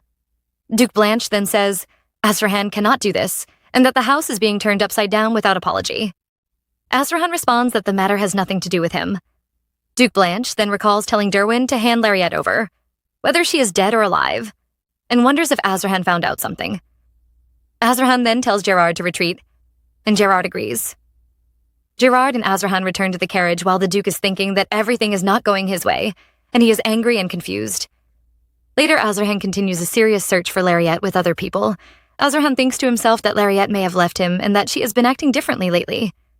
He wonders if she ran away because she could not stand him and went somewhere he couldn't find her. He thinks even if she left because she did not like him, it does not change anything, and he cannot abandon her. He says to himself that she knows that very well, so that is why she disappeared without saying a word. He thinks no matter where she is, it does not matter, and he will not give up. Then Gerard comes and says they found traces toward the old town, and they need to confirm it again. Azrahan then thinks he will definitely find Lariette. Back in the prison, Derwin speaks to our girl and says the princess is a witch and asks if it does not matter even if she loses a leg. He tells her she must choose. She hears this and tears fall from her eyes. He picks up a strand of her hair and smells it, then tells her she will either lose both legs and be dragged away or heal his leg and live happily with him. Our girl thinks in her mind that the only way is to destroy the mana, but she has no mana left. She thinks even if she fights him, she cannot win because she has no power. She wonders if she can escape with her legs and thinks she must survive and return to tell Azrahan everything. She also thinks she must cleanse the cause and bring a happy future. And she imagines Azrahan before her and promises herself in her mind that she will come back for him. Just then, the prison door suddenly bangs open, and Derwin shouts, "Intruder!" He tells Lariat to hide. He then says how the intruder came here and realizes she was spreading mana along the way. He grabs Lariat by the neck and starts strangling her, saying she thinks she can live happily with him, but she has been spreading mana and is very powerful, and he says she is his. He continues strangling her and says the bad guy is about to appear. Just then, Azrahan appears with a sword and calls out Lariat's name. Finally, Azrahan is here. He can definitely save Lariat. Derwin holds Lariat by the neck while Azrahan sees them and notices Lariat's injury, and his eyes become dark. He shouts her name again and again. Derwin speaks, says he has found them, calls Azrahan the ghost of the battlefield on a glorious white horse, and then laughs. Azrahan becomes angrier and tells him to let her go. Derwin smiles and tells him to calm down and stay still if he wants her saved. Then Derwin whispers to Lariat's ear and tells her that if she speaks to him, he will not hurt her. Azrahan asks what Derwin wants. Derwin replies that Azrahan must order his knight to stand back. On hearing this, Azrahan immediately tells Gerard, and Gerard bows and agrees, and all guards step back. Gerard looks at Azrahan once more. Azrahan then tells Derwin that if he wants to leave safely, he must let go of Lariat. Derwin asks how he can trust him. Our girl then shouts for Azrahan to leave, telling him he must go. At this point, Azrahan is tied up by Derwin's guards and is on the ground. Azrahan tells Derwin he will not hold back if Lariat is hurt. Derwin says Azrahan should worry about himself first, and says it is a good view looking down at him. Our girl is in tears and shouts to Azrahan to go back and says everything is her fault. She thinks in her mind that everything is her fault because of her life, her family, the arranged relationship, and because she got kidnapped and caused Azrahan to suffer. She then shouts again for Azrahan to leave. Derwin tells Azrahan he can cut off one arm and says if Azrahan swings his sword, he might accidentally stab Lariat. Lariat thinks in her mind while trembling why Azrahan is not moving, and looks at him, and wonders if he is giving up his arm to protect her. She thinks only a fool would do such a thing. Then a knife is brought close to Azrahan's arm, and it is about to be cut. Oh no, I really can't look at this.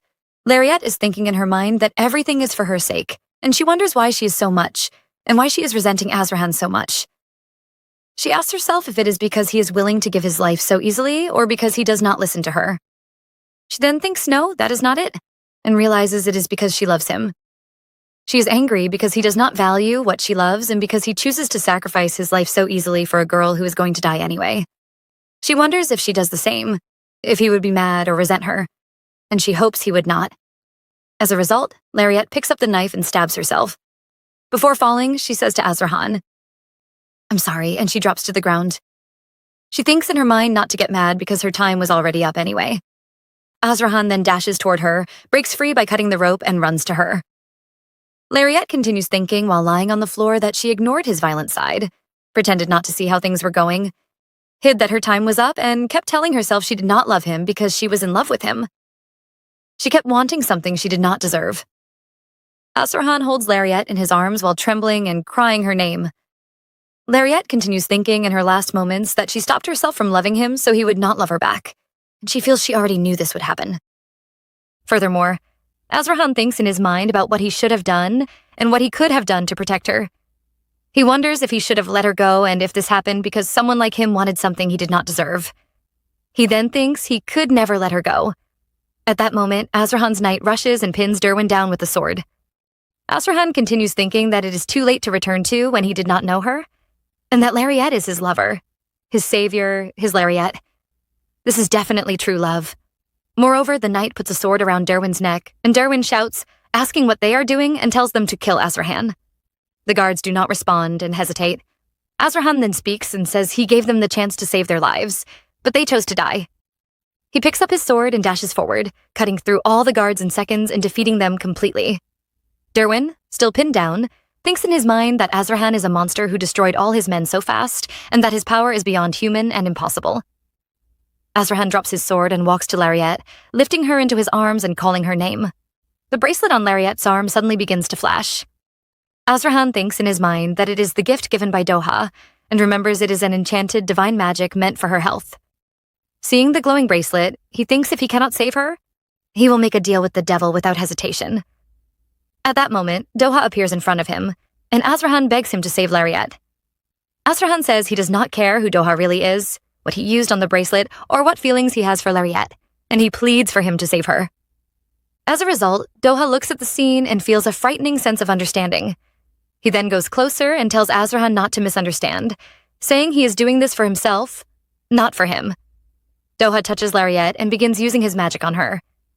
He then thinks in his mind that he did not keep her close because he was afraid of putting her in danger. Honestly, I feel like everything is hanging between life and death now, and this moment feels like a final chance. Doha speaks, saying that if things are going to end up like this anyway, he could just keep Lariette by his side. He then tells Azrahan that he has one thing to ask, and that is not to tell Lariette who he really is. Azrahan responds that this is all he needs. Doha repeats that Azrahan must not tell Lariette who he really is, and says there is nothing else he needs from him. After finishing healing Lariette, Doha walks away. Azrahan watches him leave and thinks in his mind that Doha needs nothing else from him. Some days later, our girl finally wakes up and slowly opens her eyes in a room. She thinks to herself that she is alive and wonders why and how. She feels relieved, but also thinks she will not live much longer. Just then, she hears Azrahan call her name. Azrahan then asks her why she did that and says he thought he would lose her. She asks how she is alive and if he is hurt. Azrahan replies that he called a reverend to help her, and that her deacon friend arrived after receiving Candle's call, and that she survived because of him.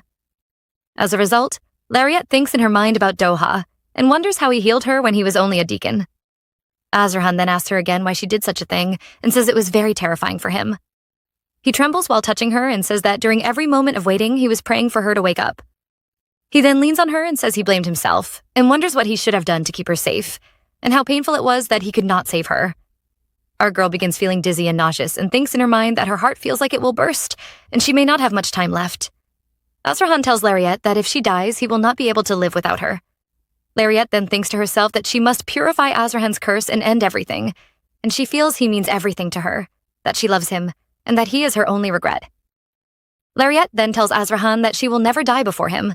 She continues thinking, seeing his tears, that this is the last time she will lie to him, and asks him to forgive her. The servants in the Blanche mansion are murmuring, and someone says Duke Blanche killed his own family.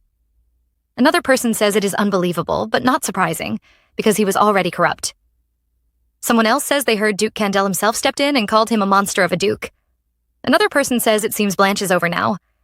They wonder what will happen to the House of Blanche after Duke Blanche is arrested, since even Lord Ryan is bedridden, and there are no other successors. They say there is no point in working for a fallen family, and they should find new work quickly. As the servants and workers keep talking, the Duchess of Blanche is in tears. They continue murmuring that getting on Duke Candel's bad side can destroy even a ducal family. They also wonder if the family can still stand if the inside branch becomes the main branch. Another servant says probably not, and that the House of Blanche is over. In another scene, Doha enters Lord Ryan's room through the window. Lord Ryan begins shaking in fear when he sees him. Doha tells him that he warned him before, and says if he ever lays another finger on Lariette, he will die that day.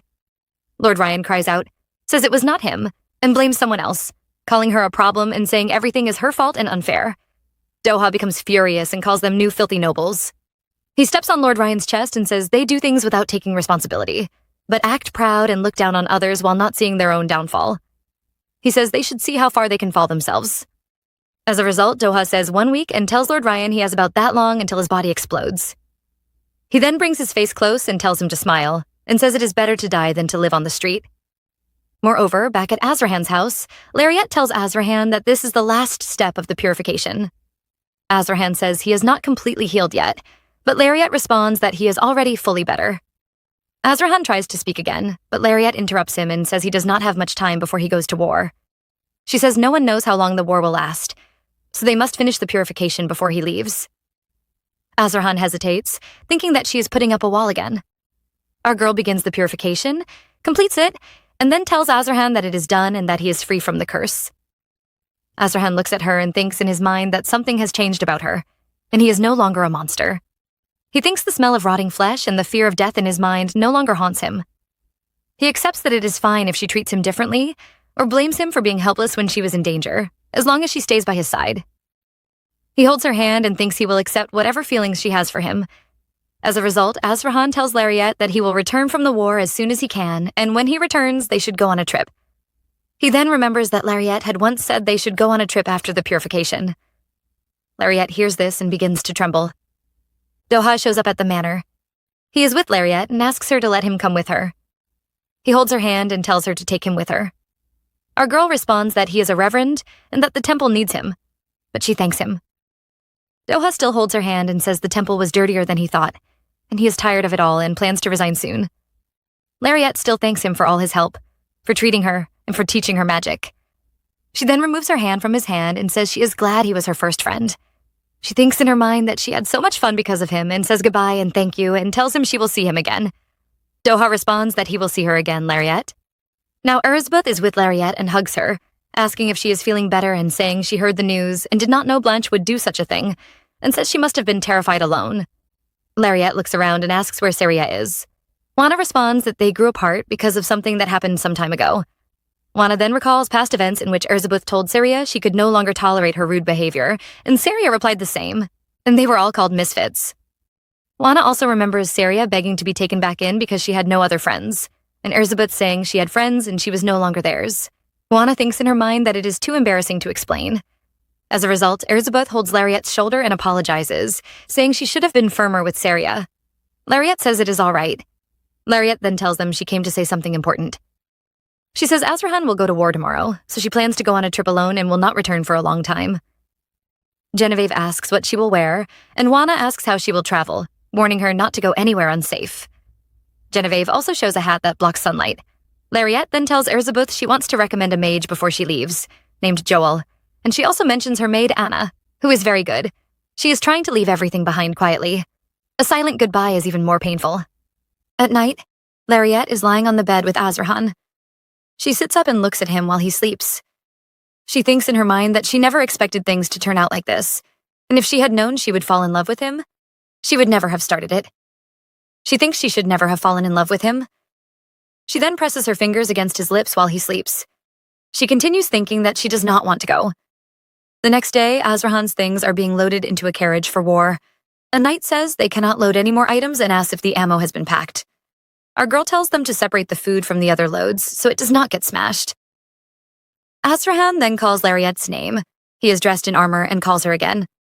She turns and smiles at him and says he looks great in armor too. She comes closer and tells him everything is loaded, and only the carriage is left and he should hurry. She tells him to come back safe and not get hurt. Azrahan tells her he will not take long. He thinks in his mind that maybe she has been acting differently because she had to send him to war, and he believes it will be fine when he returns quickly. He then tells Lariat he loves her. Our girl responds that she loves him too.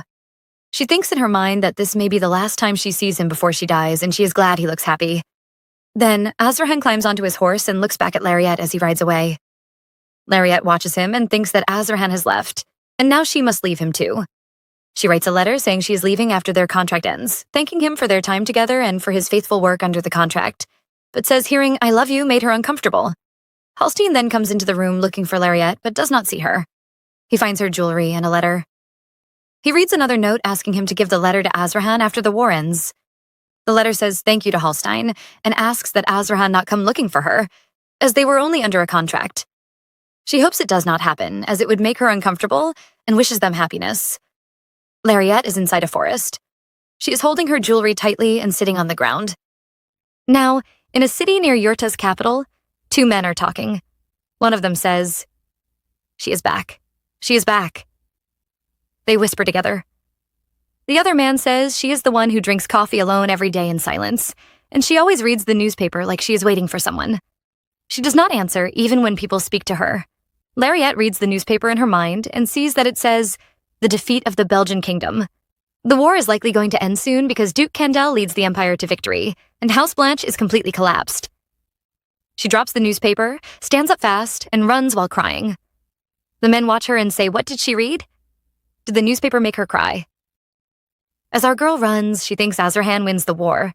She needs to know if he is healthy. She just wants to see him from afar and see his face. She quickly packs her clothes into her luggage.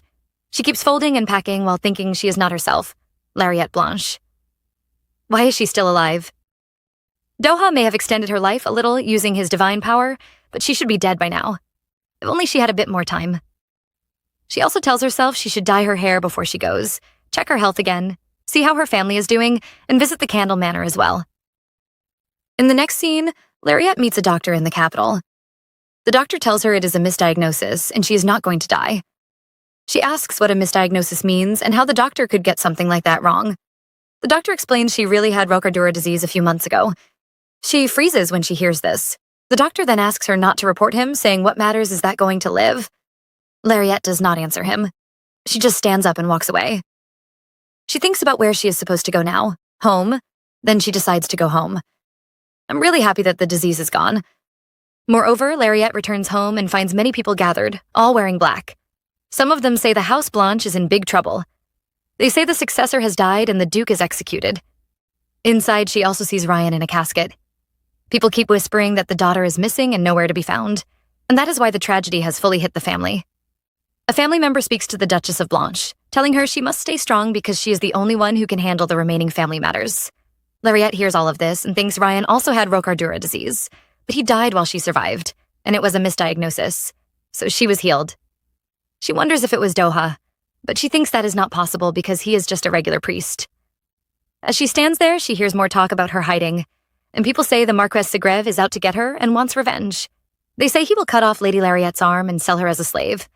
They also say Duke Candel ordered his knights to find her by any means, and that he is also very dangerous. People laugh and talk about revenge. Lariette thinks she has nowhere to go and does not know where she should be. This is getting worse than I expected. As Lariette walks away, people continue gossiping, saying Marquess Segreve is desperate for revenge and searching hard for Lady Lariette while Duke Candel is away. They repeat that he will cut her arm and sell her. And others say they heard the same thing from different sides, all talking about revenge and laughing together. At the same time, on a battlefield, Azrahan looks around and thinks in his mind that the battle is over. The last battle is over, and it is not far now. He thinks, wait for me, Lariette. As Lariette walks, she thinks about Azrahan. She wonders if he hates her now. She asks herself if he came looking for her just to get back at her for leaving. She tells herself it is her fault, and that she needs to make things right. She is sorry for leaving with only a letter and no explanation. She knows it must have hurt him a lot, but things are different now. She is no longer terminally ill. She has a future, and she can live by his side. Just as she is about to enter the building, she hears two guards talking. One asks if it is really true that the young lady is coming. The other says, what can a girl from a ruined family possibly do? He says she clearly came back to her lover's house. He also points out that Candle has no duke and no knight order right now, so if they use a little force to take her, no one will be able to stop them. He says it is the perfect chance to ruin Candel and that Marquis Segreve will clean up the mess. Our girl hears everything and runs back into the bushes. She tells herself she cannot go back in. She cannot hurt Azrahan again. She holds her pendant and wonders where things went wrong. She asks herself what she did wrong. Then she lifts her head and tells herself it is not over yet. Azrahan has not returned from his trip in a few years, so she still has time. She decides that when he comes back, she will face him and talk to him. She still has a place to return to. She stands up and walks away. Later that night, guards are out asking people about a woman with pink hair. Just then, Lariette walks by. A guard stops her and asks to see her face. She turns smoothly and tells him she is not the one he is looking for. She points out that she is blonde and not even a noble. The guard grabs Lariette and forces the cloth covering off her head. He tells her he just needs to check if her face matches. She thinks to herself about using magic, but decides against it. There are too many people around and it will draw too much attention. She knows her cover will be blown. She shouts at the guard, asking if he is really grabbing the wrong person. Just then, Doha appears. He tells the guard to stop and asks what he is doing to his wife. Lariette is shocked to see him and says his name out loud. He quietly tells her to be quiet. He then tells the guard that the woman they are looking for has pink hair and is single, and that she fits neither of those descriptions. The guard bows, but says the woman could be lying about being married. Doha tells him to stop and says it is not her. He moves closer to the guard and uses magic on him, telling him that her husband already said it is not her. The guard drops to the ground. Doha then tells Lariette to run, and both of them take off. As they run, she asks him what is going on and how he escaped. He tells her they need to keep running until she cannot be found. Doha really showed up at the right time. Back at the battlefield, Azrahan is covered in blood. He thinks about what it has cost him to be known as the Empire's greatest sword. He had to cut down many people and endure both revenge and contempt. People looked at him like a monster. They treated him like a bloodthirsty killer, a tool to be used whenever needed. No one ever saw him for who he truly was. Then his thoughts go to Lariette. He remembers a moment when she told him she was not afraid of him. He thinks that she was the only one who ever truly saw him. He thinks that life without her now feels distant. He tells himself he does not know how not to love her. He wishes he could hold on to her forever. Inside a tent at the war ground, a man points to a map and briefs Azrahan. He explains that they captured more than just the targeted area. He also shares that the Danube side is preparing to surrender, so they just need to apply the right amount of pressure and wait. Then he pauses and tells Azrahan that he will not hide. He says he does not know if Azrahan remembers him, but he saw him in the previous war too. He says back then Azrahan seemed hard to approach, but now he seems different. He asks if Azrahan is seeing things differently. Azrahan looks at him in shock. The man quickly bows his head and apologizes if he was rude. He says it is safe now and thanks him. He then tells Azrahan there is a small celebration for victory next door and invites him to join before bowing and leaving the tent. As he leaves, Azrahan thinks to himself, he never thought he would experience something like this. He believes it is because of Lariat. She gave him a new life, a life where he can live like a human. He thinks about returning from the war and seeing her smile at the door. He imagines her worrying about him and being relieved he is safe. He thinks about how excited she will be to tell him everything she did while he was gone. He realizes he cannot live without her. He decides that as soon as he returns, he will plan a trip and propose to her. Azrahan is planning a proposal already. I love to see it. Back at the mansion, Halstein and Melissa are in the middle of a serious discussion. Halstein asks Melissa if he has found her yet. He says they need to hurry before their master returns. Melissa replies that he is searching as hard as he can. He says he even tracked down the items she purchased before she left to figure out where she was going. He managed to piece together her entire schedule up until she met the commander. However, her trail has gone cold since she left, and her hair color would be different now, Melissa continues, saying that even if she is in the same place, they would not recognize her without knowing her face. He adds that the fact that she brought both travel supplies and hair dye makes it clear she planned everything. He also says that even if they find her, there is a good chance she will not come back willingly. Halstein says she must have her reasons and that she is not the type to leave without a word. Melissa then asks if he should tell the commander. Halstein says no. He says Azrahan is still on the battlefield and needs to stay focused on surviving. He believes that if he receives that letter, he will lose his composure. Back on a train, Lariat is seated with her box, thinking to herself that they could have ended up at the trade station. Just then, Doha interrupts her thoughts. He picks up her box and asks why she is there and whether she has not been planning to leave the capital. She tells him yes, and that since the Marquis is searching for her, leaving the capital was the right choice. He says that is settled then. But she asks him why he is coming with her and reminds him that he is a priest and that she wanted to stay at the temple. He tells her he has grown tired of the temple and has quit. She stands there in shock. Doha continues and tells her he has somewhere to go and suggests they travel together until their paths separate. He says 2 is better than 1. Lariat tells him this is not a trip, and that danger could come at any moment. She says she may not always be able to protect him, and that they cannot always escape like before. He tells her they are friends and that it is his decision, so he will never blame her. She stands there quietly looking at him. Then she sits down, looks the other way, and tells him to do whatever he wants. When they finally arrive at their location, our girl sees the bed and her eyes go wide.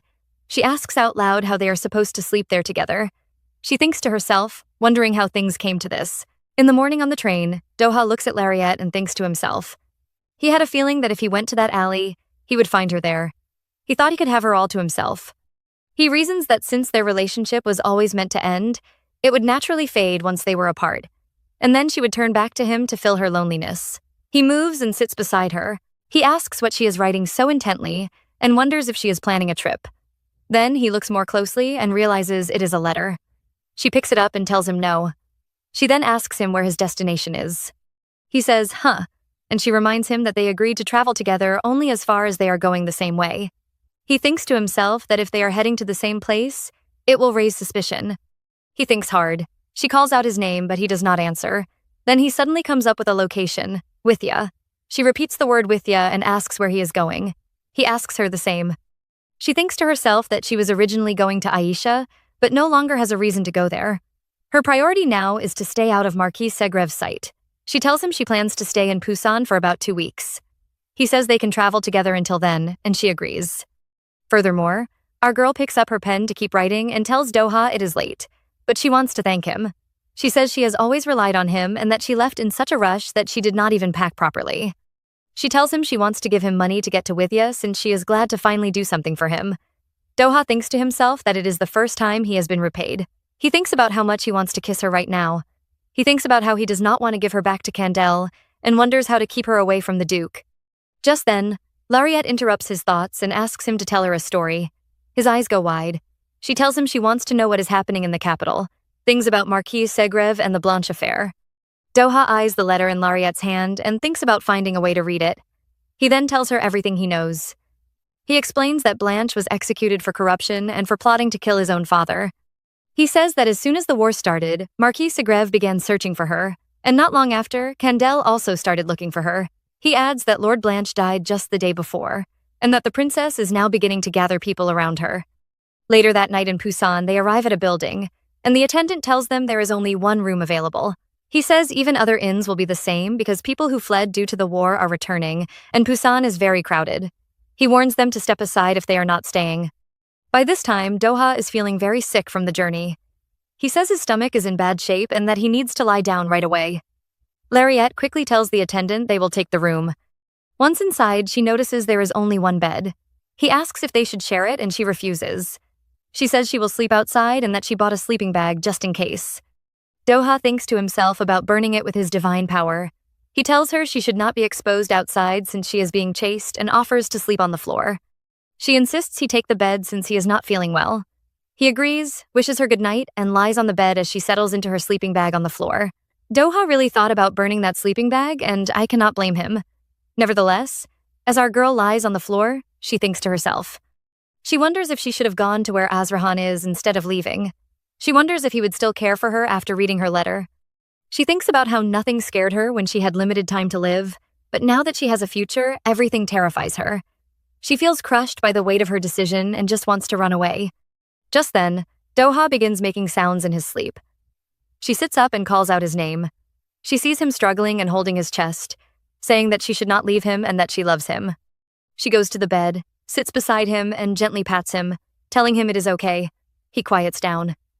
After a while, she falls asleep on the bed. Doha wakes up and carefully tucks her in properly. He kneels beside her on the bed, looks at her, and whispers for her not to leave him. Just when we thought we'd seen it all, the scene shifts, and Azrahan has just arrived back at his mansion. He asks in disbelief, "Lariette is gone?" Azrahan reads the letter Lariette left behind. In it, she says she had a great time, and that now that the contract is over, she is leaving. She thanks him for fulfilling it well. She also says that hearing him say he loves her feels burdensome, and asks if he is really planning to chase after her now that it is over. He squeezes the letter in his hand and says this kind of joke is not funny anymore. He runs through the mansion, shouting her name. He tells her he knows she is hiding and asks her to come out. He says it has been enough of a joke and begs her to come out, warning that he will get angry if she does not. He thinks to himself that he cannot believe it. He says the distance he felt was not his imagination. He reminds himself that she knew he loved her and that she said she loved him too.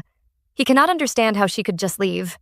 Just then, Halstein appears from behind and tries to speak. Azrahan cuts him off immediately.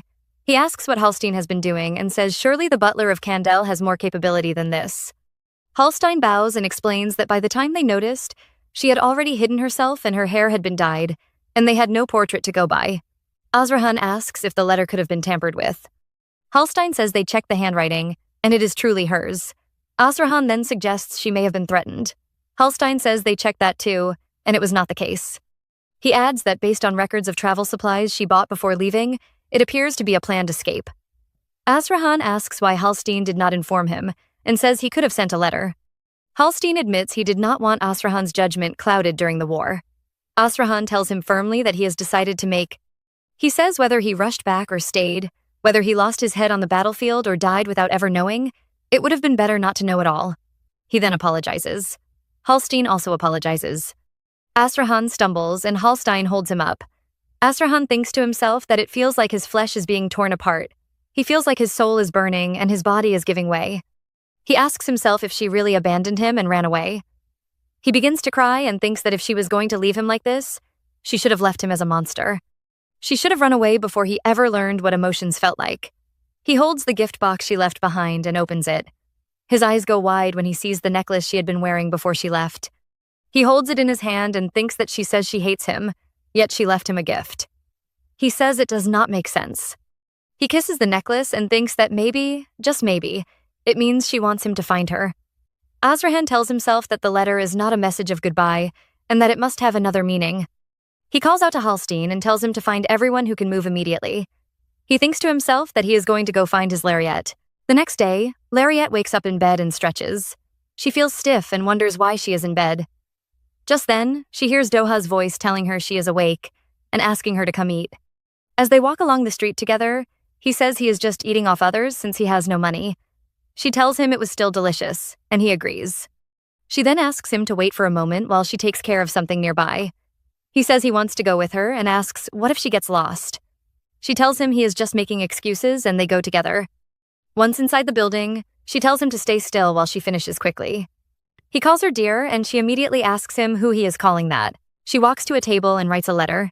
She instructs the lady there to make sure the letter is in good condition, to double-check the address, to have the money ready in advance, and to make sure it gets to Candle. She hands the letter over and steps away to attend to something else. However, Doha walks up to the lady and tells her he is with Lariat and that they would like to cancel the delivery. The lady says she needs to confirm with her first. He insists there is not much time and asks her to cancel it. She still hesitates. He tells her something was missing and that he will send it again later. He then calls out to Lariat, calling her dear again, and asks if they should go. She scolds him again for calling her that. The lady asks if they are a couple. He confirms it and tells her to cancel the letter. She does. As they step outside, he mentions there is a lot to see around, and she tells him to go check it out himself. He says he has to go with her and reminds her she is staying for 2 weeks. Now we learn what was written in that letter meant for Azrahan. In it, Lariat explains that she could not stay because people around her were being put in danger and that Marquis Segrev is looking for her. She tells Azrahan that the letter she left behind earlier was not sincere. She says she thought it was just a 3-month contract, but had to leave because of her situation. She admits she was so focused on her own problems that she did not think about how much she was hurting him. She apologizes and says she wants to clear up the misunderstanding properly. She asks him to come to Busan if he is willing to talk, and says she will stay for about 2 weeks. She asks if he is eating well and says she misses him desperately. Yet after reading every single word, Doha folds the letter and throws it in the bin. He thinks to himself that he does not want to lose her. I have never been more upset at a character in my life. Doha notices that Lariat is not happy. He moves closer to her and puts his arm around her shoulders, saying it must be uncomfortable to wear the same clothes for days. She agrees and suggests they go buy clothes. He thinks to himself that something feels off. He asks if she is going to choose for him, and she says, of course, asking if he will choose for her too. She says it has always been her dream to shop with a friend. He tells her to take her time and enjoy it fully. Inside the boutique, he tries on different clothes, and her eyes go wide.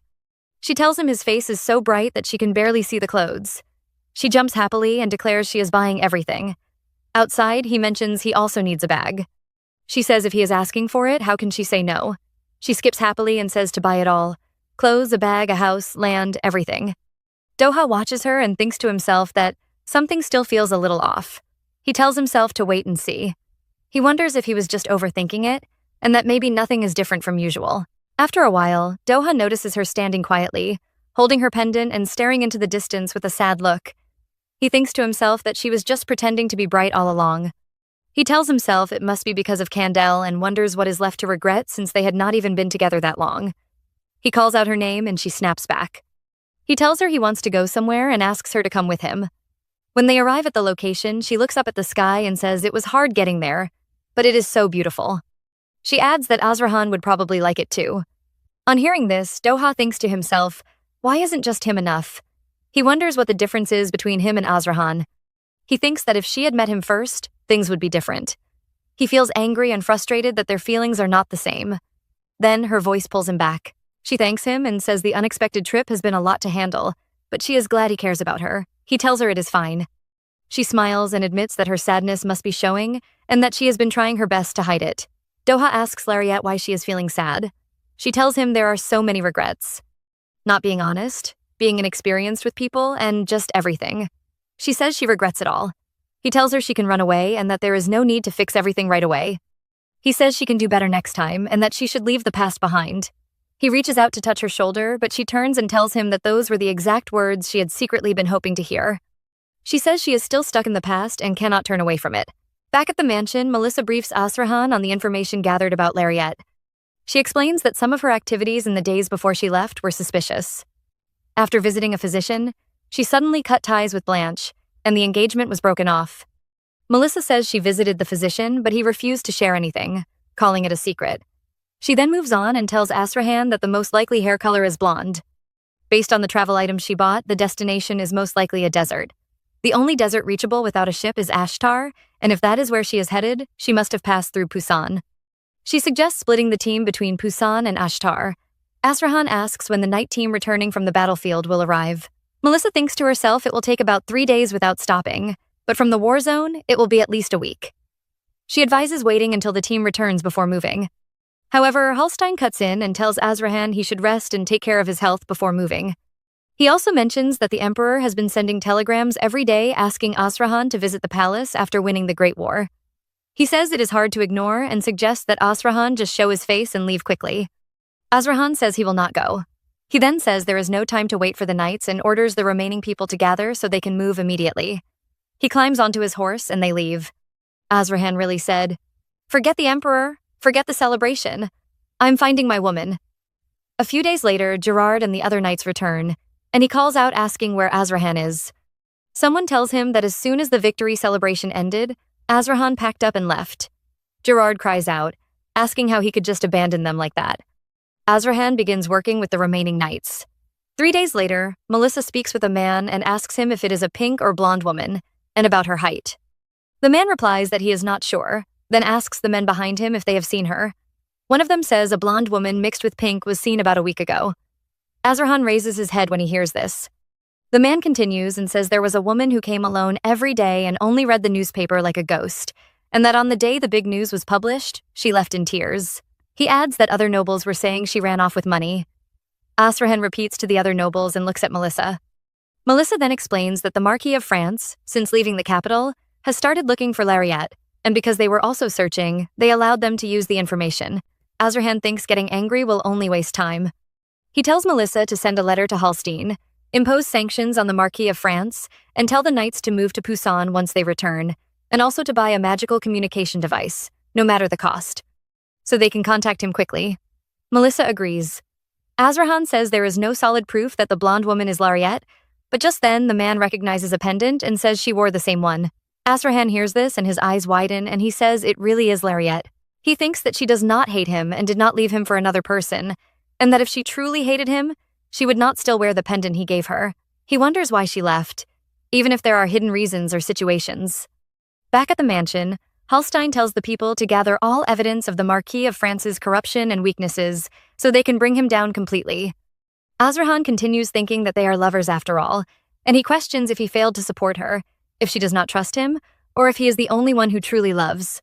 His thoughts keep going and he cannot sleep.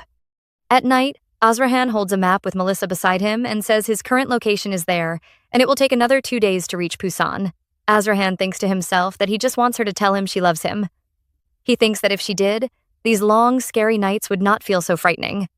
A few days later, Doha and Lariat are sitting outside a shop. He suggests they try a nearby place for dinner, and she tells him to do as he likes.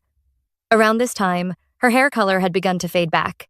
She asks him if he regrets quitting being a priest, since he was close with his seniors and must have grown attached to the temple.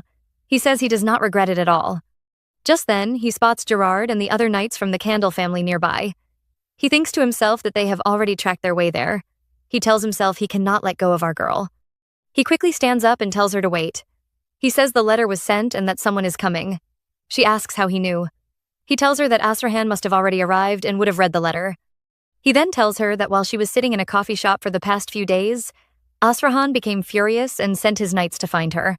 She tells him it must be a misunderstanding and that Azrahan was really just looking for her. Doha then tells her that they have been capturing everyone with pink hair and that no one has returned. He points out that the train takes 2 to 3 days, but it has already been a week. He says there are rumors that people with pink hair are being captured and killed without question, and asks if the timing seems too coincidental. Doha is really twisting this story, and I do not trust a single word he is saying. Nevertheless, Lariat tells him Azrahan would never do something like that. Doha pushes back and asks how she can be so sure. He asks her to think about what Azrahan was like before they got close and how he treated others who were not close to him. He asks if Azrahan could truly resent her and whether he is still the same loving person she once knew. He tells her that if Azrahan truly loved her, he would have come himself instead of sending knights to capture people. He tells her to run. His words hit right at her deepest fears. She thinks about Asrahan's past behavior, his intensity, and his anger, and worries that one day it could be directed at her. She fears that he may no longer love her and may be seeking revenge. She decides to board the train and leave. She thinks to herself, asking if Azrahan really wants revenge on her. Just as she is on the train, Azrahan appears and calls out her name. Gerard arrives and says to Azrahan that he should not have taken the train, but Melissa responds that he walks while searching for the lady's traces, and it takes longer than a train. Then Gerard comes closer and says they also arrived today and are looking for the lady's traces. He explains that their investigation focuses on a woman with golden and pink hair, and there is only one woman whose hair changes from gold to pink, so it is probably Lady Lariette. He adds that she pays in advance for a 2-week stay and shares a room with a man with white hair. Asrahan thinks that this white-haired man must be the priest, and he remembers when the priest says he has no other request. He then thinks, what does he desire? Lariette, that snake is just with him for a chance to strike. Azrahan asks Gerard where Lariette is, and Gerard says she is seen at the inn, but when they check, she has already left earlier today. Azrahan says if they leave now, they might catch them, but Gerard says this place is a transport hub, so it is hard to know if they move to Eder. He also says a letter is sent to Canva, and the white-haired man pretends to be her husband and takes it. He adds that the lady waits every day near the train station. He explains that the road to Isher is blocked by monsters. There are no direct trains, and they are still checking whether she goes to Isher or another place. If Isher is the destination, it is likely they take a train that detours to Withya. Gerard is about to continue, but a knight suddenly comes and shouts that there are sightings of them boarding trains to Withya and that the last train leaves today. Azrahan immediately runs and says just follow along, and the knights follow him as he rushes. Azrahan runs through the station and bumps into people, and someone says that if he hits someone, he should apologize and ask where he goes. Gerard follows behind and apologizes to them. The station man then shouts that the last train to Withya is departing as the train starts moving. Azrahan keeps running and jumps onto the train at the last moment. In addition, he can make it and says finally, but his knights are still behind. On the train, our girl sits with Doha, and she thinks that Azrahan cannot forgive her after everything. She also thinks about the other women who suffered because of her, and she wonders if Azrahan really did those things. She feels she must make things right and go to Azrahan for revenge. She feels weak and wants to disappear, and she feels like there is no reason to live if Azrahan does not love her. Doha calls her name, but she does not answer and stays in her thoughts, feeling ashamed to show this weak side. Then the train stops and people shout. Doha holds Lariette and asks what is happening. People look outside and say it is a monster, and it is horrible, and it has already come from the village below Pusan and reached this far. Everyone panics and thinks they may die. A child cries and says he is scared. Lariette hears the child and says there is a kid and she must go out. Doha tells her not to go and says others will handle it and it is too dangerous, but she says she does not care. She opens the door and sees Azrahan and she calls his name. He also calls her name and asks if it is really her. Lariette cries and apologizes for deceiving and hurting him, and says that if he came to kill her, she would accept it. Azrahan cries and says that is not what matters and tells her to come back together while reaching his hand. Then a monster appears, and Azrahan takes his sword and attacks it, thinking he must finish it quickly and take Lariette with him. As a result, Lariette shouts and asks if he is okay, and tells him to come to her compartment because the connection is broken and she will jump. Doha holds her and stops her from jumping, and Azrahan also says it is dangerous. Doha says they can meet at the terminal, and jumping now will cause injury. Lariette cries and says they finally made it, but she cannot fall again. She then shouts to Azrahan that the train is going to Withya as the other compartment moves away. Azrahan stands and thinks that seeing her in person makes it real, and that she does not hate him. He also thinks that even if she goes to the end of the world, he will find her. Please, don't let Lariette slip away from your hands again. Lariette is standing with Doha. Doha asks her if she just saw it, and says Azrahan finally came after her with a sword, and he asks if the Duke of Candle really loves her. Lariette replies that Azrahan did not dislike her, and it is not revenge, but he wants to see her. She also asks Doha to wait at this distance. Then, people in the crowd start mumbling that the monster must have been dealt with and that the woman took care of it. Lariette tells the people not to worry, and says she will protect them until they reach Withya. Just then, the monster appears again and breaks through the glass. Doha pushes her away and immediately uses his magic on the monster. Lariette shouts at him and says, Doha, you are not a lower-level priest. Doha replies that yes, he is not. Lariette looks at him and thinks that the higher the divine power, the higher the priest's rank, and that he becomes like a monster to them. Doha then asks if she is disappointed in him. A lady from the crowd speaks while holding her child and asks if he is a priest. and begs him to heal the child after glass went into him, saying sorry again and again. Another person says he also has a shard stuck inside him, and another man says the same. Doha says, of course. Lariat hears this and thinks that with this level of divine power, he must be in a very high position, like the next pope, and that the one healing even incurable diseases is Doha. She then thinks that she is thankful for saving her life, but she feels hurt that he has been deceiving her all this time, and wonders if Azrahan felt the same.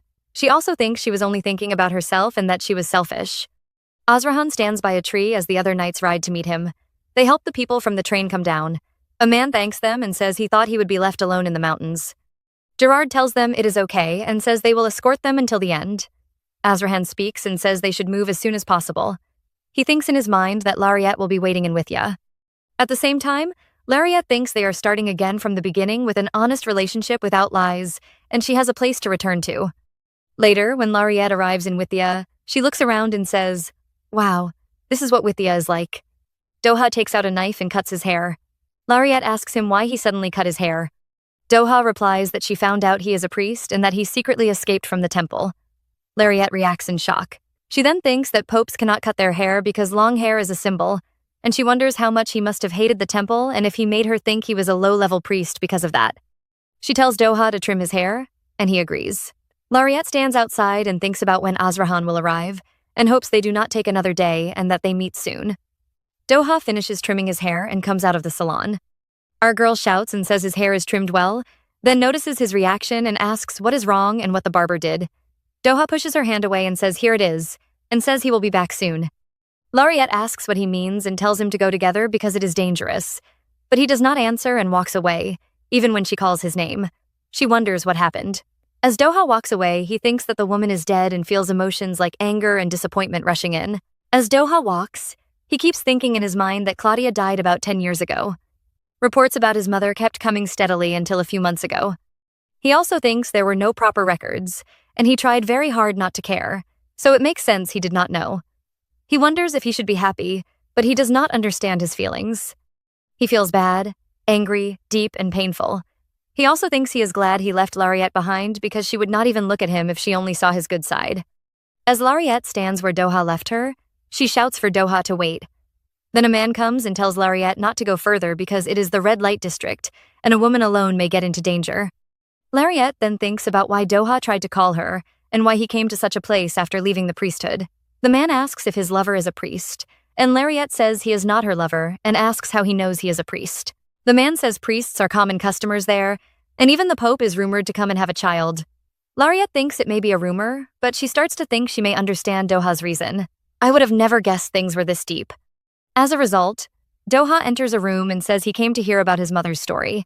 The lady there asks who, then realizes and says he is Claudia's son, and asks his name. He says, Doha. The lady says the little brats who used to beg for bread have grown. He then asks her to speak, when, how, and why, and who killed his mother. The lady thinks Claudia had a pretty face but very great pride, just like him in the same position, and she finds it silly. Then she speaks and says Claudia died less than a month after he left because of him. She says Claudia kept begging priests to arrange a meeting with Doha, and a high-ranking priest came and killed her. Doha thinks she still begged even after he left her, and he wonders why a priest killed his mother. He also thinks she lived in a good house with no money problems, and even though he was angry with her, he stayed connected to the temple so she would not starve. The lady then asks why he looks like that and if he knew nothing. They tell Doha that they raised him in a better place. They also promise his mother that she will see him often, so she lets him go. Doha thinks in his mind that she did not abandon him and that she loved him. He questions what that even means because his mother is already gone. He then asks the lady who killed her. The lady asks again and then says it was a high-ranking priest. She also mentions red eyes. At that moment, Doha remembers High Priest Hibalpa. Doha thinks in his mind that it is High Priest Hibalpa, and he clenches his fist. His thoughts become only revenge, again and again. Then another lady comes out and calls him a guest, but the first lady says he is Claudia's son. They begin to talk, saying Claudia acted proudly because her lover was a high priest, and that is why she got herself killed. Another lady asks if she reported her, and she replies that she only informed them to protect the client's reputation, saying Claudia went too far without knowing her place. Doha then stops working and turns around. His eyes glow, and he thinks only of revenge, and in that moment, there is bloodshed on the floor. After that, he steps out of the room and meets Lariat. There is a bloodstain on his waistcoat. He tells our girl that he told her not to come. Lariette says a merchant told her this is that kind of place, and she thought he was in danger, so she came as a friend to help.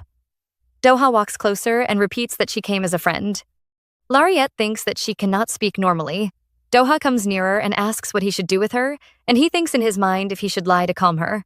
Doha then tells Lariette he never considered her a friend. He thinks in his mind that he must take Lariette and escape far from the Duke.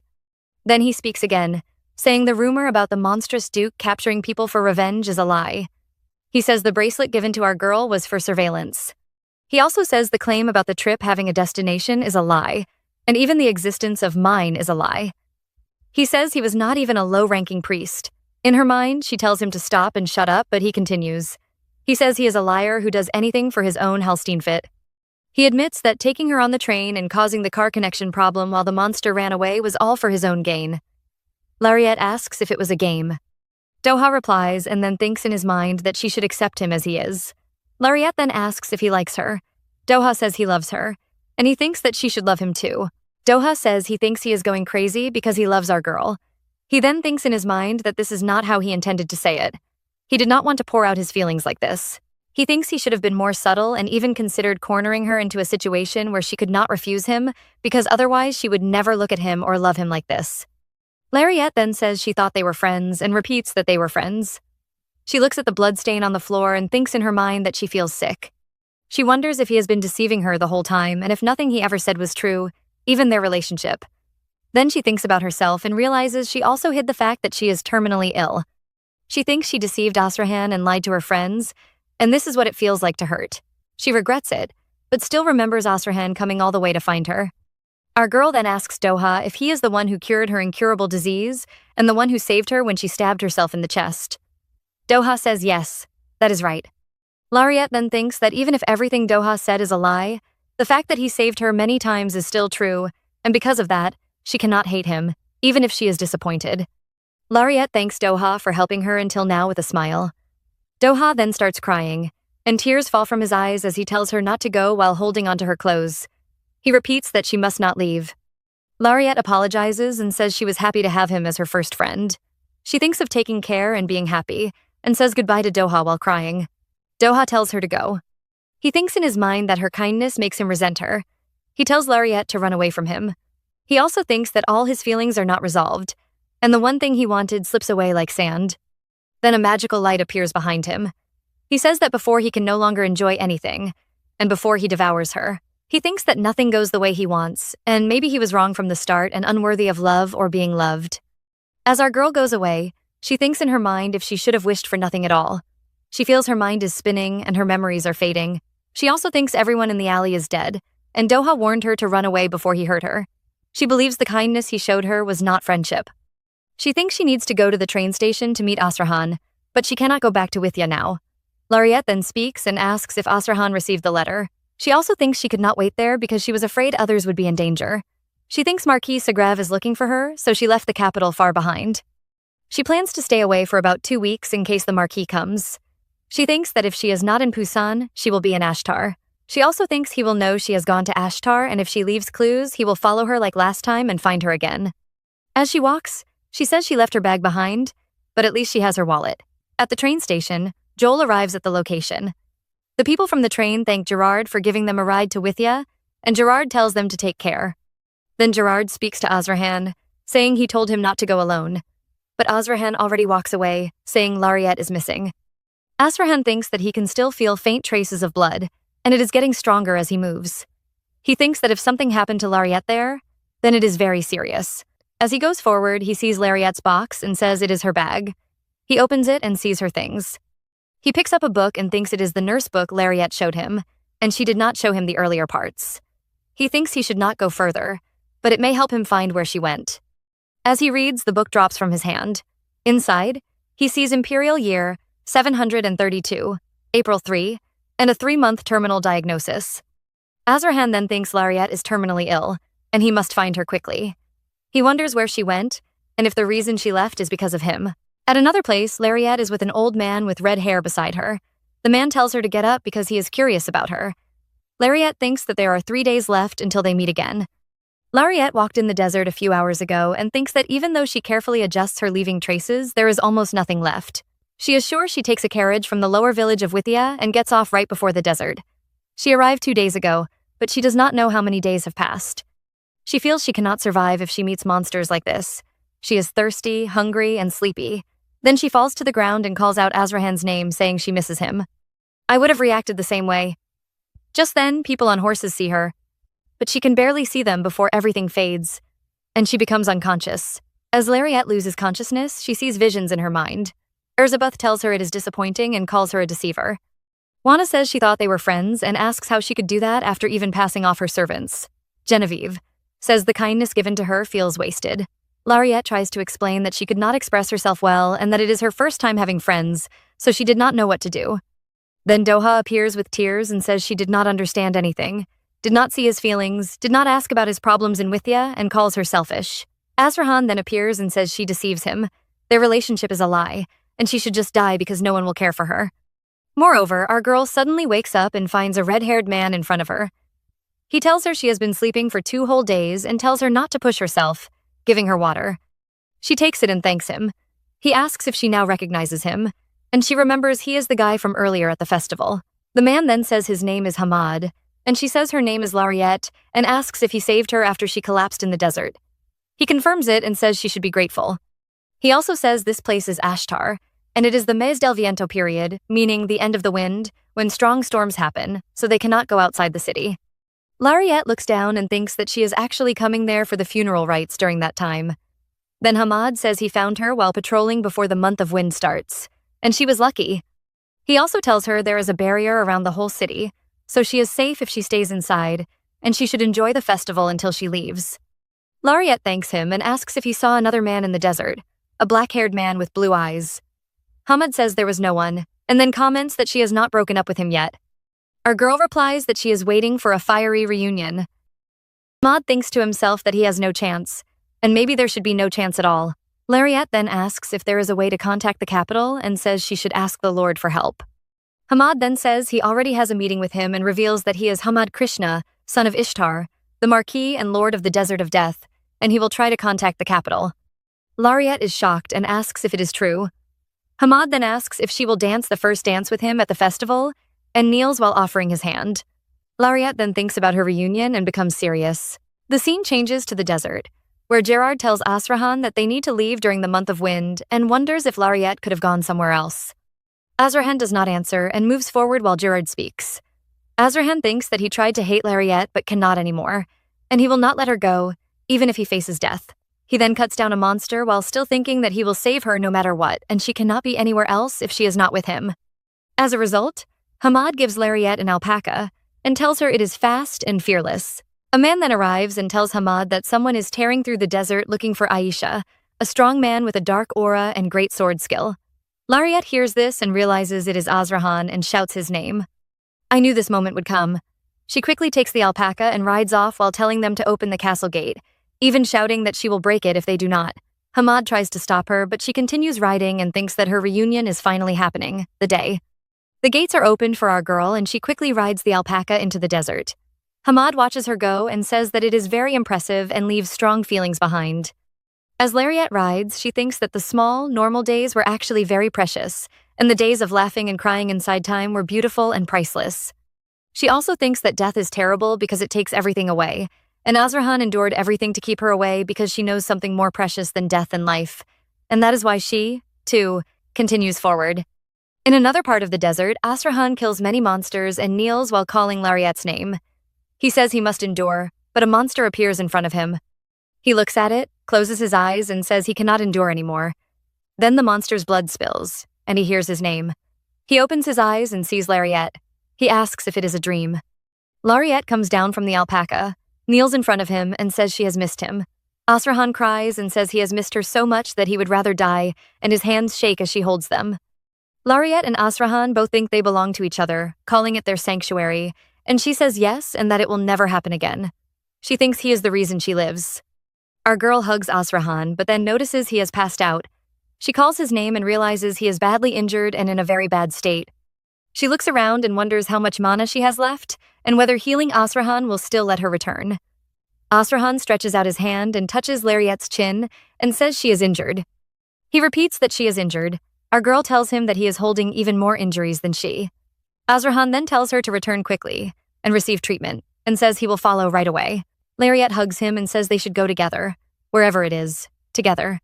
Lariet then thinks that there was a time she had no attachment to life, and a time she wanted to leave badly.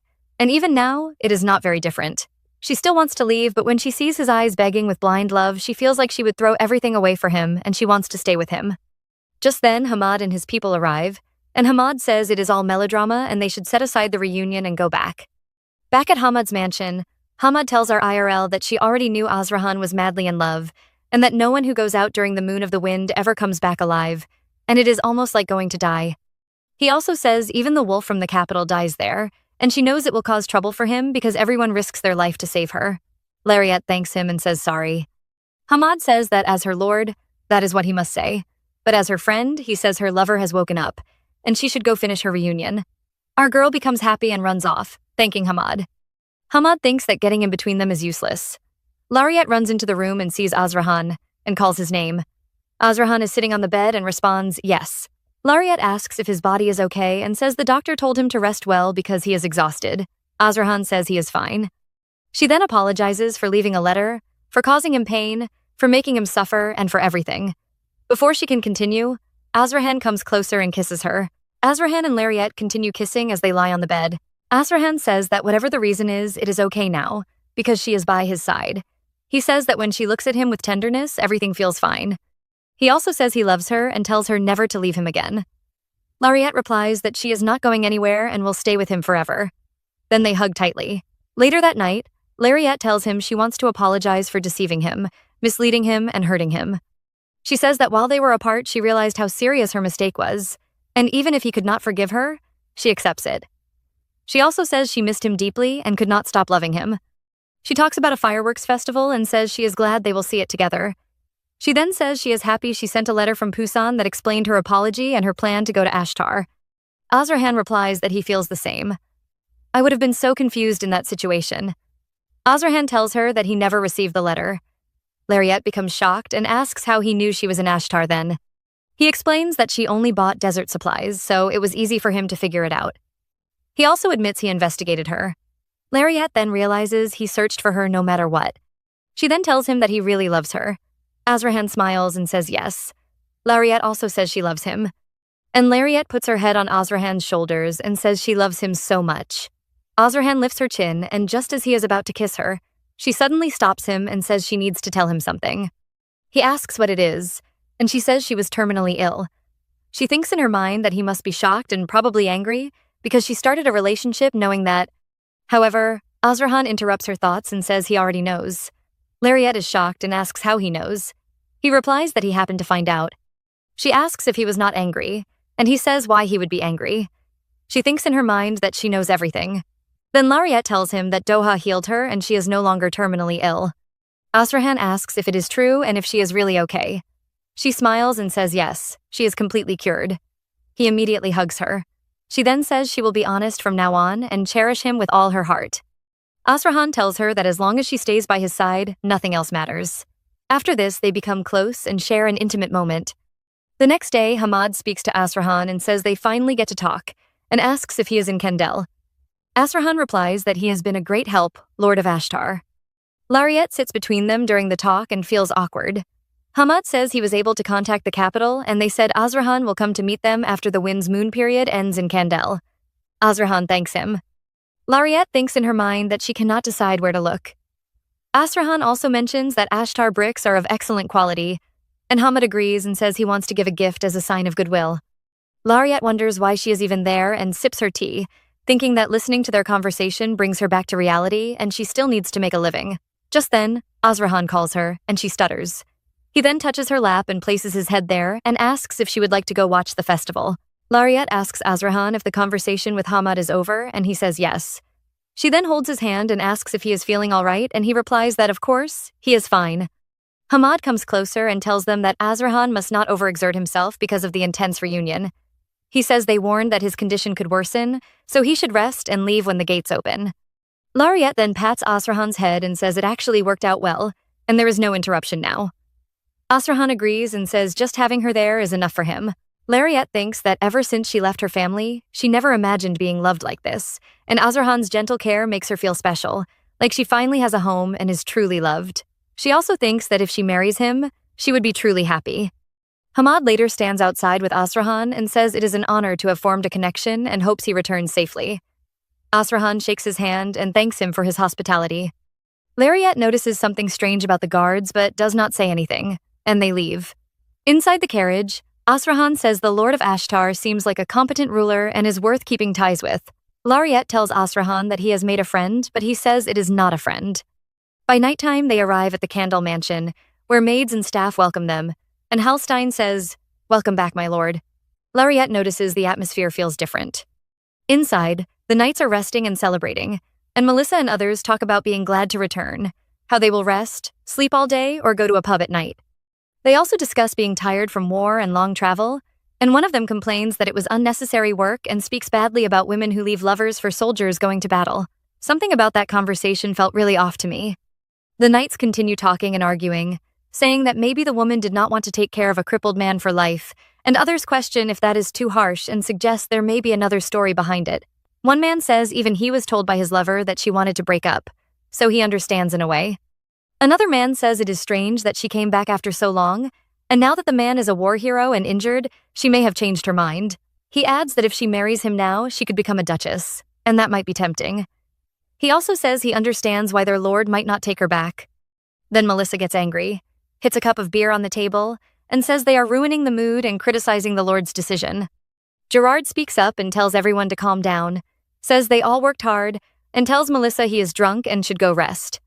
Melissa denies being drunk and argues back. The knights start murmuring that maybe they went too far, but some still feel bitter. Melissa then says they should not forget the Lord gave them a good life and food, and now they complain after easy, unfair work, and she does not understand their attitude. Gerard then tells Melissa that not everyone is as strong as she is and says she did a good job while holding her. Melissa reacts strongly and tells him to stop holding her. Gerard then says he will keep her by his side forever, and Melissa threatens him and tells him to know his limits. Moreover, Halstein speaks to the maids and says Lariette has returned and that by the Lord's orders, her chambers will not be joined, and someone must attend to her, asking if anyone will do it. He then thinks in his mind that this is how it ends and wonders what she will do now. Lariette then thinks in her mind that she called out for so long, but no one came. Lariette thinks that she has forgotten she is more used to situations like this, and that it was even worse when she was in the Blanche, so she feels it is not a big problem. The next day, Asrahan enters the room and cannot find Lariette. He goes in and out searching for her, but still does not see her. He then opens the bathroom door and finds her lying in the bathtub with her eyes closed. He asks what is going on and sees that the room is in a bad state, with the water left until it becomes cold. He thinks that if it had stayed like that longer, it could have become serious, and he recalls everything they went through to bring her back. He also learns that no one volunteered to take care of our girl. Halstein says they need to discuss it properly, and that he will reassign the maid who was in charge before. Azrahan calls out Halstein's name and goes after him, but Halstein insists there is nothing more they can do. He walks away and says Lariette saved the master's life, and they are grateful, but he questions if it is necessary to welcome her back after she already left. He says he saw how much pain the master went through because of her and cannot accept seeing that again. He suggests that since the curse is lifted, Azrahan could find another match with better conditions. He also says he will do anything for the master's happiness and is willing to be dismissed if needed, but the care situation must be decided. Then a priest arrives and explains that our girl is weak from overworking and long stress, and now that she is relaxed, her body has given out, but she will recover with rest and should not be disturbed. Azrahan sits in his office and thinks deeply, realizing he did not notice how unwell Lariette was. He blames himself for being too busy and not checking on her. He also thinks that if Halstein feels this way, many people in the house may already be against her. He considers replacing all the staff, but worries she might not get proper care. He feels managing people is harder than expected, and wonders if he has ruined everything. He thinks about what he should do next. Azrahan thinks in his mind that if only he were as capable as the Lord of Ashtar. Then he gets an idea when he notices a magic communication device and thinks that maybe he can use it to manage things. Lariette is seen sitting on her bed and she thinks that her body feels refreshed, and a dedicated maid must have been assigned to her. She also thinks she believed the people in the house might not welcome her, but it is harder than she expected. Just then, Azrahan pulls her back into the bed and hugs her. Lariette looks at him and thinks he is adorable. She holds his face and asks when he arrived and why he is sleeping next to her. Azrahan replies and apologizes, calling her his lord, and Lariette thinks that even though he is like this, he still needs his own strength. Azrahan then calls her name with his eyes half open. She tells him to rest more, but he says he is already awake and asks if she is feeling all right. She says yes and thanks him. Azrahan apologizes again, saying he failed to notice she was unwell and neglected her, and that he will make things right if given time. Lariette tells him it is okay and not his fault, and that it is her problem to solve. Azrahan is shocked by her words. The next day, Lariette thinks she must handle things herself and not rely on Azrahan, or it will not be her own effort. She thinks she is not good at socializing, but is good at her work. She then goes to Hallstein's office and calls his name. Hallstein looks up, and Lariette thinks she will solve things by doing what she is best at, and she offers to help with reviewing letters. Later, Erzabuth speaks with Duke Azrahan and suggests he consider marrying the princess. However, Azrahan interrupts and says he already has someone. He then thinks about Lariette and that he does not know how she will handle things, and he refuses the proposal. He also thinks she must stay by his side. I didn't expect him to reject it so quickly. Azrahan remembers his earlier call with Hamad, where Hamad told him that the young lady is being ignored and that time will fix it, but for now, he has two choices. He said Azrahan should either show her usefulness while she stays in the mansion or secure her position through marriage. Back in the present, Azrahan speaks to the emperor and asks why she was refused. The emperor replies by asking if the duke already has someone in mind for marriage and wonders who it could be, saying he has never heard about any marriage talk. People in the crowd start talking, saying that after everything that happened, he did not come to the palace, and they wonder if there was a reason. Erzabuth in the crowd says she does not understand why people care about others' love lives, and says it is a bother. And if there is already a fiancé, she accepts it. Then others say the duke's lover is the last direct descendant of the Blanche family, Lady Lariette. The scene shifts back to the mansion, where our girl speaks to Hallstein and says unnecessary spending should be reduced. She says money is not a problem, but saving where possible is better, and saved funds can be donated in the duke's name to improve public opinion. She adds that spending to show wealth is also an option, but a modest image is better when helping war victims. She also says that if Azrahan wants to keep the current image of the Candel family, that is fine. Hallstein tells her she is doing well and is surprised by her. Lariette says she managed all matters in the Blanche family before, but did not mention it earlier. She adds that no matter how hard she tried in the Blanche, opinions and funds never improved, but she hopes Candel will succeed through effort. She also thanks Hallstein for his management and says she is only learning and observing. Hallstein replies that he is grateful for her help in areas he could not handle. He then thinks that the Duke is struggling and still holding pride as his family falls apart, while the Duchess spends money carelessly at social events. Hallstein thinks that the young Duke always traveled and lived in luxury, so he assumed the young lady was the same. He once thought she was the only reasonable one in that family, but he now realizes he judged too quickly. He reflects that she was rarely seen in social events and only visited salons once in a few years, with no real friends. He also thinks the Duke's daughter existed and that she must have carried all the family problems and pressure alone. He realizes she may have been holding everything together, and it is hard to expect kindness from a family full of pressure and pain. He also thinks it is not easy to blame someone who has not caused harm. Lariette tells Hallstein that she knows he must dislike her. He is shocked and asks what she means. She says he cares deeply for Azrahan, so she assumes he would naturally dislike her. Hallstein tries to deny it, but she continues, saying he is like a father figure to Azrahan, though he corrects her. She then says that when he is with Azrahan, the affection is clear and it feels almost enviable, and she wishes she had grown up with that kind of care. She then explains she left Candel because she was terminally ill. Hallstein is shocked and asks if she was really terminally ill. Our girl says she thought her death would be too painful for Azrahan to witness, so she did not want him to see her dying. She explains that their relationship began with misunderstandings, but they later understood each other and accepted their feelings. She says she realized too late that leaving was a mistake because she could not live without Azrahan, so she returned and promised not to hurt him again. Hallstein cries and apologizes for not knowing. Lariette comforts him and tells him not to apologize, and she says he could not have known. He then asks about her health, and she says she is still holding on. He feels relieved. As a result, Lariette thinks she expected Hallstein to hate her, so she tried to prove her usefulness, but now she feels maybe she did not need to do that, and should have just apologized honestly. She then says she really likes Candel because it feels warm and kind. Hallstein suddenly panics and says he will discipline a servant properly. Later that day, Azrahan returns home, and Lariette welcomes him at the door, smiling and calling out to him. She runs to hug him, and they kiss. Azrahan then remembers his earlier talk with Erzabeth, where she told him our girl had returned. He had said he brought her back because he felt like he might die without seeing her. Erzabeth had asked if he had proposed, and he said not yet because he is unsure how to do it, and he even asked her for help.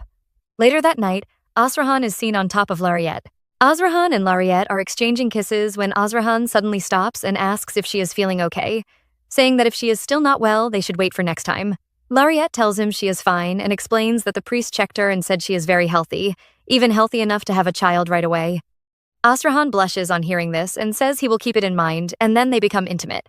The next day, Lariette meets her friends, and they all greet her happily and say she is back. Genevieve asks if she enjoyed her trip, and Lariette says yes, and thanks them. She then says she has something to tell them about the trip, but Erzabeth asks her to keep it brief. Lariette says she went because she was terminally ill. Erzabeth is shocked, and immediately asks her to explain in detail. Lariette explains everything, and they all hug her. Erzabeth says she had no idea she went through such hardship. Juana says it is unforgivable that she only said it now, but she is glad Lariette is healthy. Genevieve says it must have been very hard for her. Lariette asks if they are forgiving her, and Genevieve says there is nothing to forgive and that she understands it was hard to speak about. Juana agrees and says it was not easy to say. Juana also mentions rumors connected to Blanche and a worse situation, but Erzabeth covers her mouth and stops her, then suddenly asks Lariette if she plans to marry Duke Candel. Lariette and the others blush at the question. Lariette says, of course, she wants to. Erzabeth then asks how she wants to be proposed to. Lariette says she does not have a specific romantic preference, but she has some things she dislikes. She then asks about the Blanche situation. After they explain, she thinks that she knew the Blanche family would continue. In another scene, Erzabeth says to Azrahan that Lariette doesn't like overly extravagant things like filling a carriage with flowers or using very large jewels, and she asks if Azrahan has prepared something like that. She then realizes why Azrahan asked for help and says it makes sense. Azrahan then asks what kind of proposal Lariette likes best. Erzabeth replies that she cannot believe she is having this conversation with him and says Lariette would prefer something simple, like a proposal, during time spent in a nice place. Erzabeth remembers Joel and Anna and mentions that the wizard Joel they recommended and Anna, the servant sent to the Juana residence, are doing well. She then suggests that Candel should have a dedicated wizard and that Lariette should have a familiar maid instead of someone she is not close to. Azrahan agrees and says he understands. Erzabeth tells him he is quick to understand, but Azrahan asks if that is really okay and says he still needs a wizard. He also mentions that the princess has been acting strange lately and says he is only guessing. Erzabeth reacts and asks if it is that obvious, then feels relieved when Azrahan says it is not. She then asks if he intends to help, but Azrahan stands up and says it is too early to decide because he has many duties from His Majesty, and leaves. Erzabeth sits back, smiles, and says he must be careful because it involves the throne succession. Later that night, our girl sits on the bed holding roses with more roses around her. Lariette sits alone, thinking that she cannot stop thinking. She then says that Azrahan is late again today. She picks up the roses, pulls them apart, and spreads them around. After that, she lies down on the bed in frustration and thinks in her mind that she does not understand why she feels like this. Later that night, Azrahan returns home and finds Lariette already asleep. He carries her and places her properly on the bed. He looks at her, smiles, and says she prepared everything for him, and he apologizes for being late. He says once his busy work is over, he will stay with her. He kisses her on the cheek and tells her to wait for him, then holds her hands and calls her, my Lariette. The next day, Lariette wakes up and sees that Azrahan is not there. She wonders if he did not come back at all and feels confused. She clenches her bedsheet tightly, then stands up and walks away.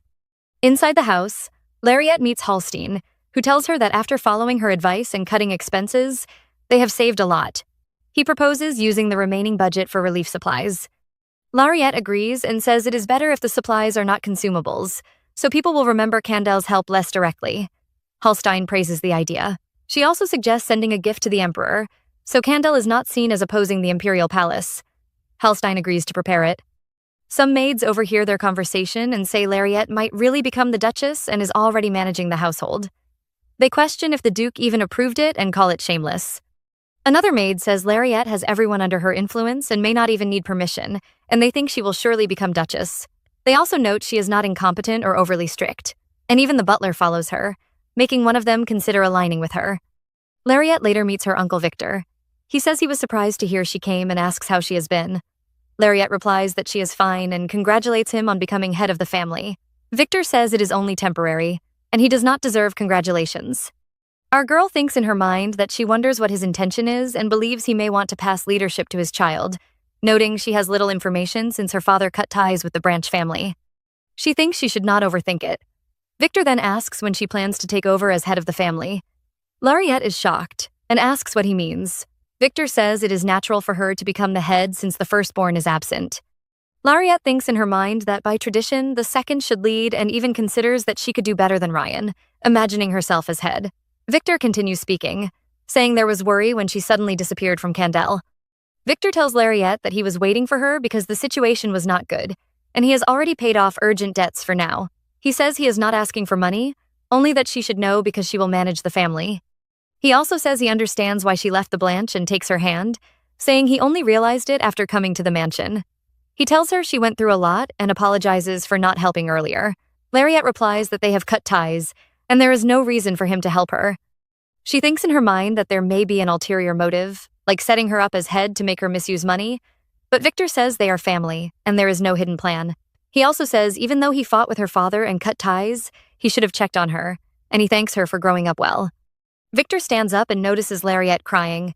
She thinks in her mind that these are the words she always wanted to hear from a parent. Victor asks why she is crying, goes closer, supports her, and tells her she has done well and endured everything.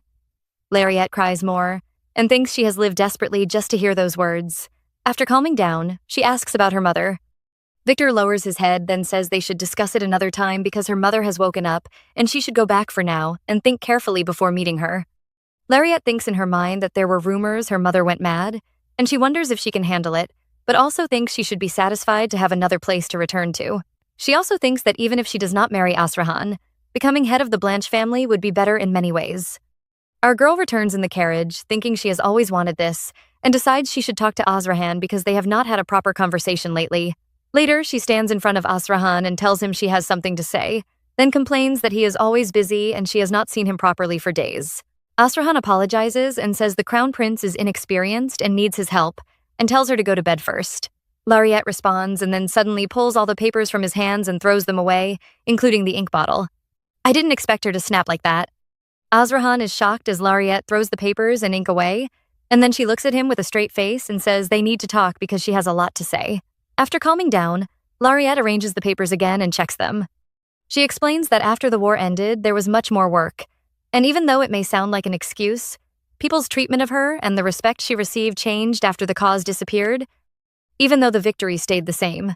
She says she began helping the crown prince and that the emperor will likely step down soon. She adds that the crown prince is still inexperienced, so there is a lot of work, and even though she was trained for it, she still feels she is not enough. She apologizes for making Asrahan feel lonely and says she will finish work quickly and stay by his side. Our girl looks at Asrahan quietly, then speaks and says she understands that he is busy and has no time for her, and that it was hard for him to ask her for help. Asrahan tries to speak, but she interrupts him and says he could still have been by her side and spent time with her while she worked. She says she never asked for anything big, only to be with him. Asrahan stays silent and thinks her eyes look red, and wonders if she cried. Lariette then tells him she went to the Blanche today. Asrahan is shocked and asks when and if she is all right. She then says she wants to become the head of the Blanche family. She says she came to ask for his opinion. Asrahan replies that he must oppose it. Lariette asks why, and after a pause, Asrahan says that a reason is necessary. Lariette accepts this, but thinks about whether he wants to marry her or stop her from gaining power. She thinks she knows loneliness and that without power, she would lose everything. She also thinks that if Asrahan truly wanted to marry her and told her not to become head, she would have given up the title, and that one word from him would have been enough. But he did not say it, making her question his true intention. Our girl stands up and says she understands and will consider it. She says the conversation is over, and apologizes for disturbing Asrahan while he is busy. As she walks away, Asrahan calls her name and tells her that Joel, the one she connected to the royal family, said he would teach him magic, and Anna also confirmed she will come to serve her. Lariette, still facing away, says that it's good to hear. She leaves the room and says she is very tired and will go to bed first, telling him not to overwork himself, then slams the door. Asrahan sits down, frustrated, and holds his face. Lariette lies on the bed thinking she should not have spoken like that and that she acted too emotionally and rushed for a proposal. She feels she could have had a more mature conversation and wonders why she is like this. Then Asrahan sits beside her on the bed and tries to touch her, but pulls his hand back.